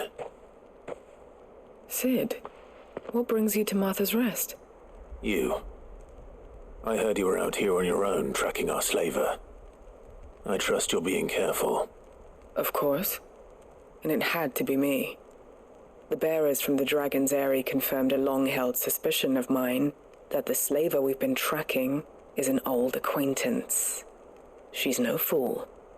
If we'd come in force, she would have spotted us straight away, and then vanished without a trace. That was her just now, wasn't it? So, was it a fruitful reunion? I'd say so. She tried to recruit me. Seems her time in Rosaria is coming to an end. She's abducted bearers from across the region and is looking to smuggle them back into Sambrek. After her brush with those beastmen on the road to Northreach, she hired herself an Imperial escort, which she wants me to join. She's dangerous, Sid, but I think I can stop her. Then I'm going with you. I'll take care of the escort. You can see the bearers to safety. Where are they? The Baum Archers, soon to break camp. You go on ahead. I'll follow once I've sent word back to the hideaway.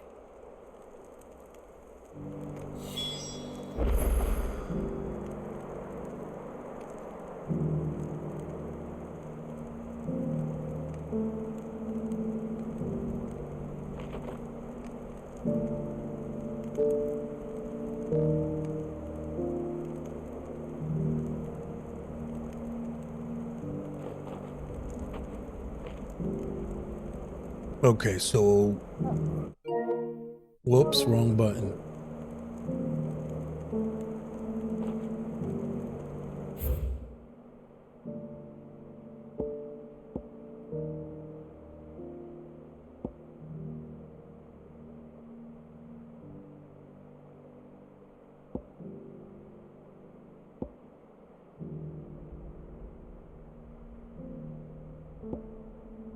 Let's go to East Pool, since the other two are close to each other.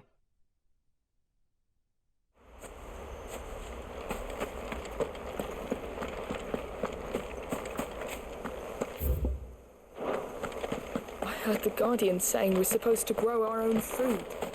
Those Martha sends us are more than enough for me.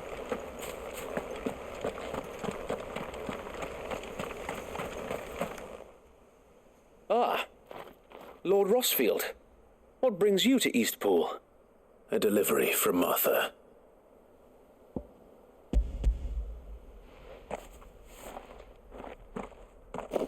These are Gizal green seeds.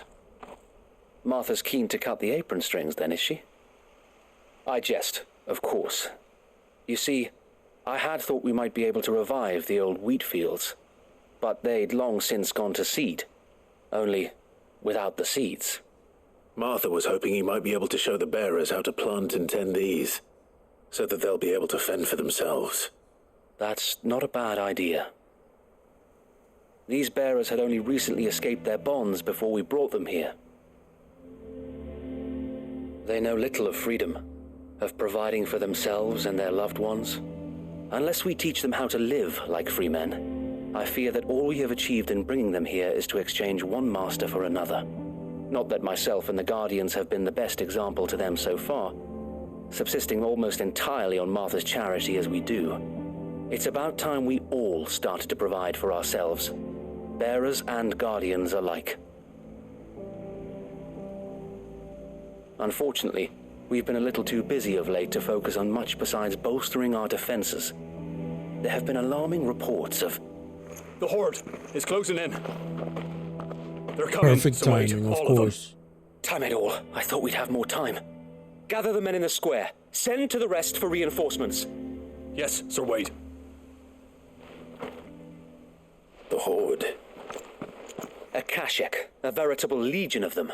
They've been seen prowling around the northern reaches for a while now. We don't have the numbers to hold back a swarm that size.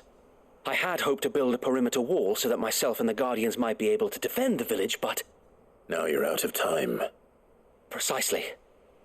If reinforcements from the rest arrive before they do, we may just scrape through, but I fear that's rather an enormous if.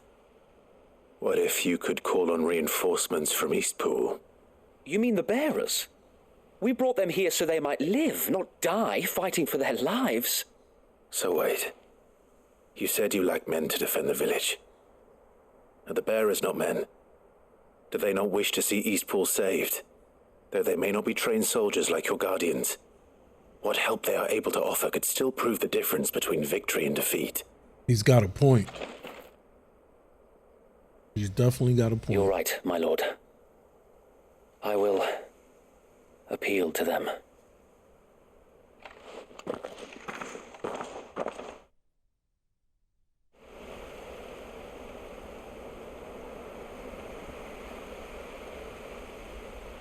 My friends, I humbly beg your aid. We Guardians are few and our enemies many. But I swear we can defeat them with you at our side. You would send us to the slaughter, to serve as bait for those fiends so that you and your men might be spared. Absolutely not. To think we trusted you. Say what you will, a home is not worth dying for. But it is worth fighting for. Sir Wade fights to give you lot a chance. Just like I do. Just like Sid does. We all wanted to give you a home where you could be free. And you got one, didn't you? This place, Eastpool.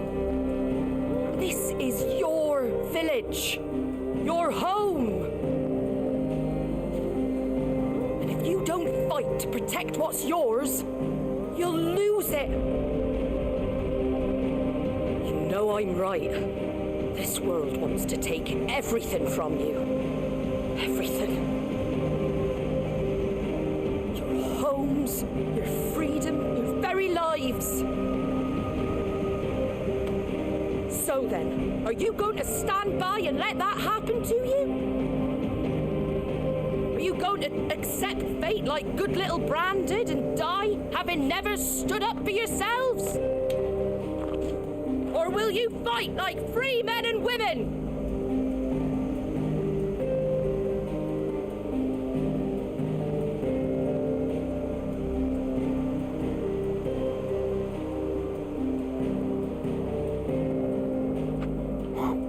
What are you doing? All right.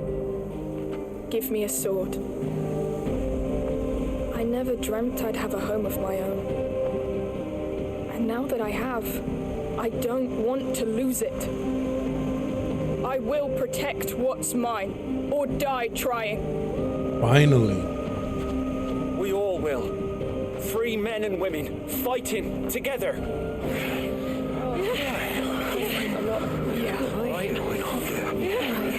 For Eastpool! For Eastpool!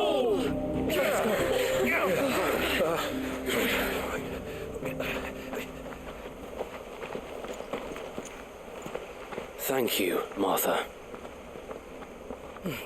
Don't mention it. Just promise me one thing, that you'll show them how freeborn fight. Gladly.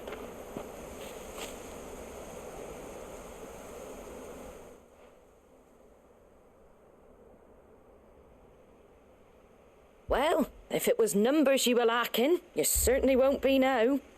Thanks to you. Me? Oh, I just love the sound of my own voice. Lord Rossfield, my lady, we're ready. So what's the plan of action? We'll divide our forces into several small detachments, each made up of guardians, bearers, and guards from the rest.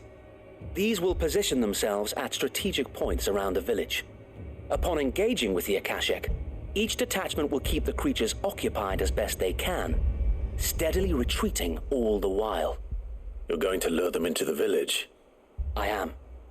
We will have neither the time nor the resources to treat the wounded, so injuries must be avoided at all costs. Instead, we will focus purely on defense at first.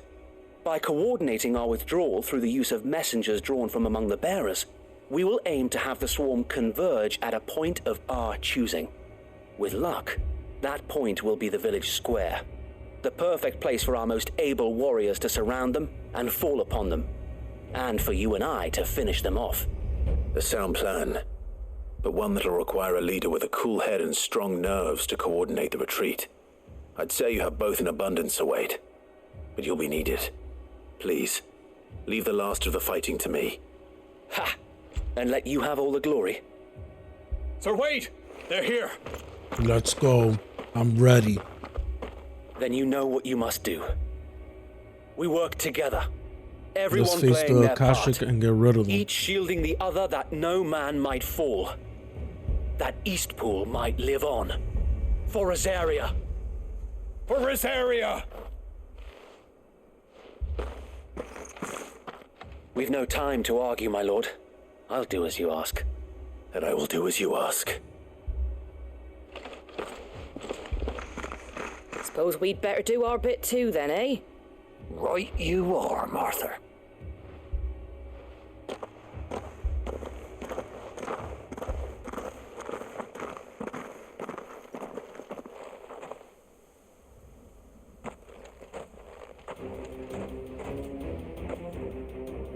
The calm before the storm.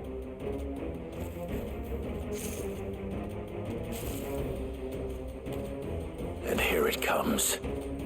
I will not let this village fall.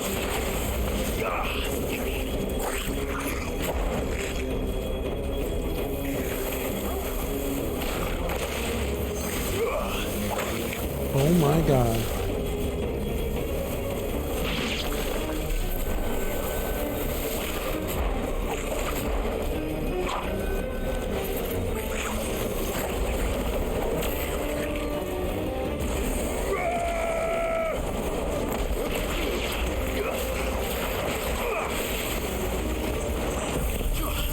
Will Diamond dust the crap out of everybody.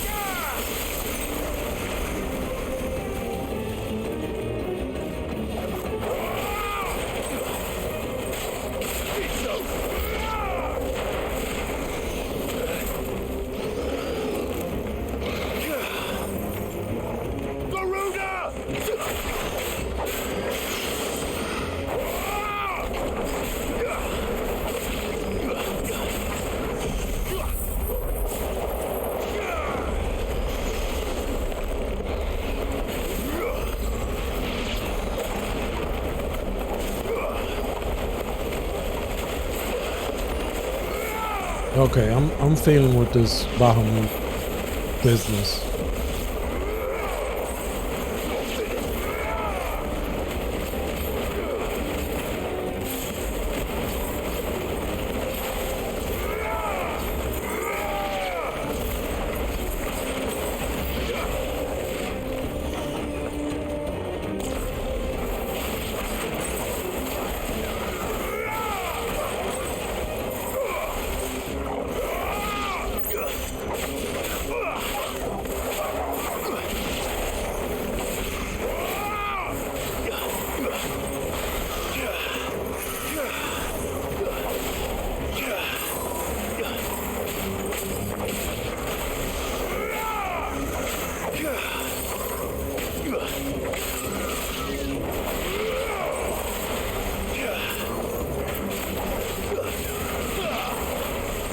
Cold Snap is an awesome ability.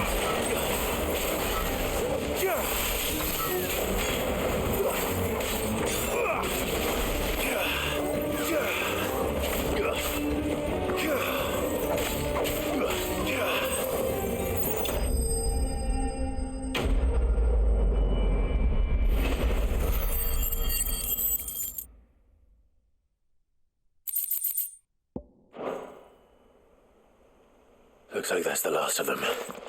Lord Rossfield, change of plan. What is it? Owl from the rest. An Akashic curl's been sighted on Rhiannon's ride and is headed in their direction. Well, the better half of her guard is here. So wait, how many Akashic remain in East Pool? Hard to say. My men are still facing some resistance, but I think the worst is behind us. I could order a detachment or two to fall back and... No. Let them finish the job. You stay here too, Sir Wade. Your men need you. Yeah, let's I'll go in. after the Curl. Join me only when Eastpool is won. If you're sure, my lord. May the Founder protect you.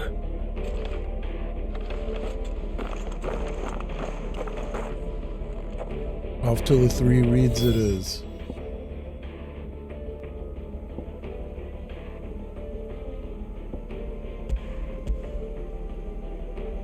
Or rather, Rhiannon's ride.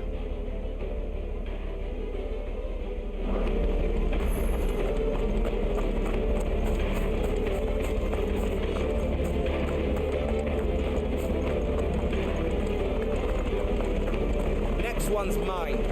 I might not know one else.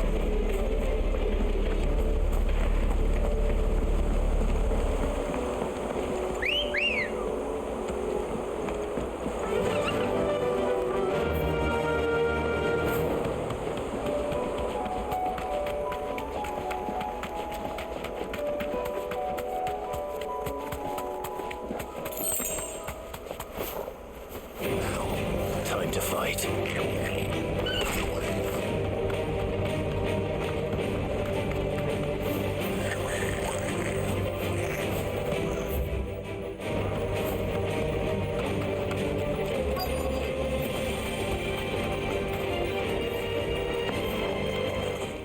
Here we go. Where is it?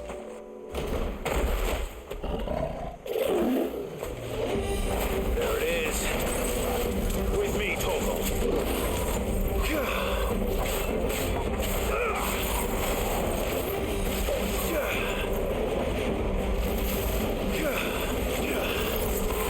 Let's go.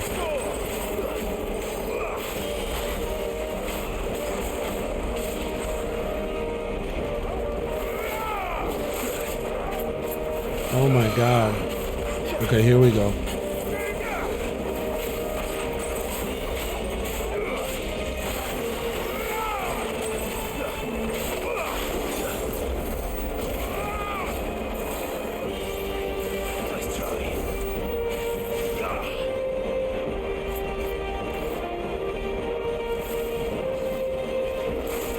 Oh, I thought I dodged that potion.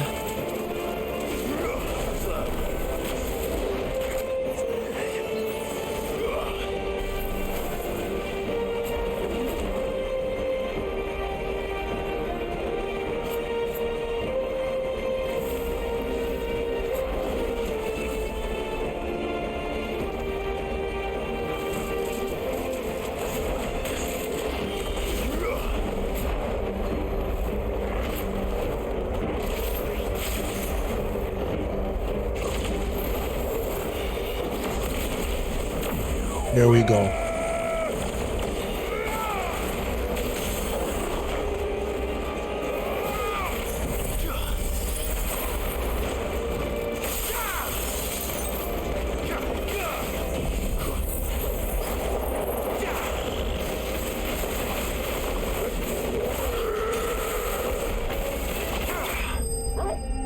It's over.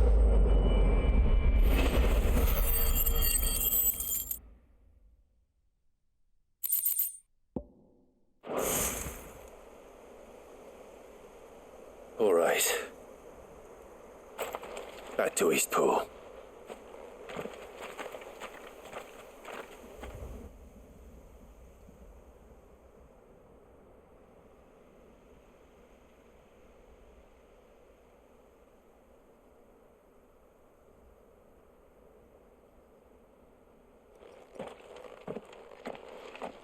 Lord Rossfield, the Curl, is it?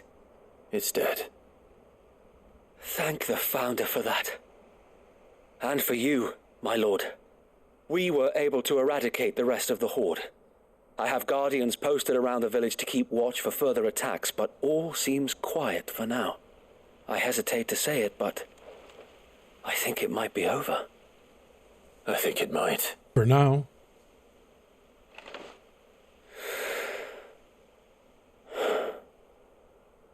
We did it. We saved Eastpool. Thank you, my friends. Thank you. No, Sir Wade. It's us who should be thanking you. You brought us together. Showed us what it means to fight for what you hold dear. We never had nothing to call our own before. We didn't know what it meant to protect it, but now we do. We really do. Forgive us, Sir Wade. You and your people saved us, and still we doubted you. But there's no doubt in my mind anymore. We're free men now, so we have to start acting like it. We have to fight to protect what's ours, to protect Eastpool. And we shall. We all shall. Together. This is our home. And if anyone or anything tries to take it away, they'll have us to answer to. Come on then. Let's get to work. This village isn't going to rebuild itself.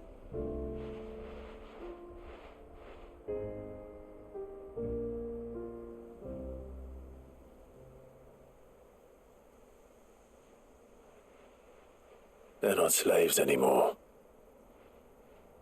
No. They're Rosarians.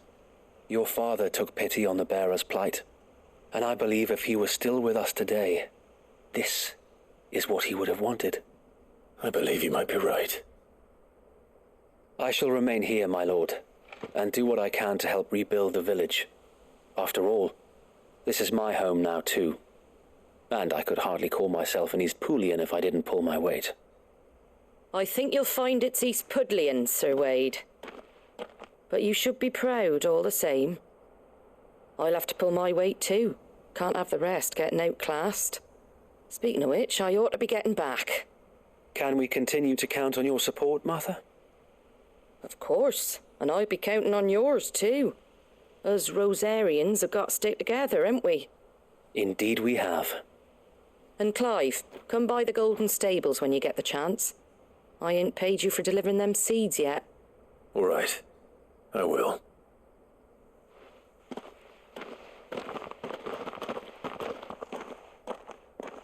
Lord Rossfield, do you remember our very first mission together? Clearing the goblins from the Stillwind Marshes? I remember that. How could I forget? That was awesome. There's one sight that I shall never forget. You, facing off against that giant Morble. Not a trace of fear on your face. Since that day, there have been more than a few times when I felt like giving up. When the odds seemed so stacked in the enemy's favor, I thought I may as well just lay down my sword and surrender. But every time I would think back to the look in your eyes that day and remember what it means to be a shield. Know that whatever trials Eastpool may face, I shall never lose courage. Thanks to you. So Wade, you have always been a true shield. I know that Eastpool, and indeed all of Rosaria, will be safe in your hands. Thank you, my lord. I know the rest of the world will be safe in yours. I'll do my best.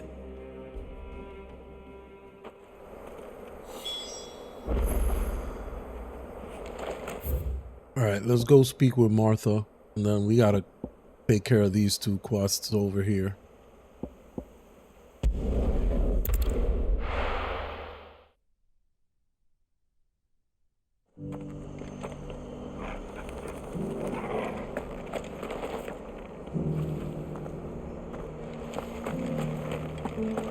We've got a few rooms going spare now. You want a bed for the night? You speak to Martha.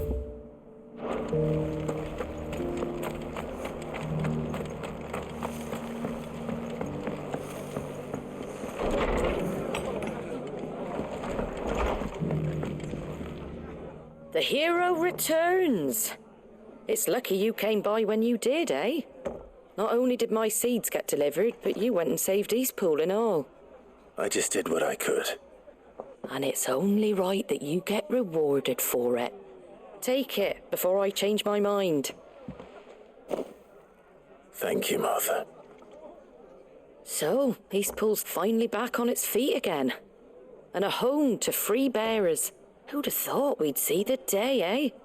Well, it was your idea. I know that, but I never stopped to think what it would mean. Bearers in charge of themselves, thinking for themselves, working for themselves. Like your hideaway, but not even hidden away. Though I suppose the rest ain't much different nowadays. You know, bearers living free like that reminds me of when I first met Sid. Loath as I am to recall that particular day. I take it you didn't always see eye to eye. What happened? Well, if you really want to know, I started doing what I do long before I met Sid. In fact, that's how I met him. Or at least how he came to meet me. He showed up at the stables one day, asking questions about who'd been buying up bearers. Founder knows what he thought I was doing with them. Running a hunt, poking around in their innards. Something awful anyway. Me, I thought he was a new constable. Thought the game was up. But somehow we both managed to work out what each other was about. And before I knew it, the cheeky arse was rattling on at me about how I was doing it all wrong. After all my hard work. Told me I was giving them relief but not freedom. That my bearers were still dying as slaves. Got right under my skin, it did. Told him if he didn't like it, he could bugger off and report me to the garrison. And do you know what he did? He smiled. And then he laughed. And then I did the same. We made a pact that day, that whenever one of us was in need, the other would always be there for him. And you were? Well, we both wanted the same thing, to make life better for bearers. Just like your dad. Do you know I was born right around the time Elwyn became Archduke? Growing up, I saw how he tried to change things. He certainly didn't lack for ambition, that one. Indeed. But the loftier one's ambitions, the harder they are to achieve. Which is why those of us who follow in their footsteps need to finish what people like Sid and my father started. Suppose you're right, aye. And if we don't manage it, there's always them who come after us. Good thing we've got a few half-decent sorts waiting in the wings, eh? It's almost enough to give you a little bit of hope. Just a little. Anyway, enough nattering. Better get back to work. Let's see about making everyone some dinner, shall we? The least the folks who saved Eastpool deserve is a hot meal. And you and me ain't gonna save the world on an empty stomach neither. That sounds like a wonderful idea.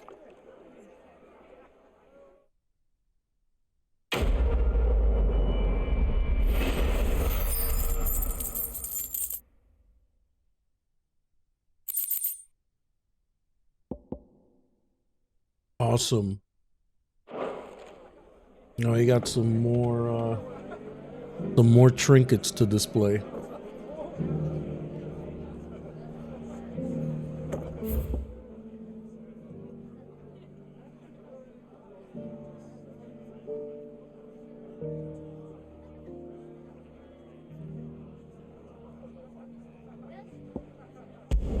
We'll go through here. It might be faster.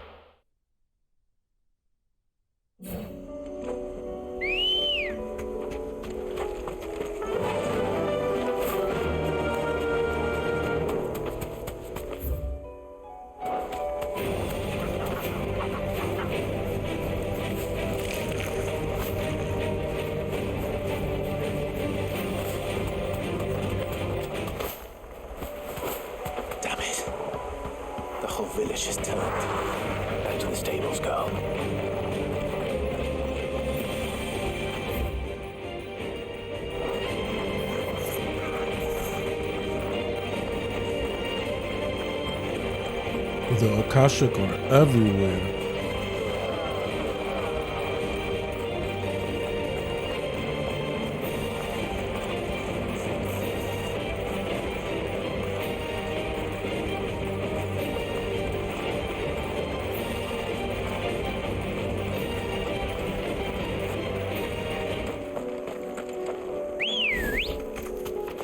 Ready, go? Run like the wind. Time to fight.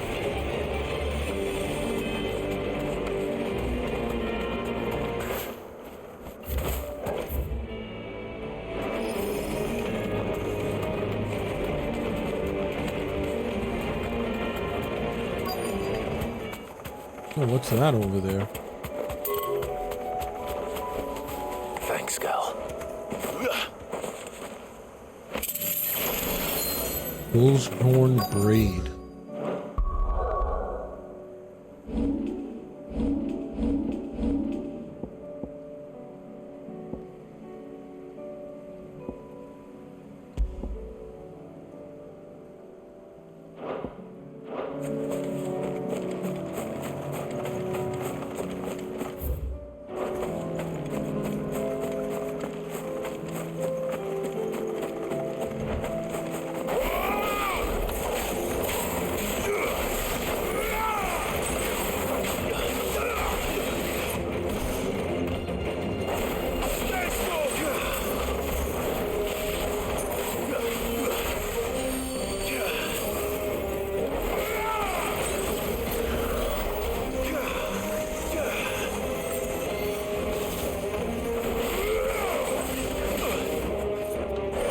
Alright, that's it. Had enough of you.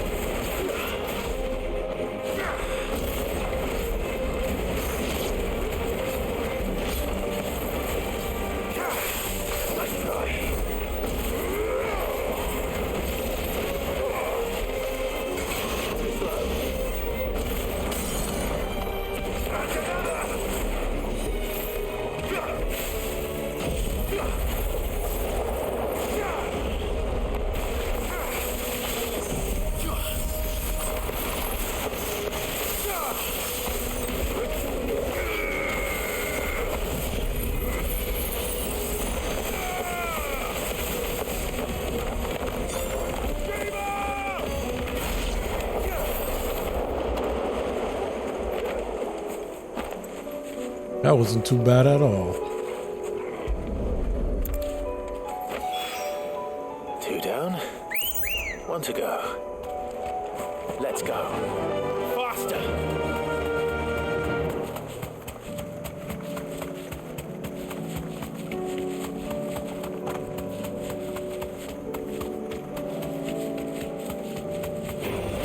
Time to fight.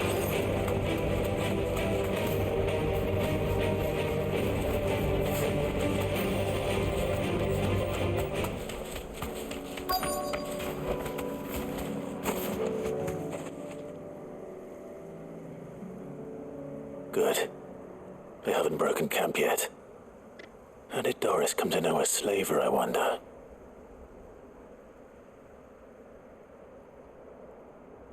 We've waited long enough. She's not coming. Ready the bearers. We're leaving. Not yet. Back to civilization, is it, Mom? With all haste, lest any of you lackwits start talking like these feckless bumpkins. I presume your men are ready.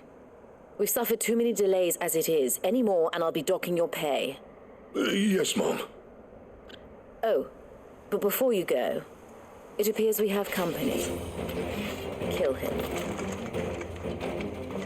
Oh, I don't like this lady. You're welcome to try.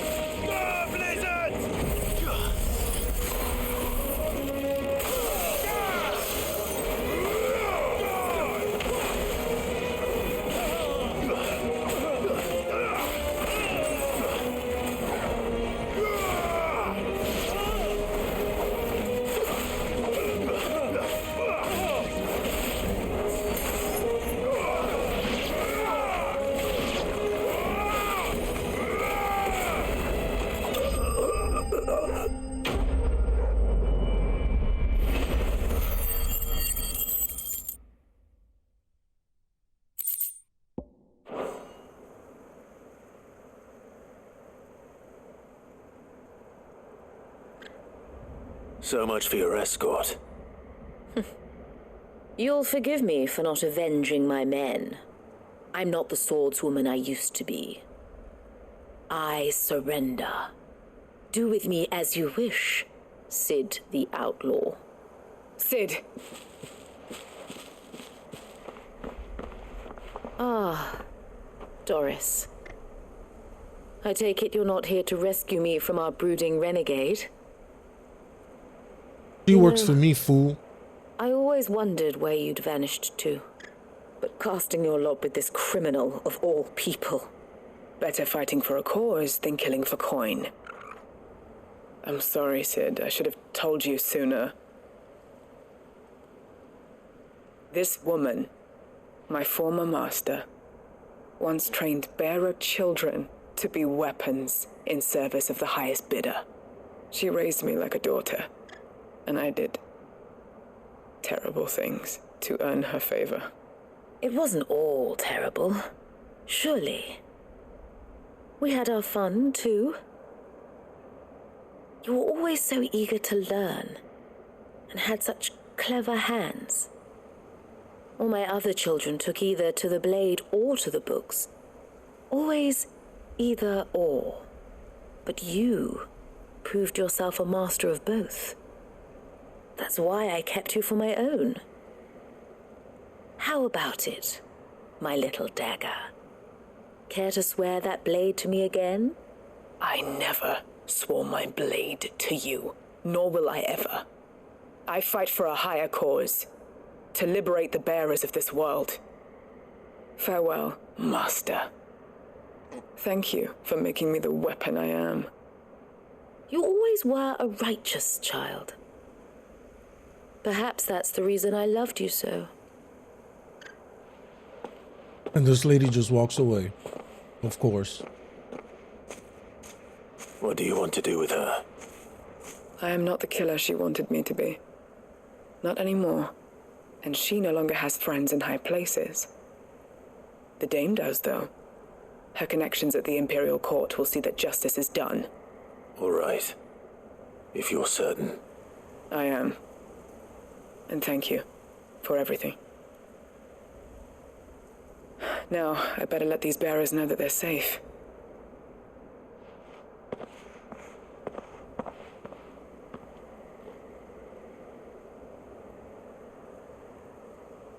Then I should head back to the hideaway and put Cole's mind at ease.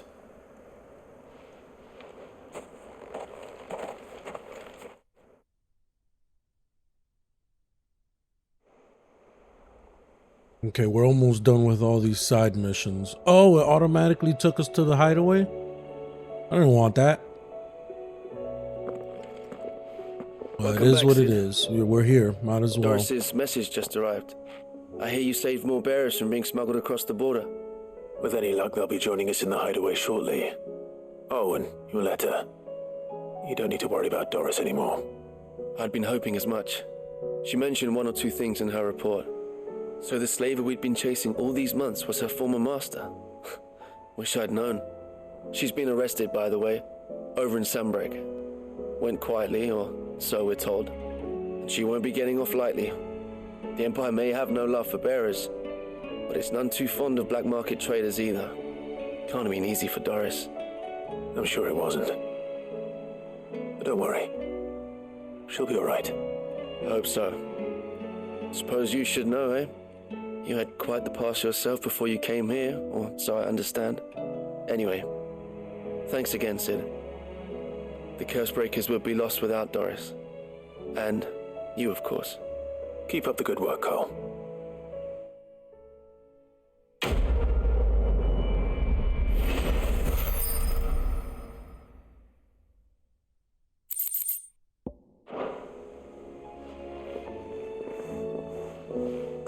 Since we're here, we might as well collect on all these other quests. Come back.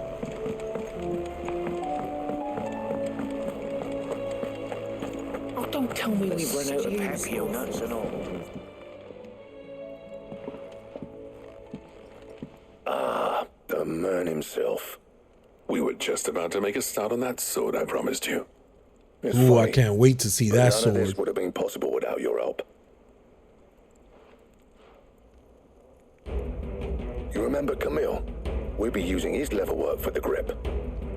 The steel, meanwhile, will be tempered in a fire, burning the cinders you charmed out of old Zoltan here. And that whetstone from the outer aisles, that'll be what gives the blade its edge. And the final flourish will be my talented colleagues engraving. A team effort led by the greatest blacksmith alive. Now, save that talk till the thing's finished, yeah? Right. I'm ready if you are. To the bellows it is then.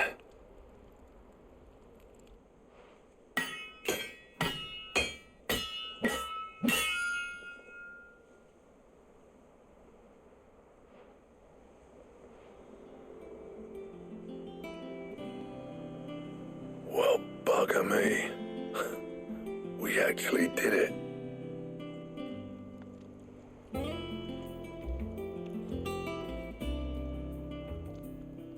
The sword to end all swords. Ragnarok. Nice. Quite something. I trust you'll take good care of it. Thank you. Both of you. So, does this make you pair the greatest craftsman alive, then? This? Nah. This was just following the footsteps of the greats of old. It'll take more than that to earn us our place in history. But we're up for the challenge. Here. A list of materials. Zoltan and I got talking on the long road back from Dravost. We reckon with those items there, we could craft something even better than the Ragnarok. Something worthy of a legendary outlaw like yourself. That's a weapon I'd like to see. You leave this list with me. Yes, now we can get the ultimate weapon, legend or at a time, the strongest eh, weapon in lads? the game.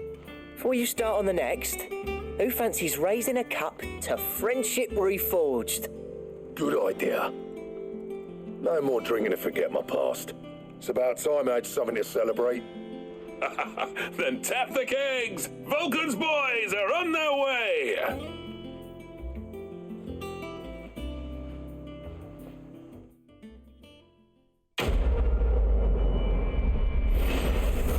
Now we got the Ragnarok.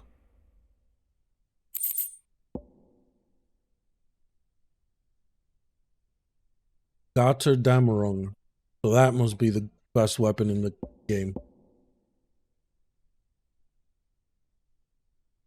Sure.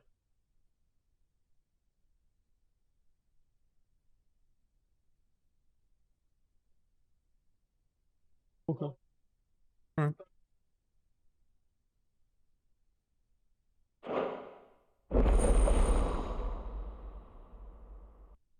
Yeah.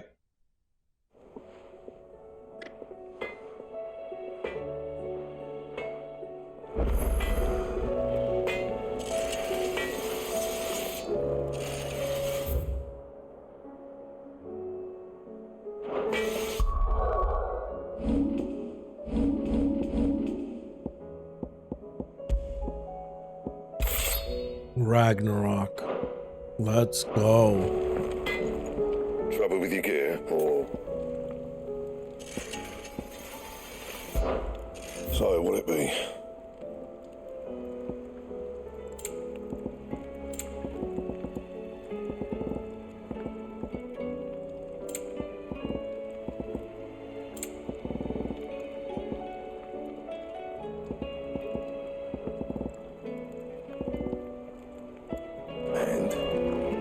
Oh, can I reinforce the Ragnarok? I didn't check that.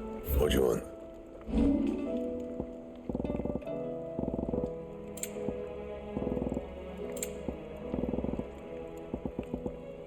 Anything else? Trouble with your gear, or... I never fought me and Zoltan, and if it hadn't been for you, we wouldn't. You've been a good friend of me, Clive. The best.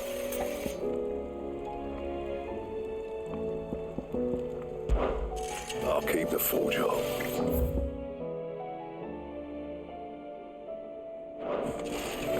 Don't tell me stew's awfully thick.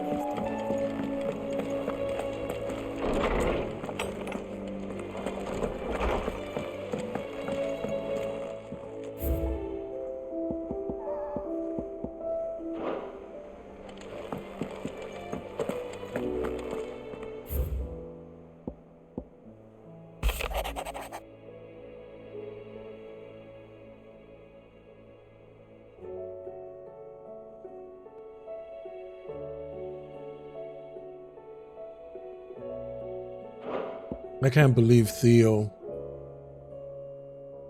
That was crazy.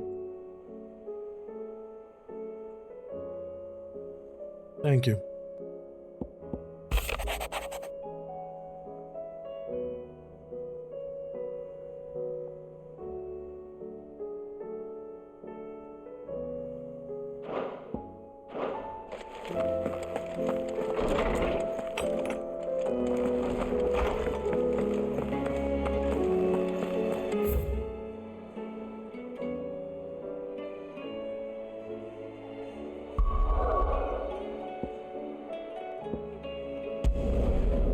We have one more thing to complete.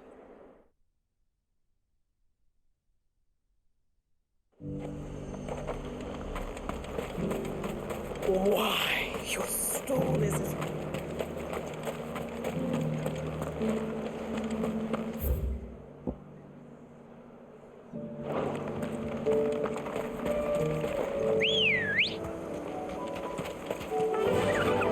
Run like the wind.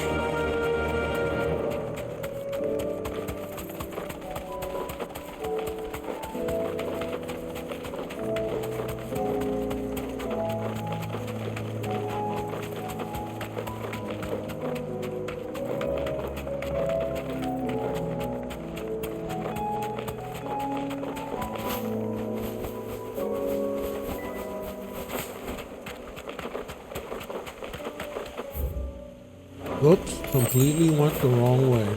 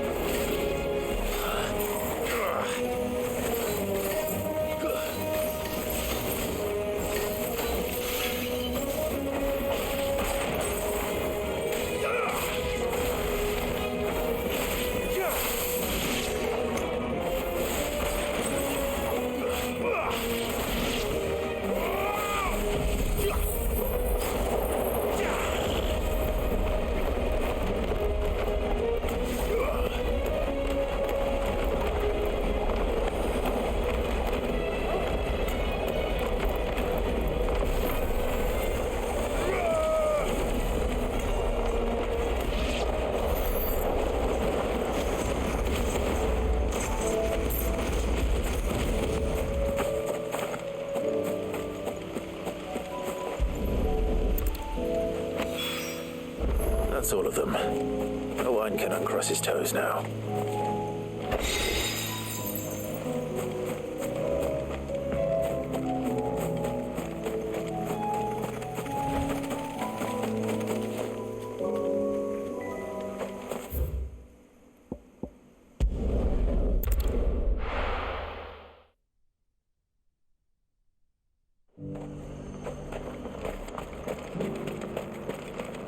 peppers to numb your tongue, I'll put fire.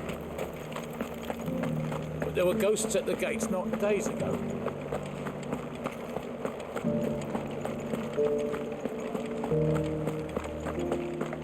Those things I said before.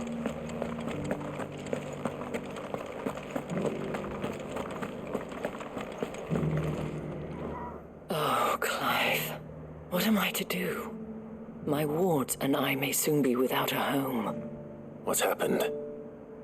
The High Cardinal has descended from his lofty throne and taken up residence here in Northreach. The High Cardinal? Leader of the Council of Elders, second only to his radiance at the head of the Imperial government. Not that any of those things still exist. Now he goes by his noble title, the Duke of Oriflamme. And what does he want with Northreach? He wants to transform it into a military stronghold, a foundation upon which to build a new Sambrec. He's already secured the support of the various army remnants, with promises that they shall be afforded the respect they deserve in his empire. One built on the confiscated property of the people. He would rob the populace to pay for it. Believe me, I have used every means of persuasion to discourage him from this folly. But for whatever reason, he will not listen to me. What does Captain Philippe make of this? When the town was under attack, it was him the soldiers rallied around. Couldn't he use that influence again?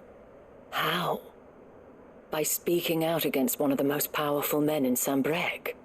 A man whose stated aim is to revive the empire Philippe's comrades swore to serve, and to improve the soldiers' lot within it. The captain can offer them a regular supply of gruel, and an occasional trip to the Vale to help them forget the terrors they face each day. The Duke offers them a vision of strength and safety. No. Any attempt to incite mutiny would cost Philippe the support of his men, if it did not cost him his life. But given the mood around town, mutiny may yet be unavoidable.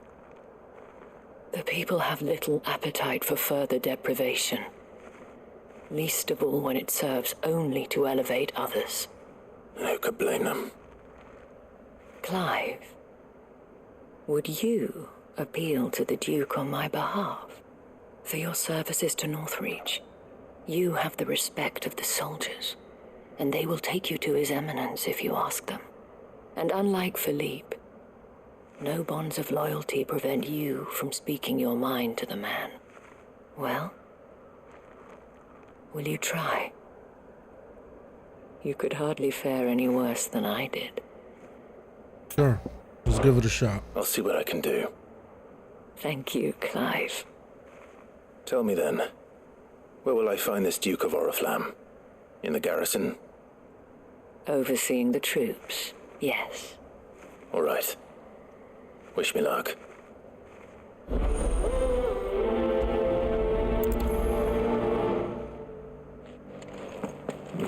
I may have met this Duke before, at the Remembrance Ceremony. Let's hope I didn't make a strong impression.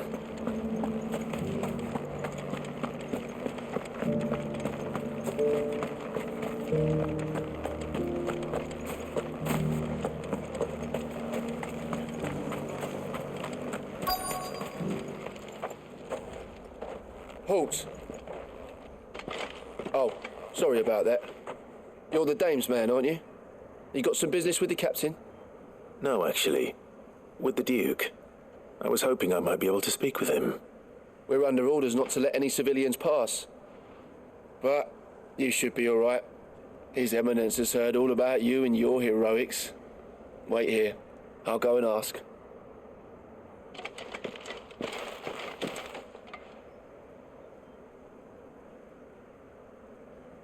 So, you are the sellsword who lent his aid to the garrison. The Empire owes you a debt, and I shall see it repaid. But tell me, is it wealth that you seek or favor? Neither, Your Eminence. I thought only to inquire about your plan to turn Northreach into a stronghold. Ah, I see. You are worried the expanded garrison will render your services redundant. Yet you needn't be. A proud fighting man like yourself shall always have a place here. Pride of place, in fact. For too long has the contribution of the noble soldier been under-reckoned. But no more. For it is they who shall see the Holy Empire rebuilt, beginning right here in Northreach. Why here, Your Eminence? The town has been fortunate enough to escape largely unscathed from the recent troubles. Her defenses are sound, and her garrison well prepared. Which is more than can be said for Oriflamme or Twinside. The Empire wants for a capital, and I believe Northreach to be the perfect place. With Caer Norvent as her citadel. Once we have seen to the refortification of both the town and the castle, we need only build a wall around both to create a city that would be the envy of the twins. Plans are already underway for the construction. Soon enough, these thralls shall learn that they are no match for the might of Sanbreque. I fear you underestimate how dangerous these creatures are, Your Eminence. Should they return in force, you will need all the people of Northreach to come together in defense of the town. Something they may be loath to do if they've been deprived of their worldly goods. The people will do as their leaders command. If Sanbreque is to be rebuilt, she will require a functioning government. One whose authority is beyond question. That is why this levy is necessary, so that any man who wishes to join the army might do so and be fed, outfitted, and paid as befits a defender of the Empire. And yet there are those who persist in peddling the treasonous lie that I seek to steal from the people and drive them from their homes. I suspect they're afraid of losing what little they have left. Precisely. The common folk have little and less, and you mean to deprive them of even that. You would sow the seeds of your new empire in your own salted earth. Sabine, we have discussed this. Yes, and I told you then how putting the empire before her citizens would lead only to revolt. Without an empire, there are no citizens. And in yours, there will be only beggars. Is that what Griga wills for her people? Do not take her name in vain, Sabine. I'll come back later. He's like, I'm out. The citizens revolt. I wonder what the people really think of the Duke's plan. It wouldn't hurt to ask them, I suppose. Let's begin with those on the other side of the wall. Sabine, you are embarrassing me. You're embarrassing yourself. All right, let's find these citizens. Get this over with.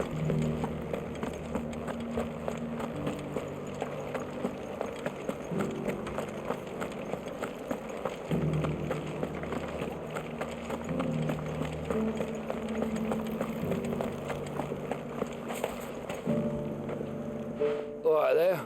What is it you're after, sir? Just your opinion, actually. I wondered what you thought of the Duke of Oriflamme. Oh, him. Not much. None of us traders do. It's thanks to nobles like him that we had to set up shop this side of the wall in the first place. Couldn't have the rabble getting any closer to the holy capital, could they? And now he's trying to drive us out completely, threatening to take everything we got from us if we don't clear off.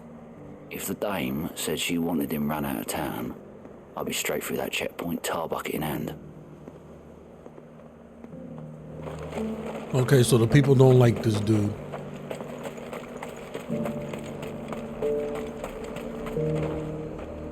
I've been hearing a lot of talk about a certain Duke. Nothing good, I'll wager. Going around acting like he owns the place. And with hardly a word to the dame. This is her town, not his. I take it you'd rather she was in charge. As far as I'm concerned, she still is. Just need His Eminence to sod off back to Oriflamme.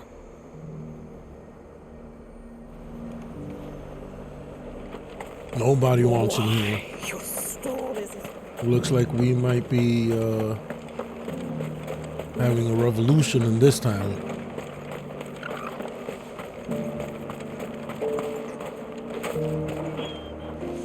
A question, if you don't mind. What do you think of the Duke of Oriflamme? Don't get me started. You build a life for yourself somewhere, earning for some noble to turn up and tell you got to hand it all over to him. If he thinks his name and his chains give him the right to empty our purses, he's in for a rude awakening. We'll do whatever it takes to keep what's ours. Whatever it takes. Well, the people seem united enough. What about the soldiers? You know the soldiers are going to be happy. You don't got to ask them for anything.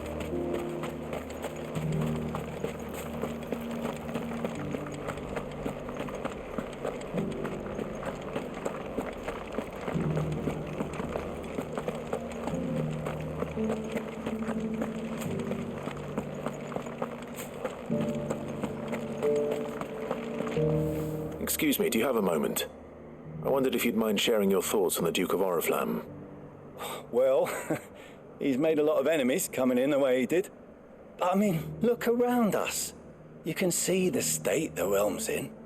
The traders might not like having the screws put on them, but if they volunteered a few more of their hard-earned gil before things got bad, maybe they wouldn't have to. I think the Duke's got a point when he says rebuilding the Empire's the best way of making sure we're all protected. And if that means people who don't know one end of a sword from another have to make way for those who do, well, that's just how it goes.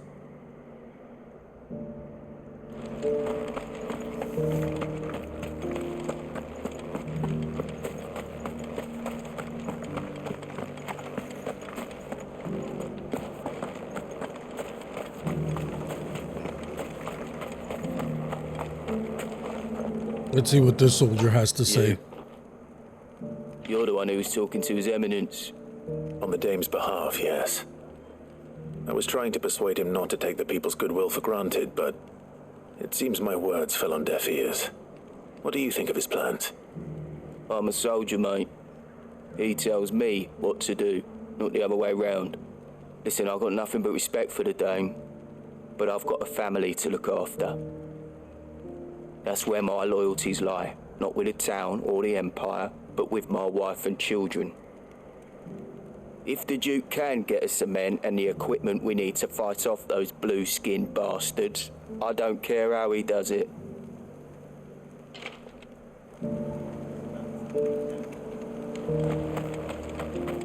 As long as you remain, the veil was...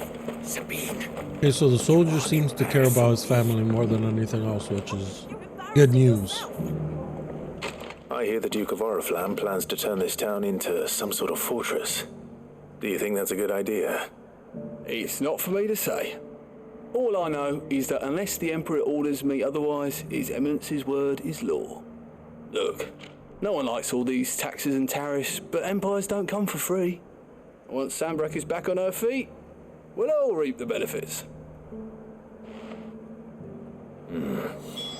Let's see what Philippe makes of all this.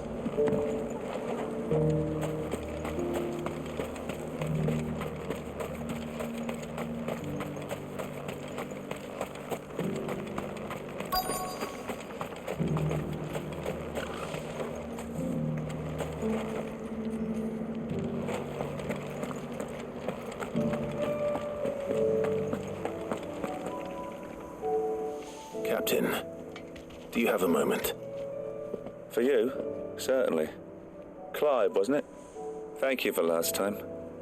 How can I help you? I wanted to ask you about the Duke of Oriflamme. Do you intend to go along with his plan? But to tell you the truth, I'm in two minds. It's my sworn duty as a captain of the Imperial Army to obey his orders. But I can't say I agree with him. Philippe, I remember you saying that you became a soldier to protect the people you loved. the Dame included. That's right. I did. Well, she doesn't agree with the Duke's orders either. She thinks they could tear Northreach apart.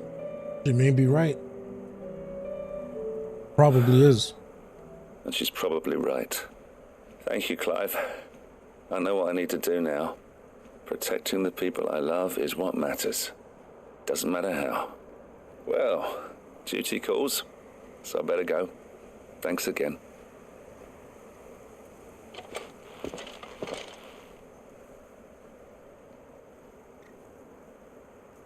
It seems Philippe wants to do the right thing at least. I expect Isabel will be pleased to hear that, if nothing else.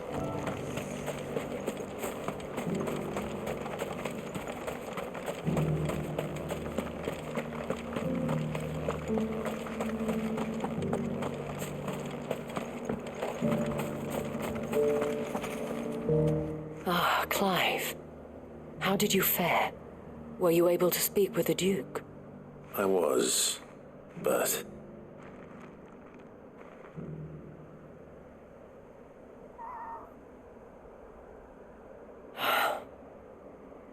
So Northreach is to be a fortress after all. Well, it will certainly help to hold back the thralls. There's no denying that. Though I doubt it will come as much consolation to the townspeople whose worldly goods are confiscated to pay for it. They deserve to be heard, Clive. To have a say in this new empire the Duke means to build. Sadly, His Eminence values their obedience more than their opinions, and hopes to reassert the authority of the state. I fear he sees the people as mere pawns on his chessboard to be sacrificed for the greater good. Needless to say, they themselves are of a different opinion, and would rather their destinies were in your hands. The soldiers, meanwhile, are content to follow their orders, and not just because of the Duke's rank, but because of his vision. I thought as much. Had I sworn to protect Sambrek, I dare say I too would want nothing more than to see it rise from the ashes. Thank you for trying. But the battle is lost. I don't know about that. What happened to your uniform? I handed it in, along with my resignation. Told the lads I wished them well, but that I owe it to those I love to call it a day. Nice. Hopefully the rest of the soldiers follow. Because I realize what really matters to me. Not following some nobleman's orders for the sake of it, but protecting what I care about. Protecting Northreach. I honestly don't know when those monsters will return, but I'm certain they're not finished with us yet. And when they do come back, we need to be ready for them. We need to stand together, all of us. And with you to lead us, my lady, I reckon we can do it. It was you who finally convinced me, Clive. There's no point following orders if they go against everything you believe. Indeed. All of us, standing together. That has always been Northreach's best hope, and one which still lies within our grasp. We have only to turn our attentions to the true enemy. Thank you, Philippe, for showing me what I must do. Anything for you, milady. Speaking of standing together, would you mind if I borrowed a few of the lads from the Vale to help keep watch around the town? I fear His Eminence has loftier tasks in mind for the guard. Not at all. Be my guest. Wouldn't be the first time.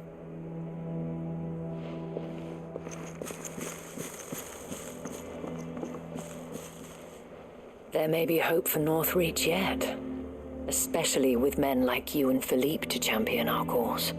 I, for my part, shall continue to work upon the Duke, in the stubborn belief that I might still tempt him into joining hands. But I suspect I shall have to call upon your aid again. Until then, Clive. Until then.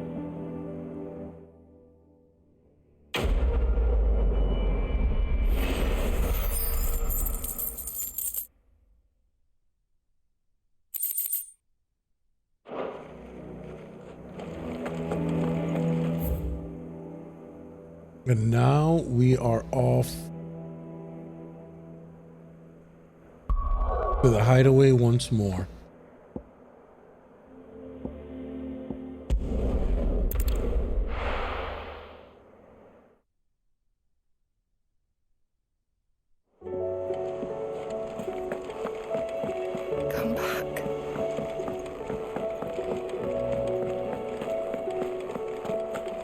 Tell me we've run out of papio nuts and all.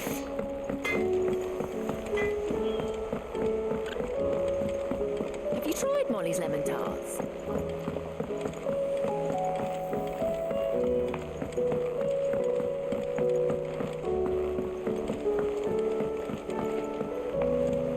Canva lost. It can't be true. Miss, can we read Miss Editor's story for our lesson today?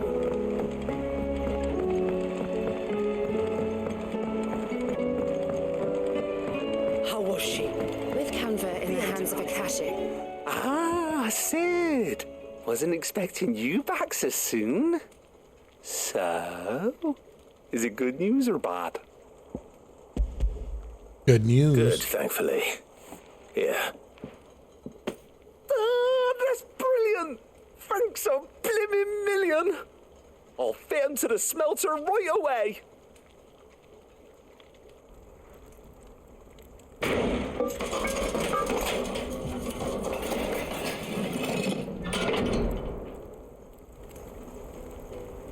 Whoa. May I present to you the Telemon Furnace! Ain't bad, is she? She's a beauty. You saved my bacon again, Sid, and I ain't about to let your good deed go unrewarded. What do you got for me this time? Really.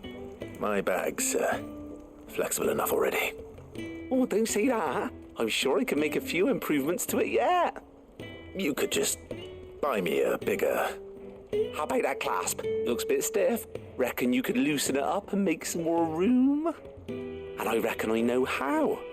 With a new alloy we've been working on. The Telemon Furnace was just what we needed to perfect it. It's a metal, see? So it's lovely and strong, but it's also, well, stretchy, if you can believe it. Stretchy metal. Well, if you insist. That is the spirit. You'll love it, I promise. Of course I will. More potions to carry? Please. Sounds great to me.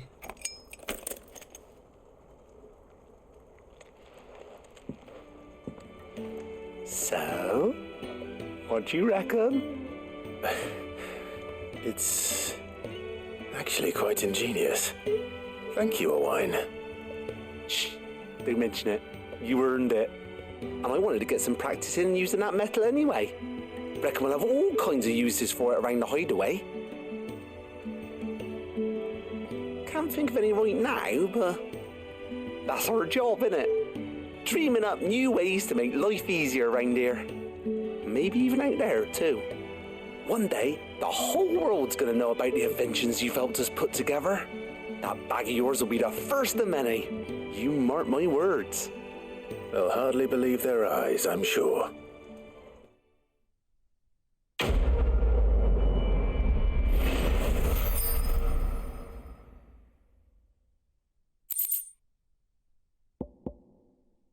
Nice.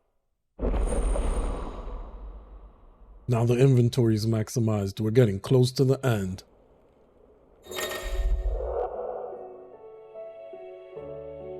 Eight potions, 5 high potions. Beautiful.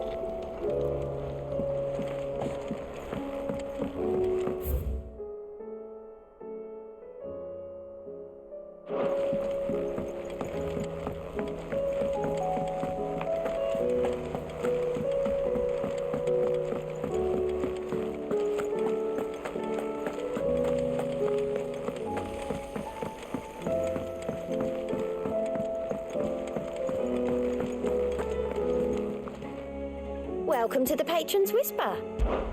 Is everything we've received and everything promised?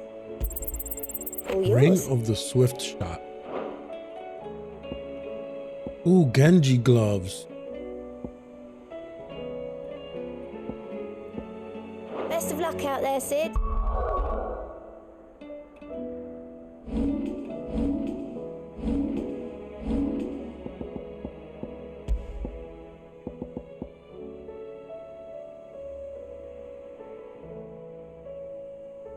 Oh, okay. It makes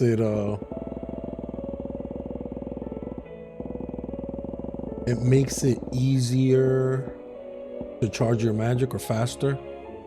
I don't need that, but good to have.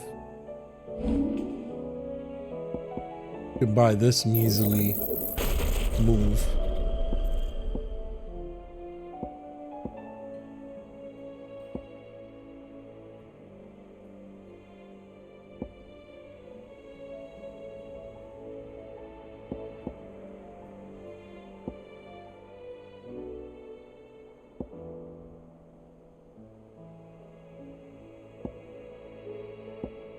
All right, we'll save the points we have.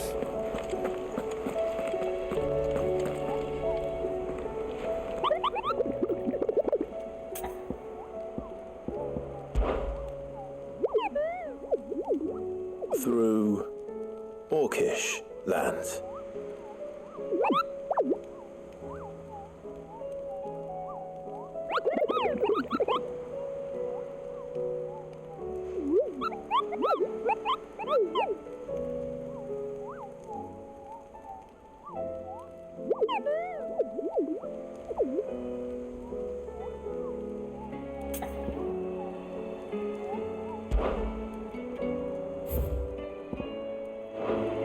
Okay, we got all the marks.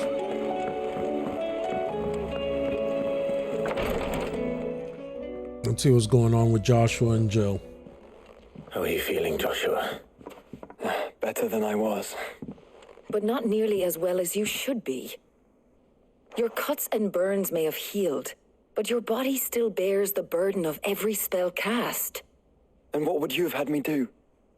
It was no ordinary foe we faced. It was the Warden of Darkness. Yet still, it was not enough.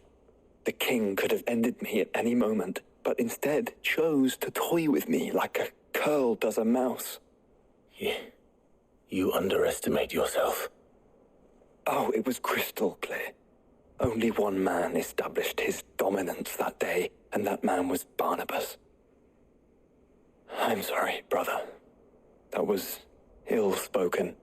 It's just, I have never felt so powerless. And when so many are looking to us for strength, perhaps the prince feels the same.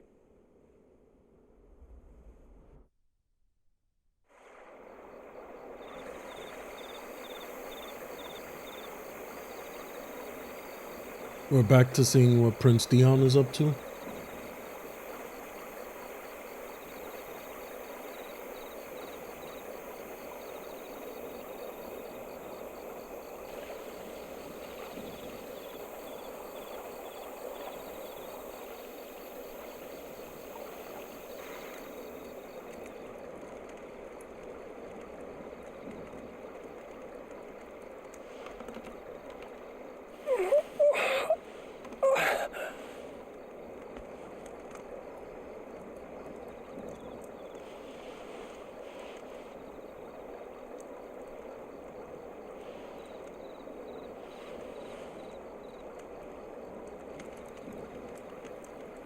What is this place?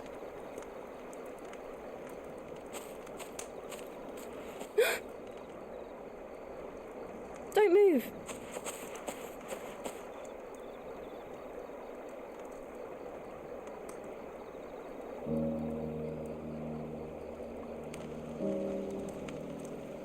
That bread looks good.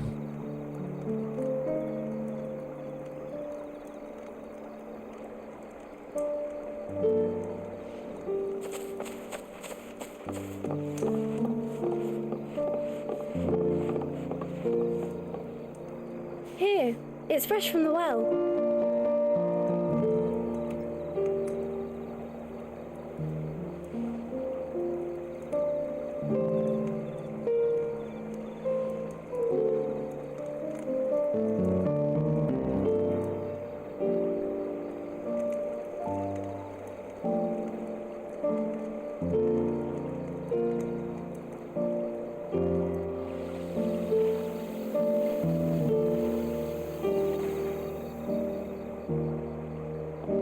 Grandmother told me spirits sometimes get lost, and that The lanterns guide them to their proper place. I set one on the river for her when she passed away.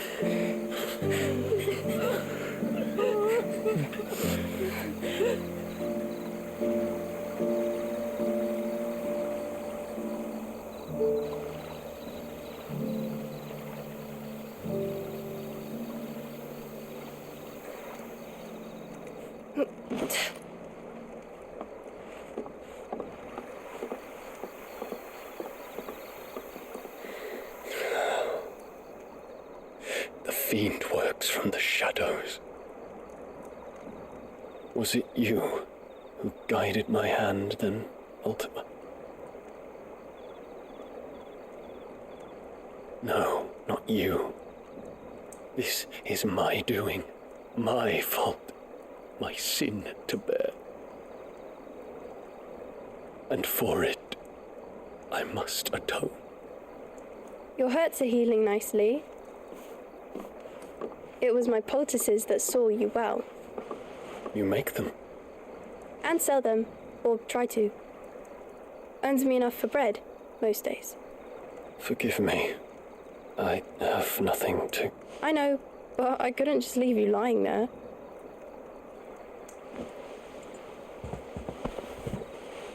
Take care of your people, Dion. That's how you atone for the destruction. I mean, it needed to be destroyed. Because those emperors and your dad and everybody was You're going bugging. then? But still. Of course. I'm healed. Thanks to you and your poultices. Will you promise to come back and visit?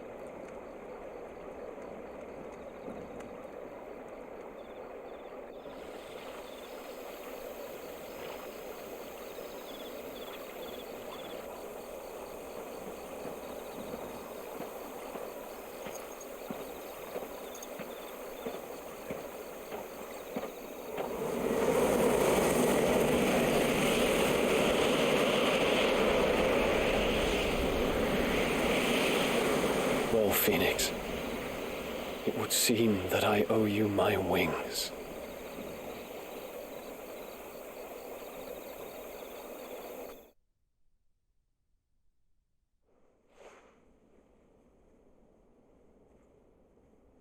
Perhaps he can find an answer. You will be returning to Waloed soon, I gather. I see no reason to wait. Then neither do I. I can think of a few, but I doubt they'll stop you. You will take your medicine. Of course, Lady Daya. Set on leaving already, are you? How long will it take us to get back to Ash? Dunno, about the same amount of time it took us to get here. Maybe less, if your uncle can find someone trustworthy to patch up the Enterprise. All depends on where we're putting into port, mind. Yes, it's not as if we can put ashore wherever we choose. We have to assume that the whole of Ash is hostile, and that we'll be attacked on sight. Then we must find a place they won't think to look. And I have an idea who might know of one. The Professor! I'll go and tell you come in. While you're plotting our course, I'll be in the shelves with your lawsman. I wish to pick his brains about Ultima. Then I'll talk to Karen about supplies for the journey. They may not be easy to come by in Ash.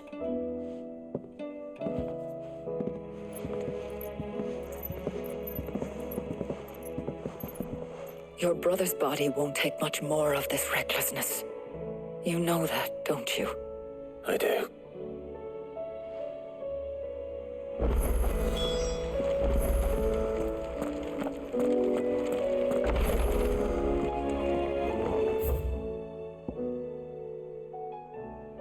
It looks like we have some new hunts.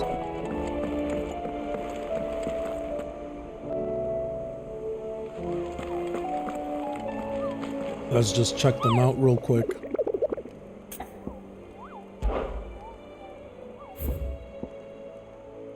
Ooh, a S rank. A caravan of traders traversing the Velcroy told me of a colossal beast they had encountered on their journey. To hear them tell it, it had the aspects of a dragon, a lion, and a scorpion all at once. I contest that it might be naught but a mirage, a phantasm brought about by the desert heat. but the sweat which ran down their foreheads was cold, and the fear in their eyes real. So it's in the Velcro somewhere. We're definitely going to save that for next time and continue the story next time. It felt good helping out all the different parts of the twins, helping out Rosaria, Meespool, helping out Sam Bruck, and helping out in Dalmekia.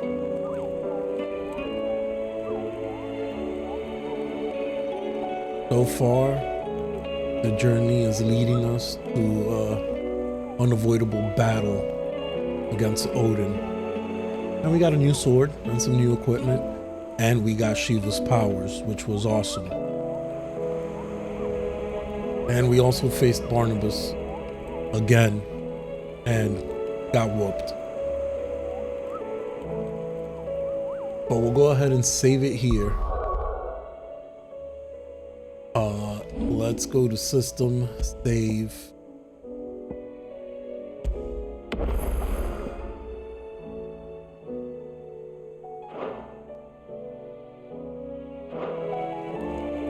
And we'll pick up right from here next time. So please, if you are enjoying the playthrough so far, make sure you like, share, and subscribe. And we'll be back with the next part to the series. And I can't wait to see unlocking these ultimate weapons and that weapon that we got a new recipe for. We still got to get the materials, but we'll take care of all of that next time, and whatever side quests appear as well. Take care and peace out.